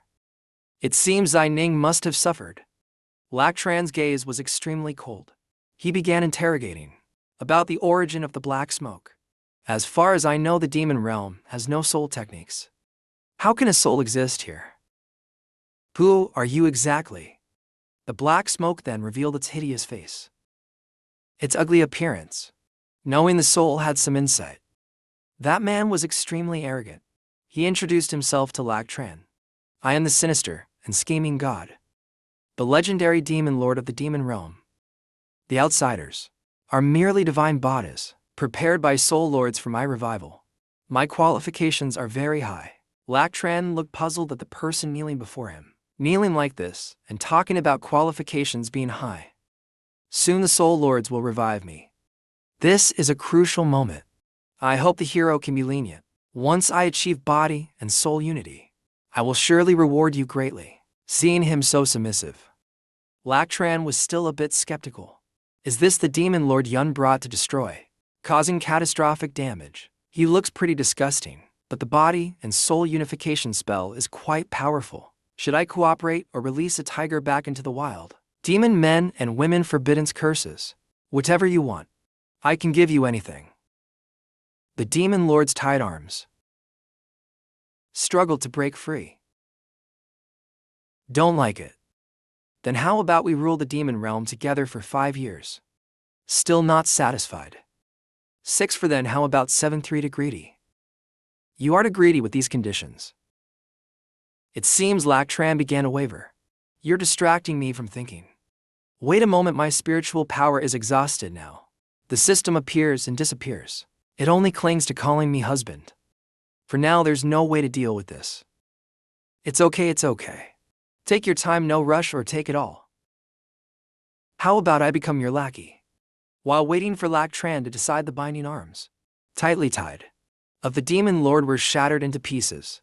At this moment Lac Tran began to speak his thoughts. I've made up my mind. Hand over the body and soul unification technique to me. Never invade again. He hadn't even finished speaking when the demon lord seized him. The critical moment had passed. The timing is over, great hero. You must be from the cultivation realm. Our demon clan, upon reaching this level, just need to repair the soul to resurrect. Attacking from behind, aren't you? The demon lord still remained arrogant, declaring he would kill all cultivators. They were completely deceived by me, thinking soul chains could bind me. Once I kill you, I will slaughter the soul clan and all those cultivators. Kill them all, he grinned and shouted, die.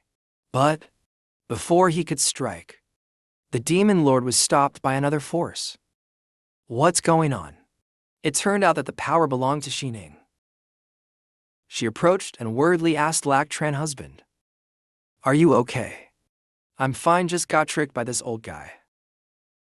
If you had returned my spiritual power, this wouldn't have happened. Suddenly being blamed, Ning became deeply disappointed. Husband, there are things you need to remember yourself. I will always wait for you. It's useless for me to say anything. The demon lord laughed maniacally. I remember now, it's you, you're still alive. And so am I. No, it's impossible. Xining swung her hand, creating an enormous force to shield the people in front of her.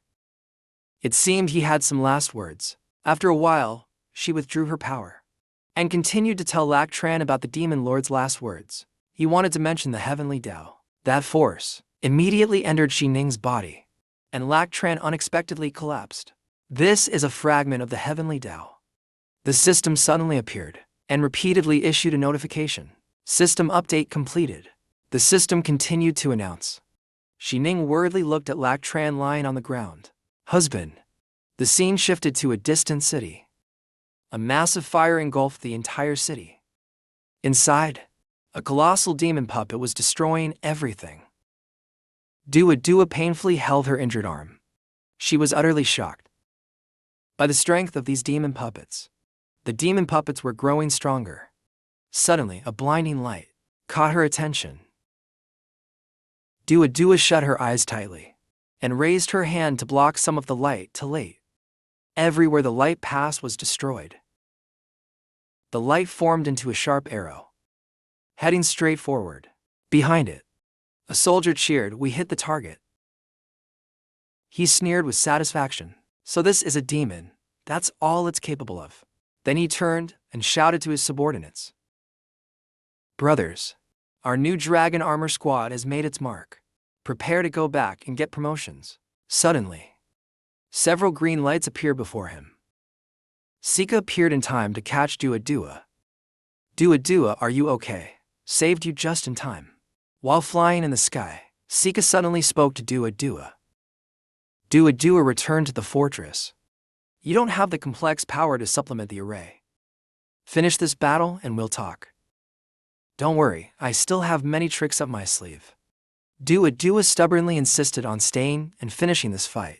As Dua moved to the scene, the sight below left both of them utterly shocked. Why are they all dead here? Dua's expression turned extremely serious. This is big trouble. Sika was deeply confused by her attitude. What do you mean big trouble? Isn't it better that they're dead? These people died because their souls were drained.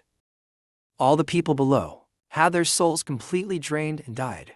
Dua Dua immediately explained to Sika. Someone is using this battle to collect souls. At that moment, numerous green lights from the ground rushed straight toward them.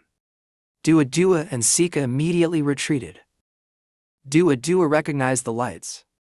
She quickly shouted, "This is the secret technique of the Soul Sect." Amidst the green lights, a strange and bizarre object appeared. Above the bizarre object, a group of people stood. The man in the center spread his arms and shouted, "Death Aura offers the wine of demons. Do not enter the cycle." His eyes glowed with a green light. He yelled loudly, "Rise." A massive power surged from the sacrificial altar, enveloping the flower bud below. The bud continuously absorbed the energy and seemed to be transforming. The flower bud also looked incredibly terrifying. This is the Phantom Mandala flower. Dua Dua was stunned by the appearance of the Phantom Mandala flower. I've only seen it in the alchemical compendium of the cultivation world, compiled by my master. She solemnly reminded Sika. This group is trying to summon something sinister. Sika, let's join forces to destroy this flower. But before they could attack, they were obstructed by the sudden appearance of two demon puppets. Sika exclaimed in shock, "Demon puppets." One of the demon puppets charged forward, without hesitation. The veins on the man's face bulged prominently. He laughed loudly. Some chaos is mixed in. The two demon puppets swung their swords together, slashing towards the two of them. "You're courting death." Realizing the situation was turning dire, Sika grew extremely worried for Dua Dua. "Dua Dua, what do we do? Are you hurt? Ignore me. Quickly use your formation to blow them up. Damn it, if my master were here. These worthless pests would be dealt with in one move." Sika clasped his hands together and began using the 8 Gates armor formation. 8 Gates armor formation. Right after that, a massive explosion occurred in front of the two demon puppets. Taking advantage of the thick smoke, Sika and Dua Dua quickly fled. Dua Dua happily praised Sika. "Well done. Sika, your mastery of the combat gates is improving. You even have the demeanor of an immortal. Compared to the actual immortals you mentioned, I'm still far behind." Hearing her words, Dua Dua became incredibly envious. "Damn it. If I had the same talent as you, that would be great. So great. This time we may have to prepare for the worst." "It's okay, as long as I'm with you." At that moment, a purple smoke appeared before them. A large airship glided across the sky. On the deck of the airship, a group of people stood observing the scene below. David, after seeing the scene below, remained silent. The Empire's security measures are really impressive. Even we didn't know. It turns out the mines provide energy for the demon puppets. "Missy, there's no information about the female overseer at the mines." Lucy replied curtly. "The Abyss demon crystals weren't mine to solve energy issues or improve the livelihood of the people. Why did Father keep this a secret from me? I understand now." Remembering the words of the masked master, she could only sigh. The original plan to use the title of Missy as an observer to delay the extraction of the demon puppet crystals. But now Missy, in this state, the mission has essentially failed. "Masked master, you really know how to challenge me with difficult topics." Kaka approached, respectfully asking Lucy, "Supervisor, what are your thoughts? Are you satisfied with the power of the demon puppets?" Since entering the battle, the demon puppets needed less than a day to turn the city of SA into ashes. The infamous Angel family is now down to just 2 stubborn survivors. Victory in battle is within our grasp. Lucy suspiciously looked at her. "Are you the one in charge?" Kaka proudly patted her chest and boasted. "Yes, the creator of these demon puppets is me. These demon puppets are controlled using advanced talisman technology and weapons. The Empire's kill ratio is hundreds of times higher." She laughed heartily. "Of course. The most important thing is the abyssal demon crystal's high purity, supplied by the Noble Manor. It's the heart of the demon puppets. I heard the Golden Manor is the main sponsor behind the demon puppet project. I must perform well to impress the noble sponsor." Kaka proactively extended her hand to Lucy. "I am Kaka, senior researcher of the Empire. On behalf of the Empire, I thank you." Lucy extended her hand to shake hers. "So, you're the one who created these killing machines. I see. I'll remember you, Kaka." She then asked, "Why is this inspector?" So strong. What's going on with her hand? Outside the airship, a bright light flashed across the sky, right where the strange men were standing. The light didn't stop, but continued to rush straight towards the demon puppet and Dua Dua. Dua Dua watched in astonishment as the light struck directly at the demon puppet. What is that? The massive demon puppet was pinned to the ground. After the light faded, two strange girls appeared simultaneously, sitting casually in the chaos. Is this some kind of cosmic joke? The white-haired girl wrinkled her nose and covered it with her hand. Didn't they say we'd arrive at the most fun place? This place reeks of blood. Sika asked Dua Dua worriedly. Dua Dua, are you okay? I'm fine. There's a familiar aura below, but I can't recognize it at the moment. Who is it suddenly? Dua Dua's face turned pale when she realized. It's Liu Yi. Why have you ended up like this? I almost didn't recognize you. Oh Dua Dua, how's your training coming along? The scene shifted to the island of Phalim. My lamb stood outside, sighing in frustration. Why isn't she here yet? Nai-sama, they've gone ahead. The line is already formed. Don't cut in line. Have some manners. Just then, a subordinate approached to report to her. Reporting, lamb leader. My leader still refuses to come out and play. I want to go ahead, fine. You go over there and line up. I'll handle this. After hearing the subordinate's report, my lamb could only sigh again. This is the grandest play. Our Nai Law religion's first public appearance. That damn shut-in elder sister is absolutely hopeless. At this moment, my lamb was sorrowfully clutching a stack of books, pondering. Why? My lamb kept flipping through the book in her hand, searching for evidence to prove her suspicions were correct. For example, the novel The Fool by Lin Hat. How could it possibly be honest? What deity of chaos?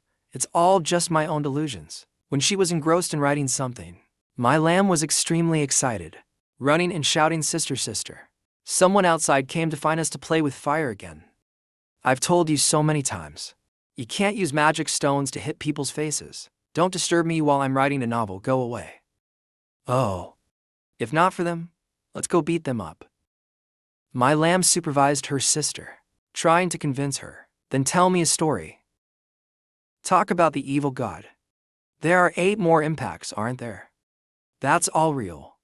The truth of the world lies in this evil sea manuscript. So annoying. I need to move to a place where I can stay home forever. Moved to Phalim Sea from 2,000 years ago. The further my lamb went, the more puzzled she felt. Sister, why are we going to such a remote place? I want to fight. We're going to worship this evil god. You need to behave and listen. Otherwise, the 9th impact will come here. This place is dangerous, remote, and empty. Mainly, there are no people here. I have to stay here forever. My lamb became even more excited after hearing this. Really, right? Yes. Throw out the evil sea manuscript. Someone will come to find us. This careless action of mine caused a large group of brainless believers to gather at Phalim Island. Those believers kept shouting, Naira, long live. Long live, damn it, someone actually came. And one more thing. Before the evil god descends, Lamb can't go out to preach to Phalim Island. She found it hard to believe. What was happening before her eyes? Heaven doesn't follow people's wishes. Yet someone descended from the sky, just like the evil god I wrote about. Why is this happening? It's all my fault. Lamb, I was desperate at this moment, to the point of wanting to end her life. Up to now, my life as a shut-in should come to an end. Goodbye, little sister. I'd rather die than go outside. The Evil Sea Manuscript Part 3 officially ends here. After my lamb entered the room, she saw her sister hanging herself and was utterly confused. What are you doing, sis? Hanging yourself? Are you sick? She angrily approached and pulled Lamb down. You're the supreme demonic master. Not even a forbidden's charm could knock you down. Hanging yourself. It's embarrassing just to mention it, Lamb. Since when did you become so clever? You've been stubbornly arguing with me for years. And now it's your turn, isn't it? I don't want to go outside. I want to die in my room. Nai and Luo are waiting. Go quickly up to the celestial stairs. Even as they climbed the celestial stairs, Lamb was still crying out miserably. I don't want to sit in that ugly thing and return to the present. Duo asked Luo, Sister 6. Do you know where the master is? How would I know? I don't even know where this place is. Then it's a bit tricky. Don't worry, I'll tell you who to fight. Duo looked at the group above and pointed them out to Luo. Sister 6, look, those are the bad guys from the Soul Palace. The group from the Soul Palace was guarded by a powerful army of demonic puppets, extremely strong. The demonic puppet sentinels near them were at least Nas and Soul level, and their numbers were increasing. After hearing this, Luo became even more excited. Aren't they just Nas and Souls? I thought they'd be stronger. I have dozens of out-of-body stage juniors coming. This fight might not even need us to step in. Just as Luo finished speaking, another army started to arrive. They turned into long streaks of light and quickly rushed down below. Luo snapped her fingers, ordering them all juniors, remove all this scrap metal. Yes, Lord Luo. The Soul Palace's demonic puppets were fiercely attacked by Luo's forces. Sika noticed that Duo seemed to know them and was extremely curious. Duo, this is AI. She is from the same hometown as me. Sister 6 is the strongest here except for my master. With her protection, Elsa will be fine. After a while, the entire army of corpse puppets was annihilated. Luo proudly boasted to them. This is the power of my little brother. So handsome, Sister 6. In the sky, as the dust cleared, the Soul Palace members went berserk because their corpse puppets were destroyed. Where did all these lunatics come from? The corpse puppets are almost wiped out. Nalak Divine Sect, investigate this. The man clasped his hands in front of his chest and began casting the next spell. Damn it, whatever. I've already captured 80% of the souls. 9 parts done. The Nalak God has descended to this world. Stop fighting, join the Divine Sect for peace, justice, and love. The Nalak Divine Sect is selecting a flower below. After absorbing for a while, its power finally blossomed. A dazzling beam of light shot straight into the sky from the flower. Soul Palace's secret ritual summoned a soul. A brilliant halo appeared in the sky, dispersing the dark and gloomy clouds. That man laughed triumphantly. It's a success. Open the teleportation portal. Duo was extremely worried, monitoring Luo again. Sister 6, this phenomenon is beyond our Mahayana level. Without our master, what should we do? Panic-stricken. Compared to the battle before, the setup is much smaller. If we can't fight, we can run. At this moment, Lucy's airship was approaching. They were Kaka, who immediately ordered their subordinates. The time has come. All combat corpse puppets, launch now. 500 combat corpse puppets are ready. Requesting approval to launch from below the airship. A series of corpse puppets were sent out. After realizing the number of corpse puppets this time, even Lucy was astonished. These corpse puppets, each one has Earth Demon strategies, and there are 500 of them. The Revolutionary Army combined only has 179 Earth Demons. Even counting the Imperial Army, it's not enough for 500. Her eyes blazed with a fiery rage. This woman is too dangerous. Do you want to act here? Sir Quan, please take a rest. I will command the battle strength before leaving. Kaka was still uneasy and returned to remind Lucy once more. Don't wander around. There are many pure abyssal demonic crystals here. Getting close will harm your body. Lucy gathered a force of energy in her hand. She gave a sinister smile. We will definitely behave obediently. The Soul Palace members were gradually moving toward the gate, teleporting through the portal. Something was emerging from inside. The man joyfully spread his arms and shouted loudly, Lord Origin, unify body and soul. Descend and return. Suddenly, from within the strange membrane, a slightly irritable voice resounded. Why is this door so hard to open? The man below heard the voice and was utterly bewildered. Lord, the strange voice resounded again. Break it from me, Luo Chun.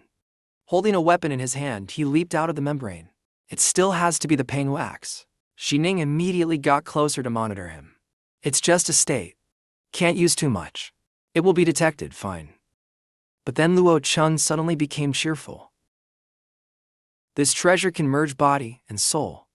I will take it then.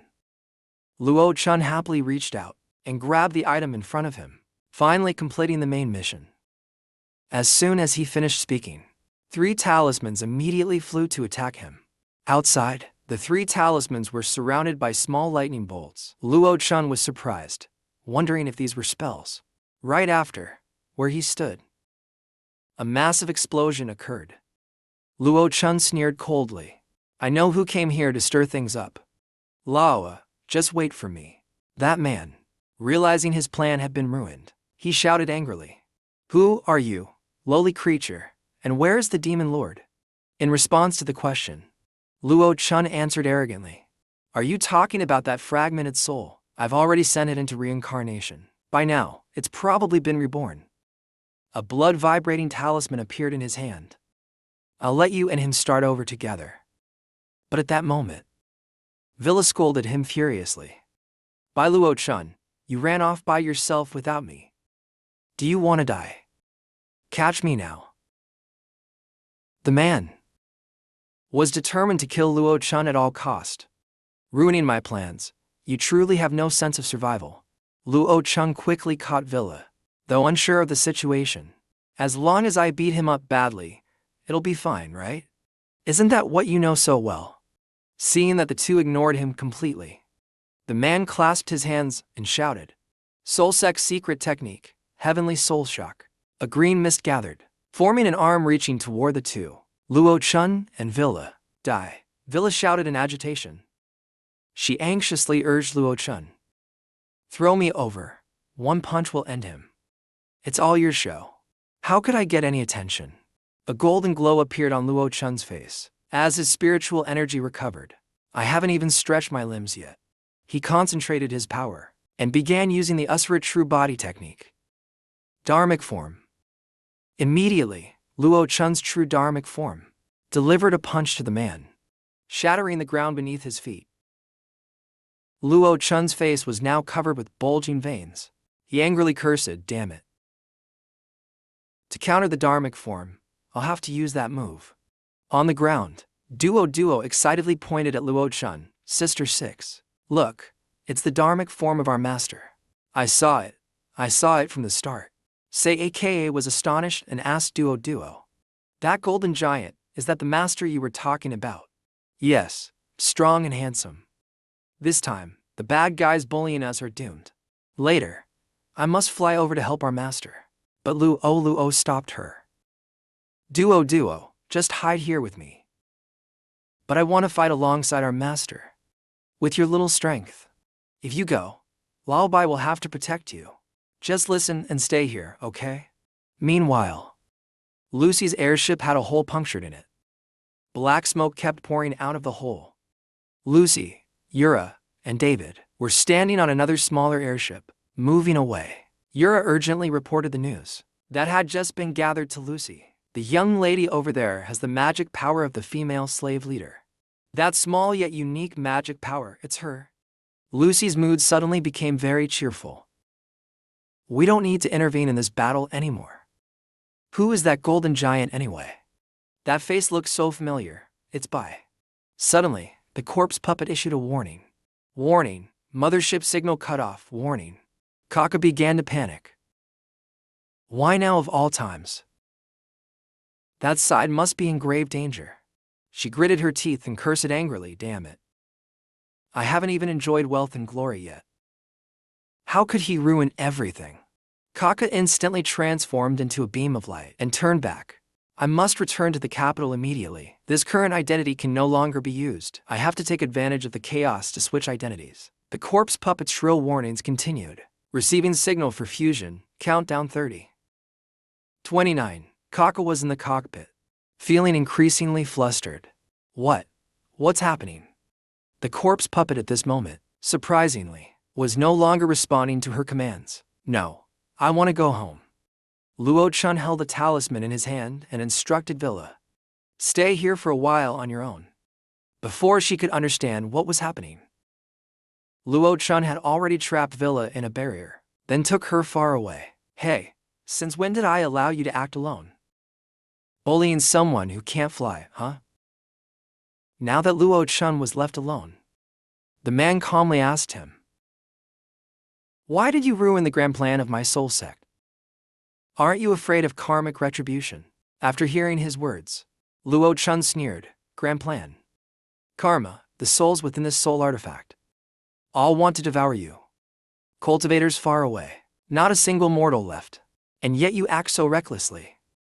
Luo Chun's dharmic form raised a giant fist toward the man. Today, I will enact justice on behalf of the heavens and end you. For an ant, you show yourself. Aren't you afraid to die?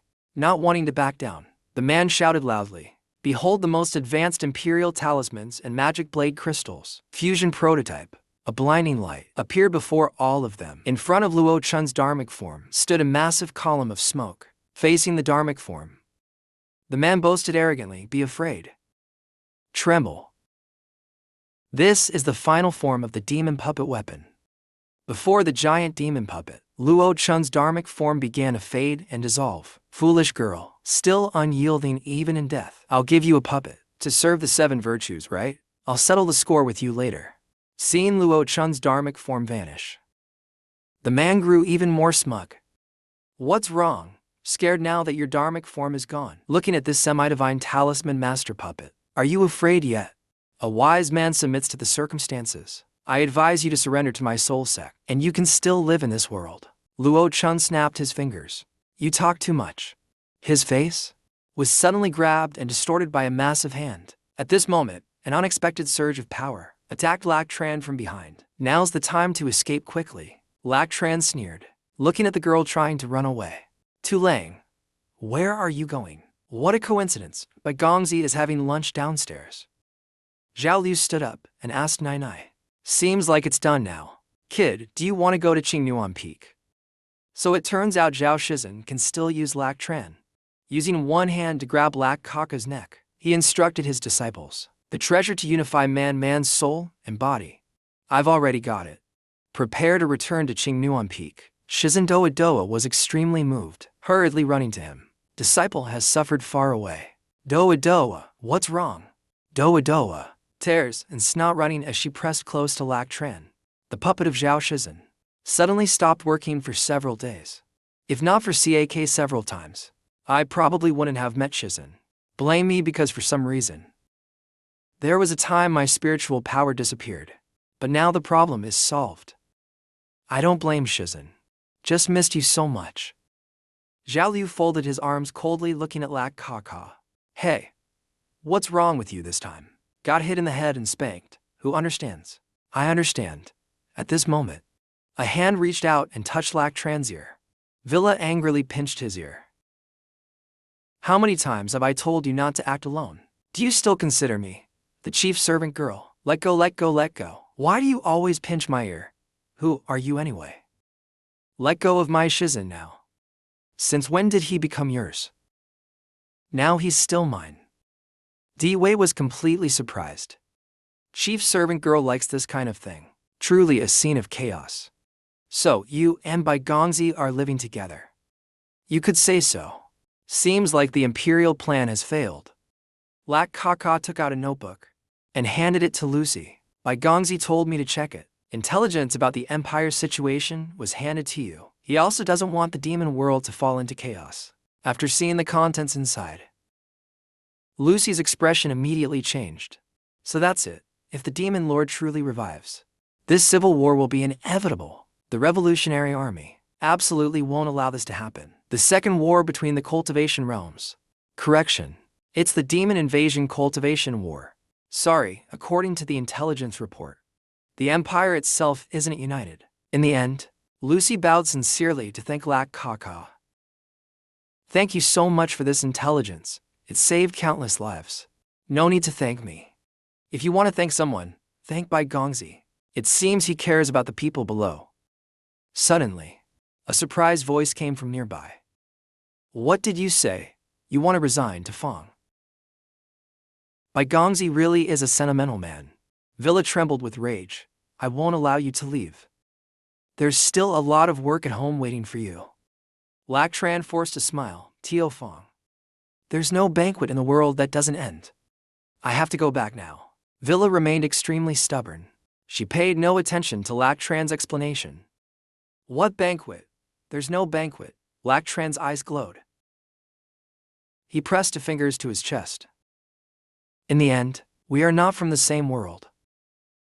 Now I must return to the cultivation realm. Hearing this, Villa was astonished. You're from the cultivation realm. That's right, a gift for the young lady. As compensation for the lies I've told all this time. People from the cultivation realm to Fong. To Fong's face appeared on the screen immediately. Husband system, the teleportation array is ready. When are we leaving? How about now? Doa Doa approached and held CAK's hand. Take care, Doa Doa, CAK, you take care too. Hey everyone, let's go home. Making this trip in vain, didn't gain any benefits. What a huge loss, after everyone had left.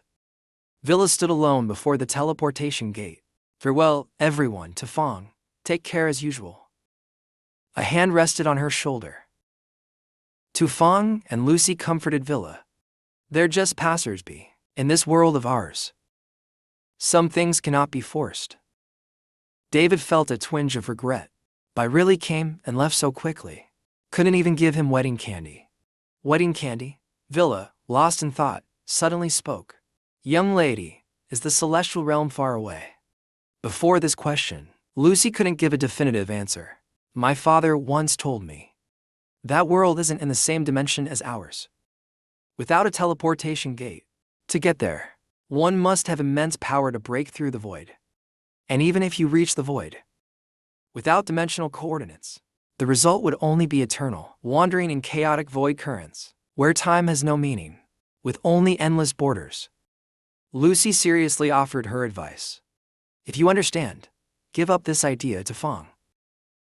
A doubtful voice suddenly echoed from the void. Tu Fong. The scene now shifted to an extremely desolate place, surrounded by withered trees, with no trace of living beings. A teleportation gate suddenly appeared, behind a stone tablet engraved with Zincheng Liu. Lac Tran, along with Zhao Liu and Nai Nai, stepped out one by one. Watch out!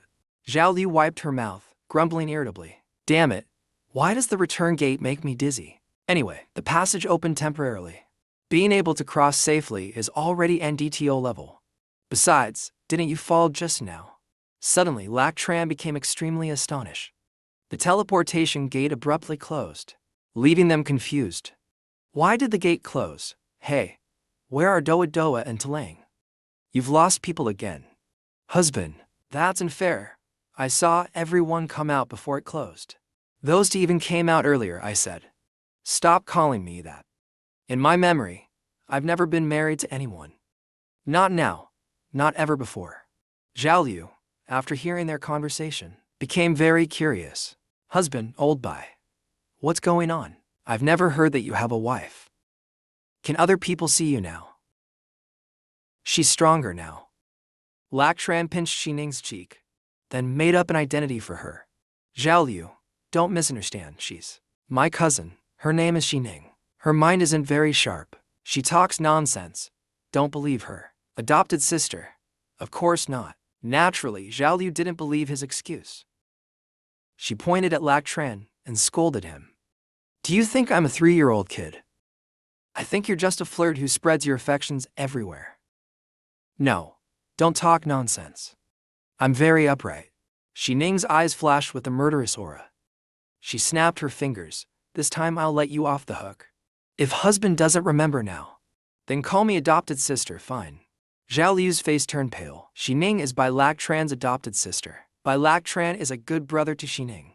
After a while, Zhao Liu's attitude suddenly changed. So she's your sister. Xining, welcome. I forgot about this. Next time, I'll buy you 5 grams of spicy stinky tofu. It's okay. No problem. I just arrived not too long ago. Zhao Liu no longer scolded Lac Tran. She turned to search for Talang and Doa Doa.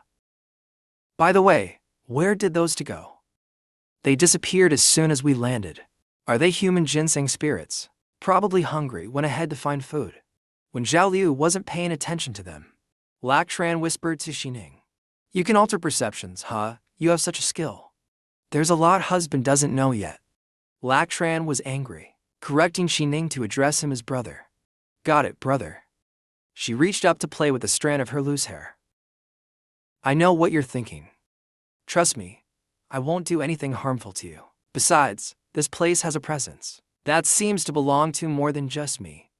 She raised her hand, using spiritual energy to form a small map.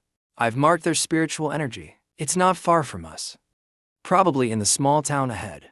Lactran set aside other matters, fine. Let's go check it out, okay, brother? The scene shifted to Qingliu Town. Flower Street. Two young women were enthusiastically inviting customers. Sir, come upstairs and have a seat. Sir, it's been a while since you last came by. We've missed you so much. Another young woman with a fan pointed in a direction. Oh, look over there. That young master over there is so generous. Last time, Lac Trambarat. Zhao Liu stood in front of a grand brothel. A woman dressed provocatively walked over to him. Sir, it's been so long since you last came by. You've made me wait for so long. Do you know me? Zhao Liu, chewing on a carrot, walked up and slung his arm around to other women. Don't act like you've never seen the world. Everyone here says that to everyone. She casually put her arms around them and walked inside the brothel. Who's the owner? Bring your most beautiful girl for young Master Liu. You seem quite familiar. Xining, holding a bundle of snacks, walked over to Lac Tran. Husband, the analysis is complete. Where did you go? They were selling roasted silkworm meat over there. Smelled so good. I bought some. Xining, chewing on the meat, shared a very important piece of information. This town is under a formation that causes confusion. Cultivators with low spiritual power get lost here, and are drained of their vitality and wealth until they die. Meanwhile, Doa sat silently in a room. A girl whose perception had been altered, slowly losing her soul, assimilated into a part of this formation. Lactran speculated that such a sinister formation was likely set up by the soul sect to hide the demon realm's passage. Bringing my wife here to eat was really unlucky. Husband, have a taste. He chewed on the meat in his mouth while planning his next steps. Meanwhile, inside the brothel, cleaning was underway. A girl named Zhao Mei was being forced to drink by a man. Zhao Mei, how about another drink? No, please, Li Gongzi, stop. If you don't sell your body, then just come to my room later. Zhao Liu, unable to tolerate the scene, immediately stepped in to warn Li Gongzi. You bastard, get away from this beautiful girl. I've taken a liking to her now, leave. Having his fun interrupted abruptly made Li Gongzi furious. Where did this brat come from? Daring to throw a tantrum at me, tired of living. Zhao Liu stared directly at him and threatened. I'll give you 5 minutes to get out, or I'll have the dogs knock your teeth out. Are you a cultivator, Li Gongzi? Li Gongzi pulled Zhao Mei closer, using his father's name to threaten Zhao Liu. Do you know who I am? My father is an outer disciple of Wu sect, Li Qiudan. Dare to mess with me over a woman. Of course, Zhao Liu wasn't intimidated by his threats. She punched him hard in the face. Go away. That punch sent Li Gongzi flying into the wall behind him. Bring your father here to join the beating. That punch made Li Gongzi furious but powerless. Bastard, what's this nonsense? Bring your father here to join the fun. At this moment, an angry voice echoed. Who dares to cause trouble in Liuqing Tower? Is there no law left here? A young woman descended from upstairs. Don't think, just because we're all women here, we're easy to bully. The madam appeared and warned Zhao Liu. Behind Liuqing Tower is a great sect providing protection, but after seeing Zhao Liu's face, her expression immediately changed. Oh, it's Zhao Liu. Zhao Liu snapped her fingers. Coming here to have a little fun. Is that not allowed? Any objections? The madam's face darkened as she recognized Zhao Liu's true identity. This is a demon in disguise. At least a demon of the Demon King level. Li Gongzi angrily pointed at Zhao Liu and complained to the madam that she had been loud earlier and even dared to hit me. And now she's even reasoning with you. The madam descended the stairs, her tone becoming more flattering towards Zhao Liu. So it's a great demon visiting us. Apologies for not welcoming you from afar. Please forgive this small shop. Such an existence must just be passing by for some fun, with no hostile intentions. As she approached Zhao Liu, the madam suddenly bowed deeply to her in greeting. Forgive me for the poor hospitality. Today, all expenses in the shop will be on me. I hope the great demon can forgive us. She then gave orders to her subordinates Zhao Wu and Zhao Lac. Have Dao Xiang, you Liu upstairs prepare to entertain the guest. Do not delay. though they may lack finesse. Serve them well and resolve this matter, understood? The madam respectfully invited Zhao Liu upstairs. Great demon, this way upstairs, please. Good that you're understanding, or I'd tear down the shop of yours. The madam laughed heartily, waving her hand to Zhao Liu. Have fun. The young Master Li approached her in anger. Wait a moment, she just attacked me, is that it? You're still here. The madam glared at him as a warning. Young master, you've heard it already. That's a great demon in human form. At least as strong as a cultivator in the enlightenment stage. Not someone a small shopkeeper like you can provoke. But young Master Li was still filled with hatred, wanting to kill that little demon. A demon king. But Young Master Li unexpectedly crawled toward the door. He continued speaking his unfinished sentence. Can't we just avoid provoking her? Take care, young master. When he got outside, young Master Li happened to meet the group of Xining and Luo. General Chun, I sense spiritual energy here. Is this the place or not? Is this the place or not? If it weren't for the new faces at your shop, I wouldn't have bothered coming.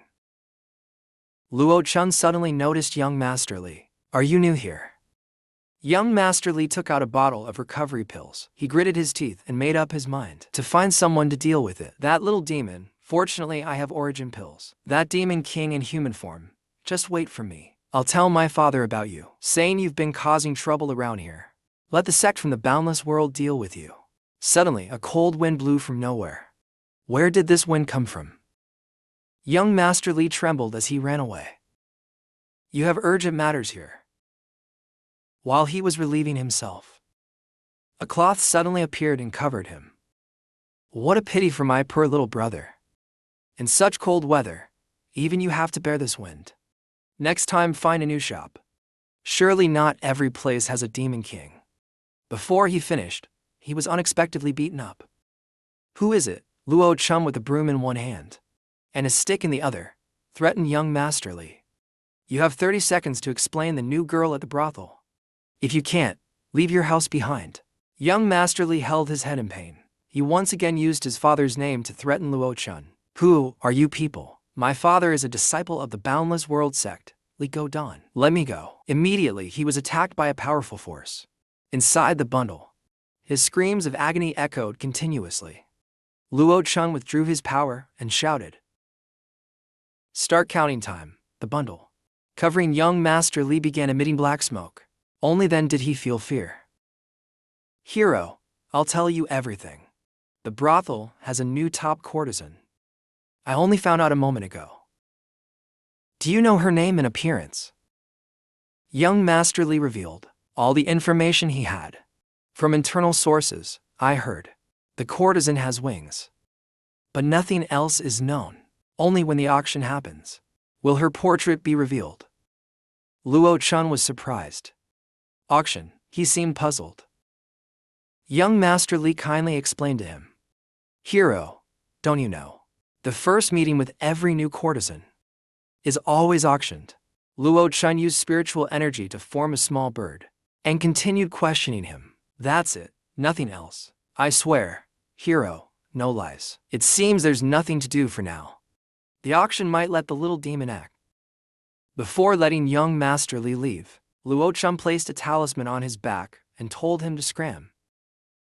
After he left, Xining shared her suspicions. General, did you hear what he said earlier? The top courtesan at the brothel must be the flower spirit. Do you have a way to neutralize her charm? This formation seems tricky. I'm not sure if it's manageable. Xining smiled wickedly. If it's just the flower spirit, I can handle it without getting hurt. Luo Chun glanced at her. General, are you sure you want to do this? Luo Chun finally sighed. How many people are involved? We can't leave innocent people unprotected. You're truly wise, General. Xining began to explain her plan. At first, under the cover of the formation, the flower spirit was surrounded by a pink aura.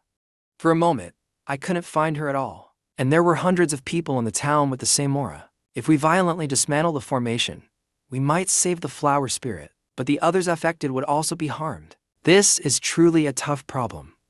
Luo Chun urged Xining. Then what are we waiting for? Let's find the core of this formation. Otherwise, we can't resolve it.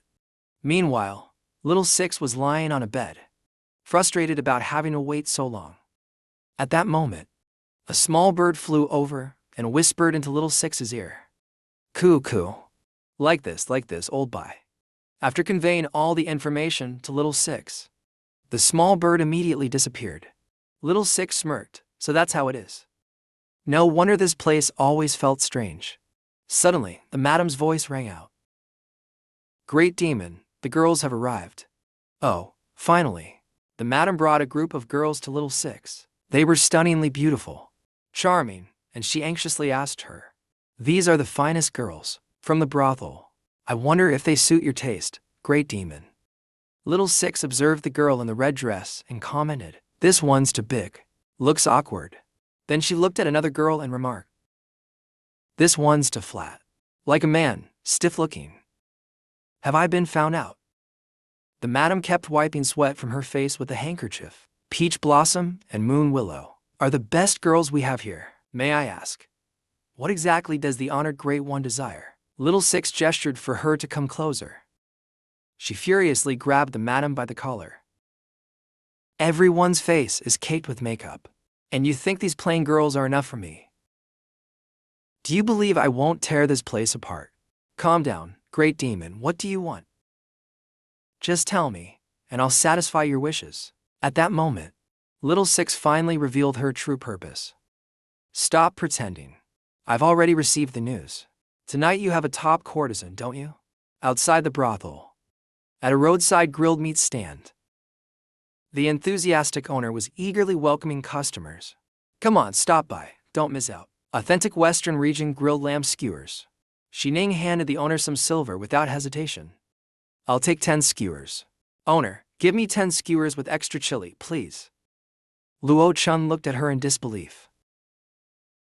Xining, if you can't eat that much, don't buy it. Xining confidently reassured Luo Chun. I can. Women eat with their second stomach for snacks. Hold this, General, don't let it go to waste. She stored the snacks into her ring, to use as additions at Qingnuan Peak. After storing all the food into her ring, Luo Chun finally realized, so I'm the second stomach, right? Xining ignored him completely. She cheerfully ran to another stall. Owner, give me an extra large portion, please. At this moment, Luo Chun couldn't stand idly by any longer. He approached her and reminded her to stop messing around. We still have serious matters to handle. He hadn't even finished speaking when Xining stuffed a piece of food into his mouth. Try it, General. Xining suddenly turned serious and reminded Luo Chun. I'm not joking. General, didn't you notice anything about the crowd here? Her warning woke him up. Luo Chun began observing the surrounding crowd. He finally pointed out the unusual behavior of these people. Yes, that's right. Everyone is moving in the same direction. Luo Chun was shocked to realize. Even the shopkeepers. For an entire hour while I was out. If you have issues, Phi Meihua, got it.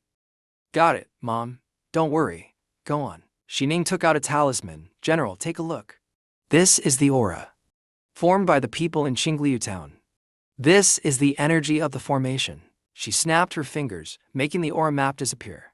You're right, General. Based on my observations, the formation of Qingliu town uses the alleyways as its veins, and the people walking through them are the flow of spiritual energy in the formation. After hearing Xining's explanation, Luo Chun couldn't hide his astonishment. The Soul Sect is truly resourceful, turning ordinary people into parts of the formation. Not only does it hide the true core of the formation, but it also masks the ghostly energy of the entities. Now, it's likely the spiritual energy transfer is at its peak. Following the flow of people will lead us to the core. Luo Chun began to speculate. Qingliu town might just be a small part of it. It seems the Soul Sect's reach is deeper than anticipated. Could the Celestial Alliance really be unaware or worse? Xining suddenly leaned in and kissed his cheek. Startled, Luo Chun pushed Xining away and asked in confusion, what are you doing? The way you think, General, is just too adorable. I couldn't resist. Luo Chun frowned, wiping his face and reminding her. Xining, stop doing this. In my view, You're not my general. Xining fell silent, stung by his words. But eventually she smiled brightly again, agreeing to Luo Chun's request. Fine, I promise, General. I won't do it again.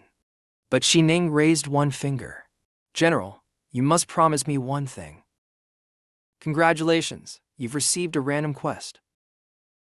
After reading the quest details, Luo Chun could only sigh. Random quest.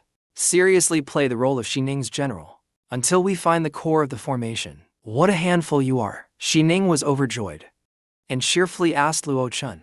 Then let's head out. General, it's your turn to let me lead the way. She took out a demon mask and put it on. Intending to scare Luo Chun, the two of them even made popcorn together and bought matching rings. They were so focused on following the crowd that they didn't notice nearby. There was always an eye watching them. That eye seemed to be transmitting information to someone, somewhere in Qingliu town. A white-haired man holding a fan was leaning against a post. He suddenly smiled regretfully. A pair of immortal lovers, so perfect together. What a pity. At that moment, a subordinate entered to report to him. Reporting, sir. No suspicious lone men were spotted on the street. Anything unusual at the auction house? The subordinate firmly reported. Everything was normal at the auction. Sir, nothing out of the ordinary. The white-haired man laughed loudly and dismissed the subordinate.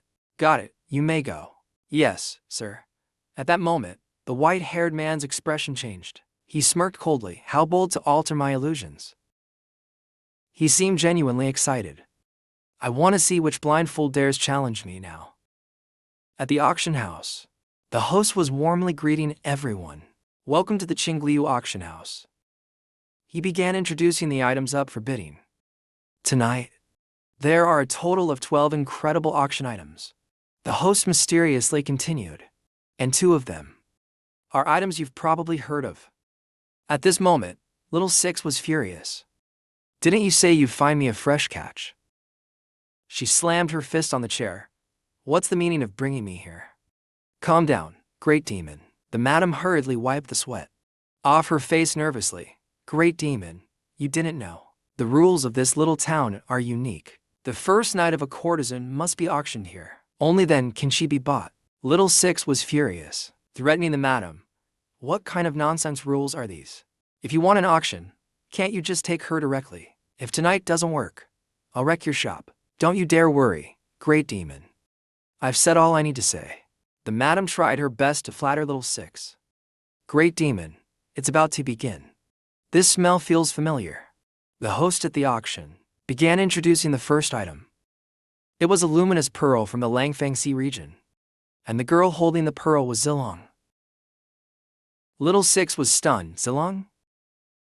At that moment, Xining and Luo Chun also arrived at the auction house. Welcome to the Qingliu auction. It seems we made it just in time. After observing the surroundings, Luo Chun couldn't help but remark. Tonight's auction has a total of 12 incredible items, as expected of the formation core in this hall. The Eye of the Soul Sect. He was puzzled, looking at Xining, who placed his hand on her shoulder. What are you doing? Xining smiled, playfully explaining. This is so we don't alarm anyone. To blend into the environment with you, General.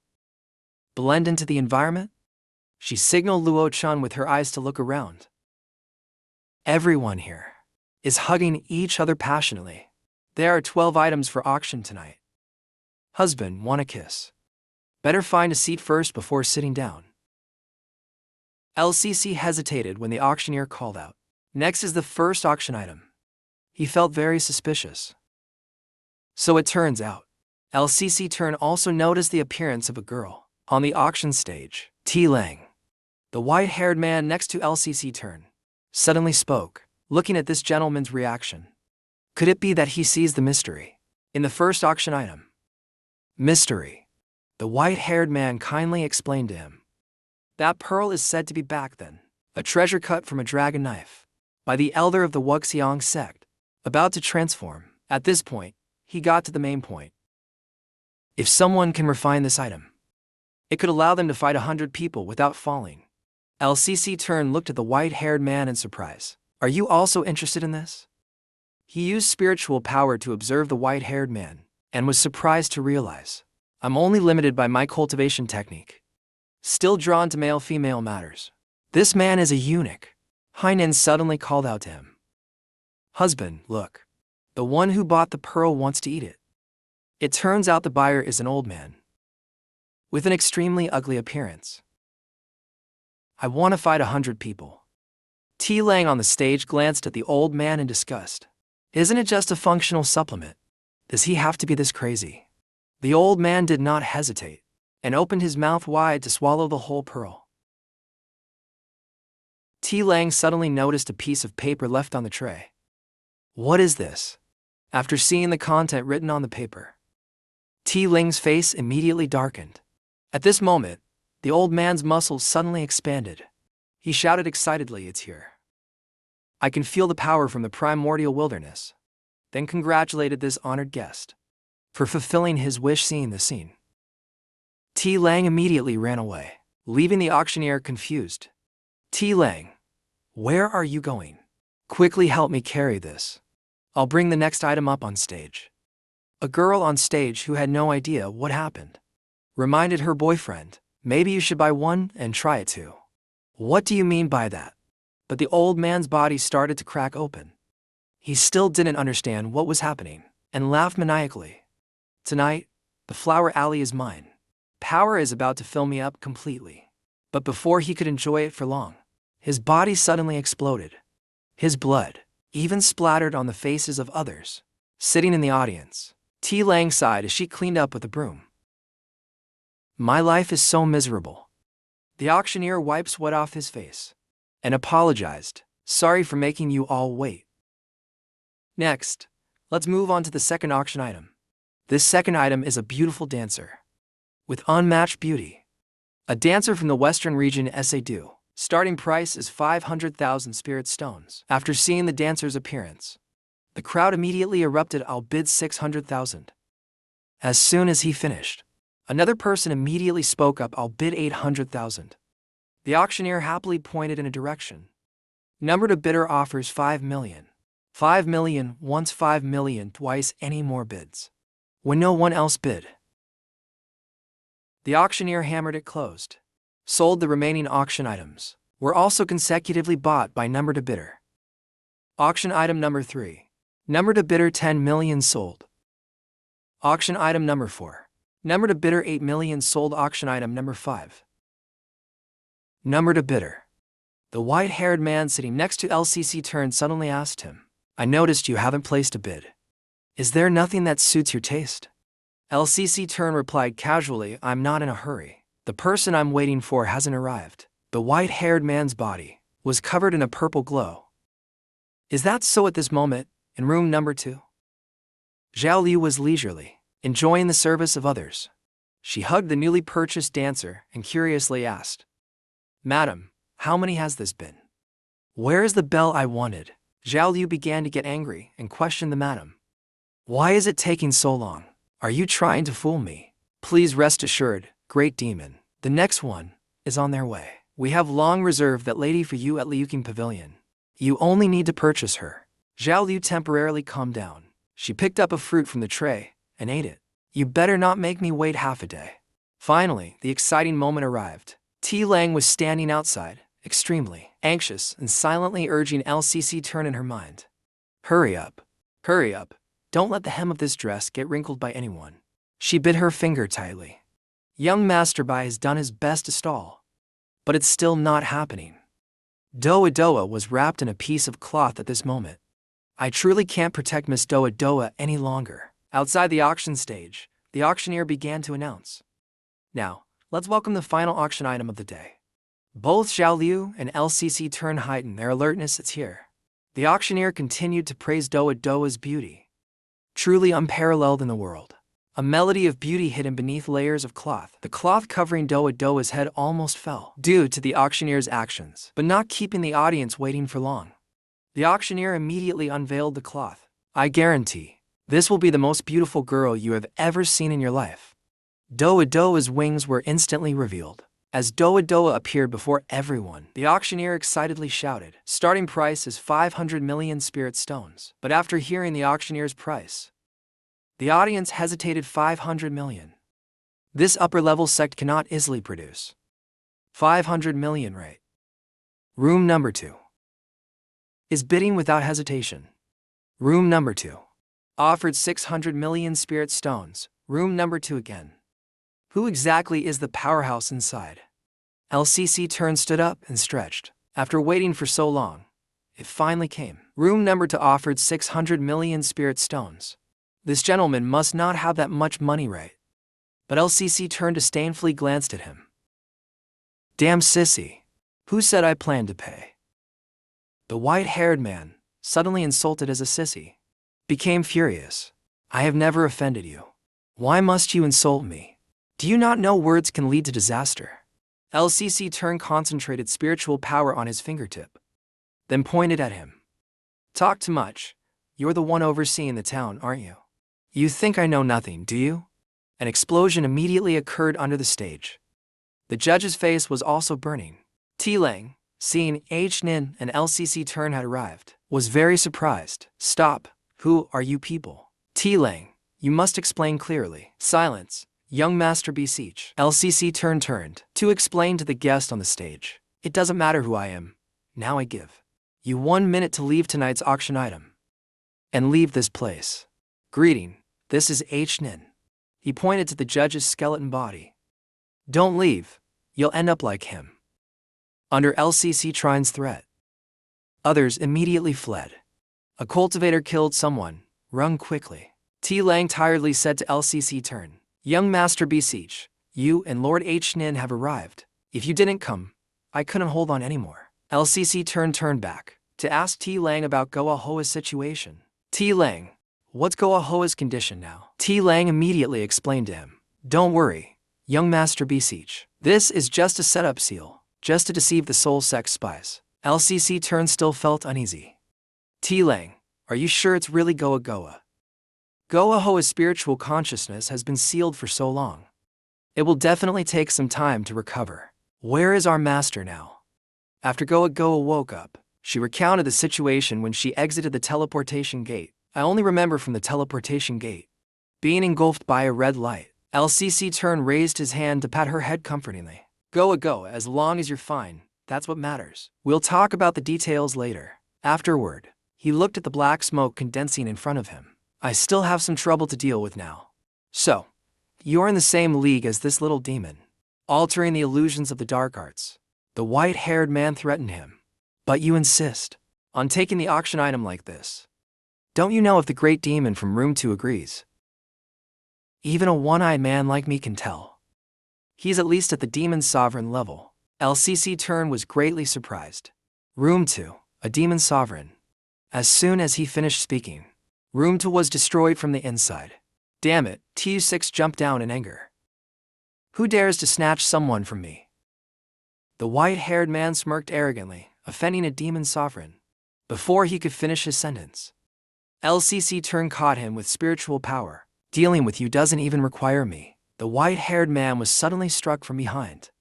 He screamed in pain, eyes wide open. LCC Turn was shocked to see TU6 beating him mercilessly. Is this a deadly move? After dealing with the white-haired man, TU6 turned to LCC Turn. So, you're the one snatching. Luckily, I reacted fast enough. Otherwise, I'd have stomped on your head already. That kick of yours was clearly aimed at me, wasn't it? T. Lang anxiously asked TU6, Elder 6. The girl you bought earlier, where is she? She hasn't been assimilated into the tiger demon yet, has she? Don't worry, with me protecting her, she's fine. Nothing will happen. TU6 assured T. Lang. I let the octopus guard them. By that time, we just pack and bring them back to King Yuan Peak. Luo Chun angrily gave Zhao Liu a hit on the head. Release everyone. Don't even think about taking advantage. Suddenly rocks from the ceiling started falling continuously. What is happening? Luo Chun realized something. The Grand Array has been activated. Outside a massive formation was covering the entire Qingliu town. In a room at the brothel, Hong Hong was being embraced by a man. Come on, come here, don't wanna. Even after refusing, the man kept getting closer to her. Hong Hong, come on Hong Hong. Let's have a kiss, don't sir. But at that moment his expression suddenly changed. His eyes widened with fear. Hong Hong's beautiful face now was distorted, eyes red like blood, mouth stretched to her ears. She turned to him with a terrifying face and asked him, "What's wrong, my lord Ghost Ghost?" His terrifying screams kept echoing. "Ghost, quick, come to the pleasure house outside." The white-haired man was gathering a surge of energy in his hand. He smiled with great satisfaction. "So much yang energy. I guess my treasure can grow back now, right?" He closed his eyes tightly and began absorbing the yang energy gathered. Unfortunately, at this moment, Luo Chun's group also arrived at the scene. Zai Lang hurriedly pointed at Bai Gongzi. "He's in the sky." The white-haired man coldly looked down at them. "You all could have had a comfortable night, then leave peacefully." He was puzzled. "Why do you keep going against my soul sect?" The ball of yang energy in his hand grew larger. Though earlier than planned, the grand array has started. The demon lord is about to descend. At that time, all of you will die. Heard what he said. Lac Tran was still confused and didn't understand what he just said. What did he just say? Seems like Ma Zun descends could also mean a person. This means opening the gate to the demon realm. After digesting the content, in the words of the white-haired man, Little Six laughed loudly. He opened the gate to the demon realm. Also wants to summon Ma Zun, constantly being mocked. The white-haired man was furious out of embarrassment. He gritted his teeth and threatened them loudly. "Do you all know how serious it is when Ma Zun descends? At that time, the entire Great Six Van home will be devastated. Aren't you all scared?" Of course, Lac Tran wasn't scared at all. He even had the courage to provoke him. Then summon him. The white-haired man rolled his eyes in anger. He accepted Lac Tran's challenge. "Fine, I'll remember you. You brought this on yourself." He stretched out his arms, shouting madly, "Tremble world." But nothing happened after waiting for a long time. The white-haired man opened his eyes wide and looked around confused. He was puzzled, glancing at the teleportation gate behind him. Then, to ease his embarrassment, he raised his hand, pretending to cough. He shouted again, "Tremble, tremble your head." Lac Tran angrily looked at him lying flat on the ground, making such a big scene, making everyone think he's some big boss. He pointed at the teleportation gate behind and asked, Heining, can this gate be closed?" "I'm afraid not. I can only intervene with my own gate." Seeing this, Lac Tran didn't bother with it anymore. "Then just leave it. Anyway, there's nothing happening in the demon realm. Just wait for it to close automatically."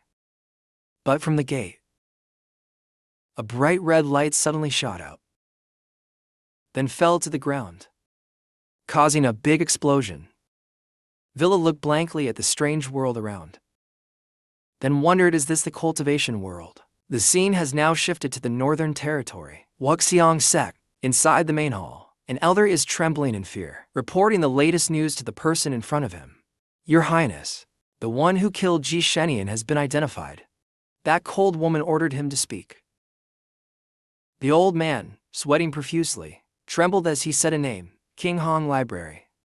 Bai La Cheng, the woman sitting in the main seat, reached out and touched the dragon behind her. "The infamous waste of the southern territory. You're telling me he killed A Yanzer?" And Kui didn't believe what he was saying. "Nonsense should have its limits." The subordinate hastily explained, "I wouldn't dare to speak carelessly. Based on the latest information, Bai La Cheng's strength has recovered. He might now possess peak integration realm power, and might even have reached the void harmony realm." And Kui slammed her hand on the table. The stone table in front of her shattered into countless fragments. "I don't care if he's in the integration or void harmony realm."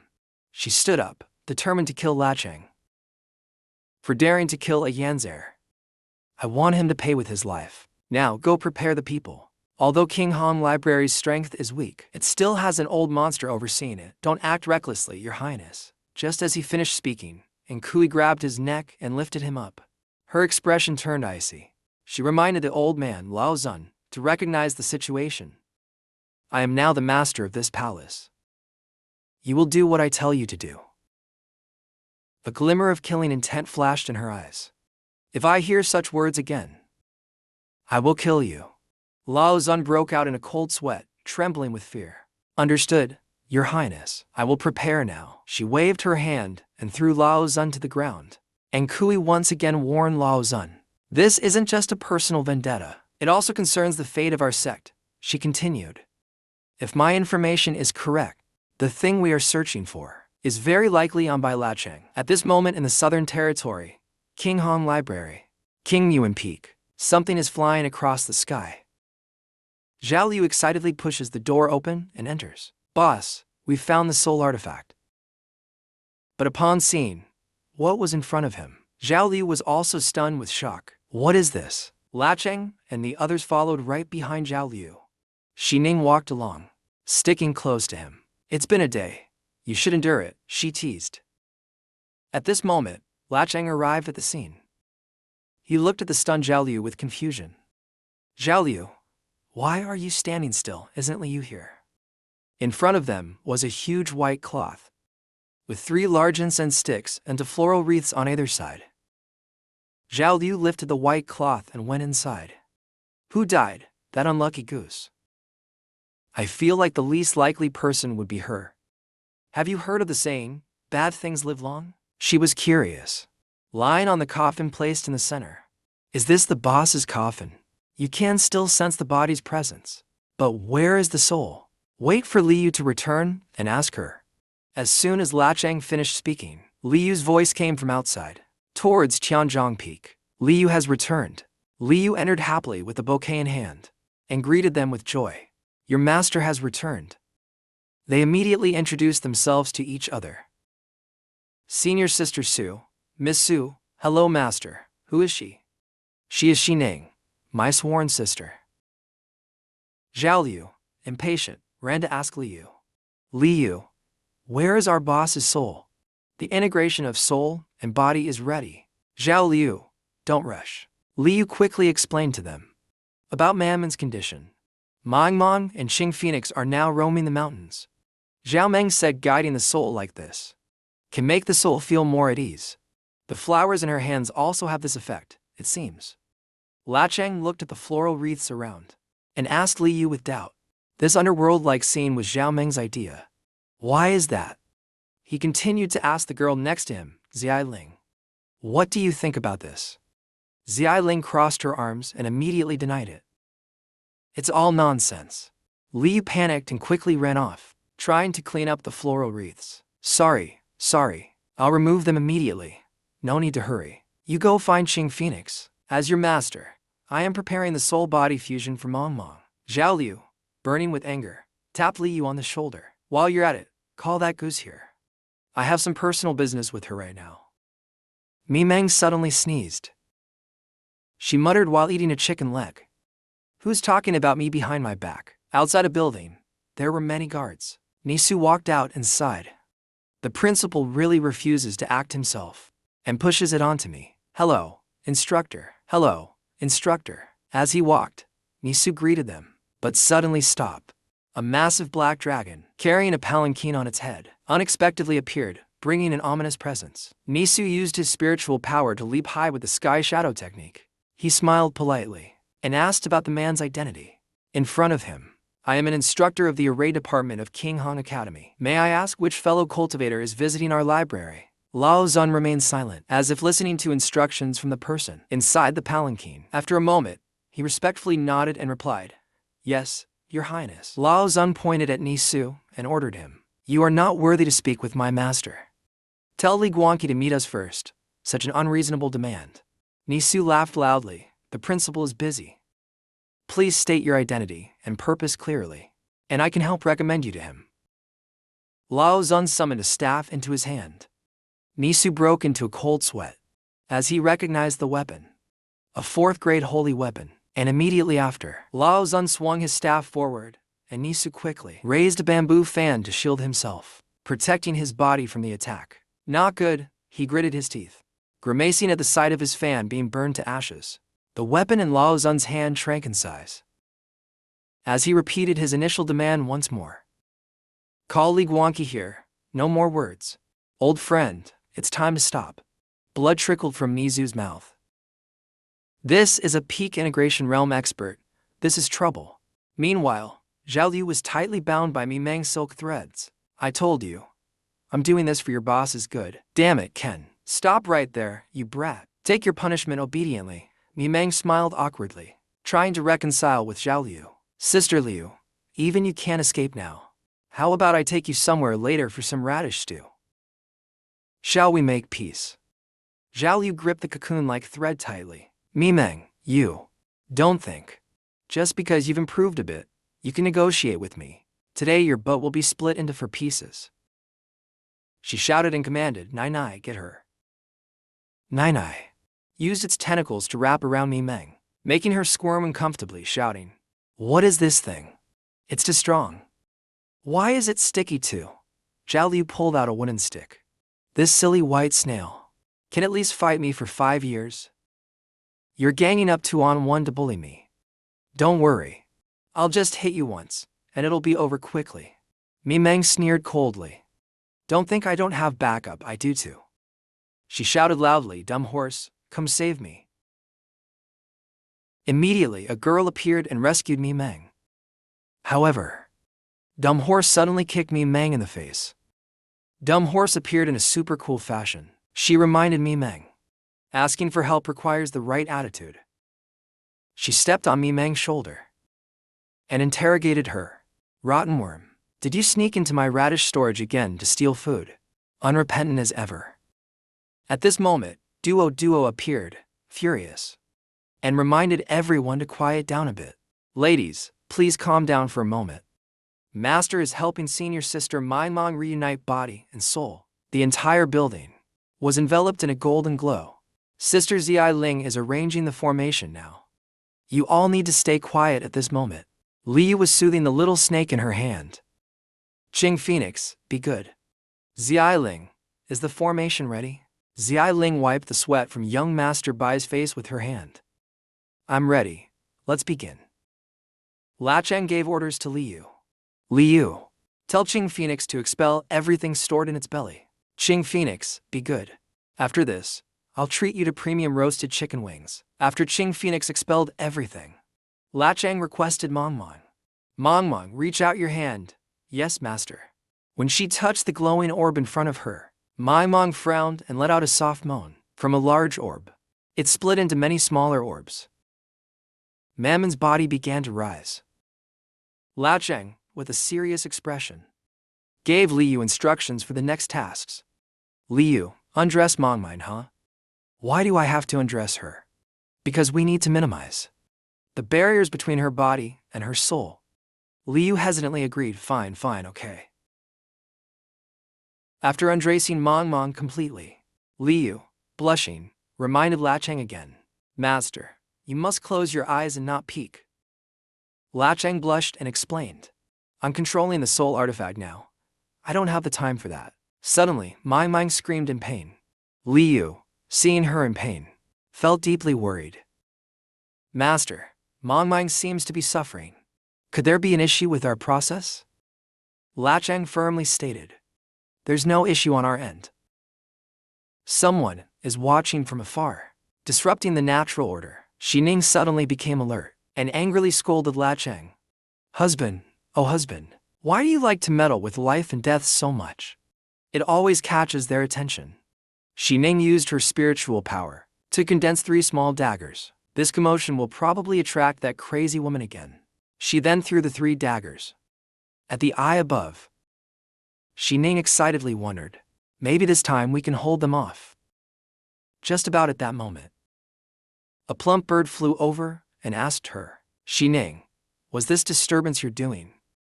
Oh, my cute husband, I just handled a little matter. After learning there was no serious issue, the bird quickly disappeared and stayed vigilant. Why don't you compliment me for my work? Xining pouted, looking annoyed. Always thinking about that other woman and not paying attention to me. I'm mad now. Is there a task I can use to tease him a bit? She snapped her fingers. It seems lively outside the door too. Let's assign my husband a small errand. Just at that moment, a green light streaked across the sky. Li Guangqi arrived with several disciples to meet Lao Zun.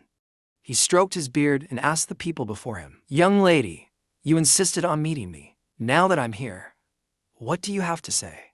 Lao Zun placed his hand on his chest, respectfully, owing to the wisp of smoke next to him, while Nkui, filled with hatred, wanted to kill everyone there. "Li Guangqi, an eye for an eye, a life for a life. Hand over Bai Lacheng to me, and we'll end this." Li Guangqi furrowed his brow and asked Nkui, "May I ask, young lady, who are you avenging, brother Bai?" Who did he offend this time? Nkui, seething with hatred, uttered a name.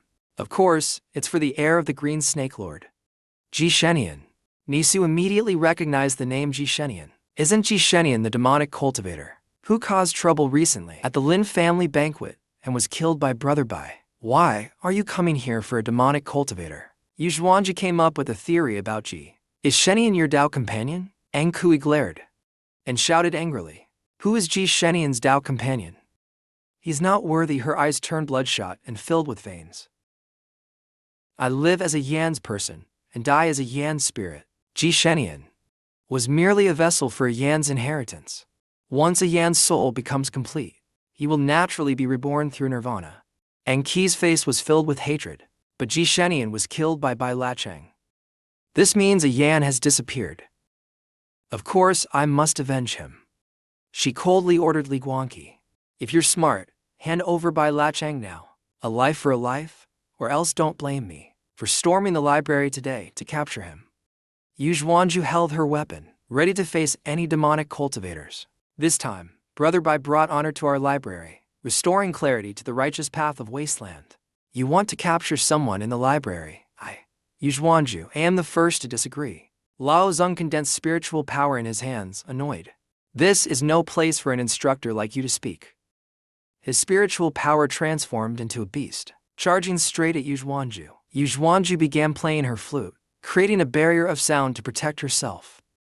Li Guangqi stepped forward to protect Nuyet Hyentruk, attacking our instructors, bullying our academy as if we have no one to stand up. Today, regardless of the outcome, you must leave something behind. And Tu ordered Lao Tuan Lao.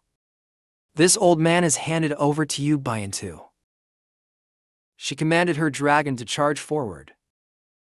If you refuse to hand over Bachelak Tran, it seems the headmaster does not care about the thousands of lives of students in the library. In that case, I will satisfy you. Black Dao spewed a jet of water forward.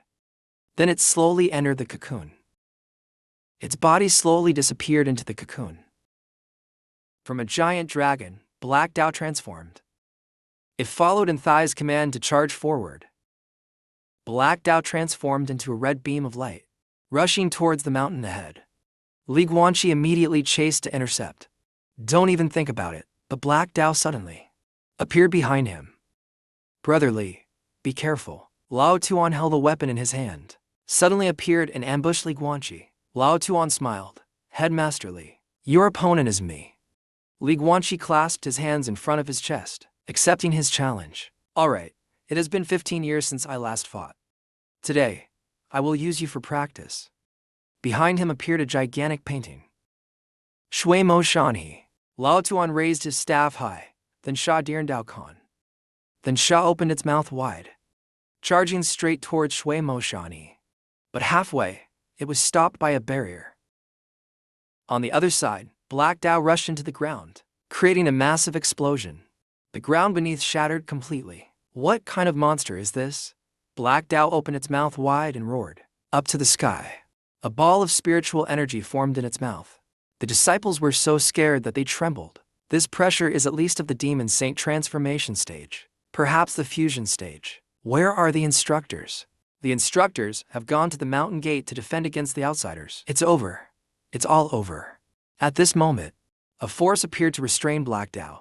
Celestial Bind. Vantage coldly. Assign tasks to the disciples. Go treat the injured first. Move quickly. The gap in cultivation level is too wide. I can't hold it for long. Celestial Bind seems to be breaking. The last part was broken by Black Dao. Van Woke and Vantage closed their eyes tightly in shock. As expected, they couldn't hold on. As expected, it was still too forced. Vantage immediately created a barrier to protect them inside. Defensive light shield. Has Master returned? Li Nuyet jumped down, worriedly asking them, "Are the two sisters all right?" Sister Su, Li Nuyet. Van Woke was extremely worried. Li Nuyet, why did you come out? The people outside seem to be targeting Uncle Bai. You are Uncle Bai's personal disciple. They must want to stir trouble with you, I know. Before coming here, Master already told us about it. Van Woke was extremely surprised. Did you see the scene in front of you? Van Woke and Vantage were both terrified. This time, it was stronger than before. Sister, are we about to die? Don't be afraid. Don't worry. Sisters, don't worry. These are people from our Thano on Peak. Li Nuyet observed the surroundings. It seems the matter is resolved. What is this thing? Neither human nor snake. So, disgusting. It looks familiar. Zhao Liu looked at the small snake on the ground. It turned out to be a transformed Dao. Seems like we roasted this thing before. Duo covered her eyes, trying to find Master's figure. Master moved too fast, disappearing in an instant. He has his own thoughts. We just need to guard the library well for him. Vantage looked at the people in front of her, feeling extremely surprised. When did the talisman system gather so many people? Sometimes, sacrifices are unavoidable due to low cultivation. We still have to cook it, right? Do you really want to eat it, boss? Not now. Suddenly, the ground began to shake again. Are the enemies coming again? Duo worriedly called out to the others. Quickly, look at what that is. Zhao Liu, carrying a staff on his shoulder, exclaimed in surprise. No way. A golden dragon continued to charge toward them.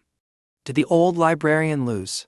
At this moment, Li Guanqi suddenly coughed up blood.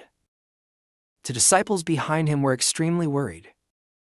Headmaster Li, senior brother, and withdrew her hand and coldly spoke to them.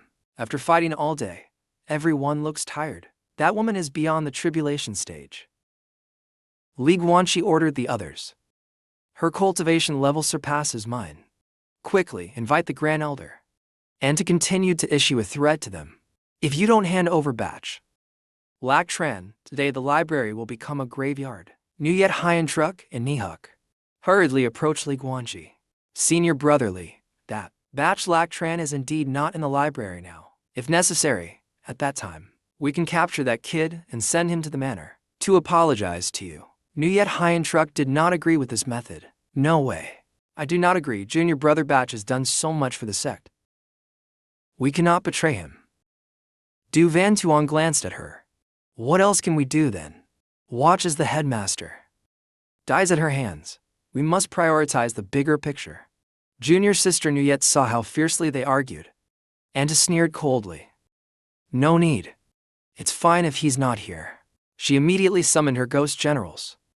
Let him taste what it's like to lose the scent of his loved one. The three-headed ghost generals quickly advanced toward the academy. Nuyet Haiyan Truck immediately played her flute to stop them. Ancient melody of the formation. Li Guanqi closed his eyes tightly. At this moment, he began to feel despair. Junior sister Nuyet's cultivation cannot stop this attack. This is dangerous, and was extremely excited. Ordered the ghost general Manid to block the ghost hand general from devouring them. The three ghost generals charged into the barrier wall that Nuyet Haiyan Truck had set up. Unexpectedly, the ghost generals were quickly shattered, to everyone's disbelief. What? And was pushed back by a powerful force. This is impossible. Nuyet Haiyan Truck looked at the talisman in front of her and wondered, is this Lac Tran? A sudden spiritual force appeared, cutting across Thai's carriage. Damn it, could it be that the Grand Elder has truly descended from the mountain? And was filled with hatred, and became even more determined to destroy everything. I spent half the sect's resources to build the Black Jiao formation. Damn Grand Elder. No wonder there were always problems with the accounts. It seems it was you all along. Batch Lac Tran appeared with his weapon, looking down on them. Stop shouting. The Grand Elder is in seclusion, not to be disturbed, to deal with you to rotten fish. I alone am enough. Lac Tran coldly interrogated their identities. Speak, who are you? And why are you causing trouble at the academy? And sneered coldly. You still ask why I am causing trouble. At this moment, her body was enveloped in a spiritual force. A life for a life. It's only natural for spiritual forces simultaneously attacked Lac Tran. You killed then Sha Lang Quan. Of course, I must avenge him. Lac Tran as lead deflected the for spiritual forces with his sword. He advised N2. Then Sha Lang Quan has long been dead. The one I killed was his incarnation. Of course, N2 did not pay attention to his words. Qi Shenian inherited Agon's consciousness. Killing him is equivalent to killing Agon. Lac Tran sighed in confusion. The real culprit who killed then Sha Lang Quan. You don't go after. Instead, you come after me. Is there something wrong with your head? A red flower appeared in Enthai's hand. She was determined to take Lac Tran's life at all cost. No matter what you say, you must pay for Agon's life. The flower in her hand seemed to grow more vibrant by the moment. The flower bloomed across the city. Boundaryless blood flesh bloom. Guan Qi immediately warned Lac Tran. Junior brother Bai, be careful. That is the strongest killing move. The boundaryless flower of the Wuxiang sect. If touched, it will parasitize and drain blood, flesh, and spiritual energy. Flower of death can destroy cities. Nuyet Haiyan Truck shouted in worry. Junior brother Bai, and swung her hand and yelled die. The flower darted toward Lac Tran with incredible speed. At its speed, he was stunned so fast. But before it could touch his body, he raised his sword, blocking it with Qian Chongfeng's automatic defense. Seeing this, Enta became even more smug, trying to block with a spiritual weapon. How naive. Lac Tran was extremely surprised when he saw his sword being corroded, leaving a large hole. Enta told him about the power of the boundaryless flower. The boundaryless flower can even absorb and digest spiritual weapons, turning them into skeletons. Nuyet Haiyan Truck gritted her teeth, firmly believing in Lac Tran. Junior brother Bai, Lac Tran will not lose like this. But instead of dodging the boundaryless flower, Lac Tran opened his mouth and swallowed it whole. He chewed while evaluating the flower's taste. Feels very tough. Doesn't taste like a flower at all, more like meat. It would be delicious as a stew ingredient. At this moment, Enta was too stunned to speak. Even Li Guangqi's group could not believe their eyes. Am I seeing things? Impossible. No matter how you explain it, this can't be real. Instructor Bai truly is a divine being. Nuyet Haiyan Truck blushed and smiled. Truly worthy of being junior brother Bai, the man I chose. As for N2, she was so angry she laughed. This must be some kind of illusion technique. The boundaryless flower. How could someone chew it like a bean? After finishing the boundaryless flower, Lac Tran let out a loud burp. Got any other moves? If not, it's my turn. An intense energy flared from Enthai's body. Don't get cocky, even without the boundaryless flower. I can still easily kill you. But at that moment, Lao Tuan stopped her. Your Highness, don't act rashly. This by Lac Tran's strength is more terrifying than their Grand Elder. We should retreat and plan for the long-term silence, or I'll kill you as well. Despite his fear, Lao Tuan still tried to stop her. Your Highness, your boundaryless flower is gone. If something happens to you, I cannot explain this to the sect. Li Guangqi pondered. Junior brother Bai eats the boundaryless flower like a peanut, has he? Reached the legendary Void Mastery Realm. Ni Huck smiled awkwardly. That can't be possible, can it? Junior brother Bai is not even 50 years old. Only Nuyet Haiyan Truck believed in him. 15 years ago, everyone said Junior brother Bai had the potential to ascend to the heavens. And now, it seems they were right. I say he must have used some dark art to forcibly raise his cultivation level, just like 15 years ago. Lao Tuan used phantom steps to approach and saluted Lac Tran. Instructor Bai, my lady acted recklessly. Please forgive her. Leave a way out so we may meet again in the future. Leaving a way out how? He sneered earlier when you acted. Did you think about leaving a way out? Old Tuan saw how determined he was and became angry, threatening Bai sect and Wuxiangji sect. We're not ones to be bullied either. Once again he summoned the green snake, intending to drag Luo Chun down to die together. It truly made the old servant desperate, but ready to die. Luo Chun provoked him.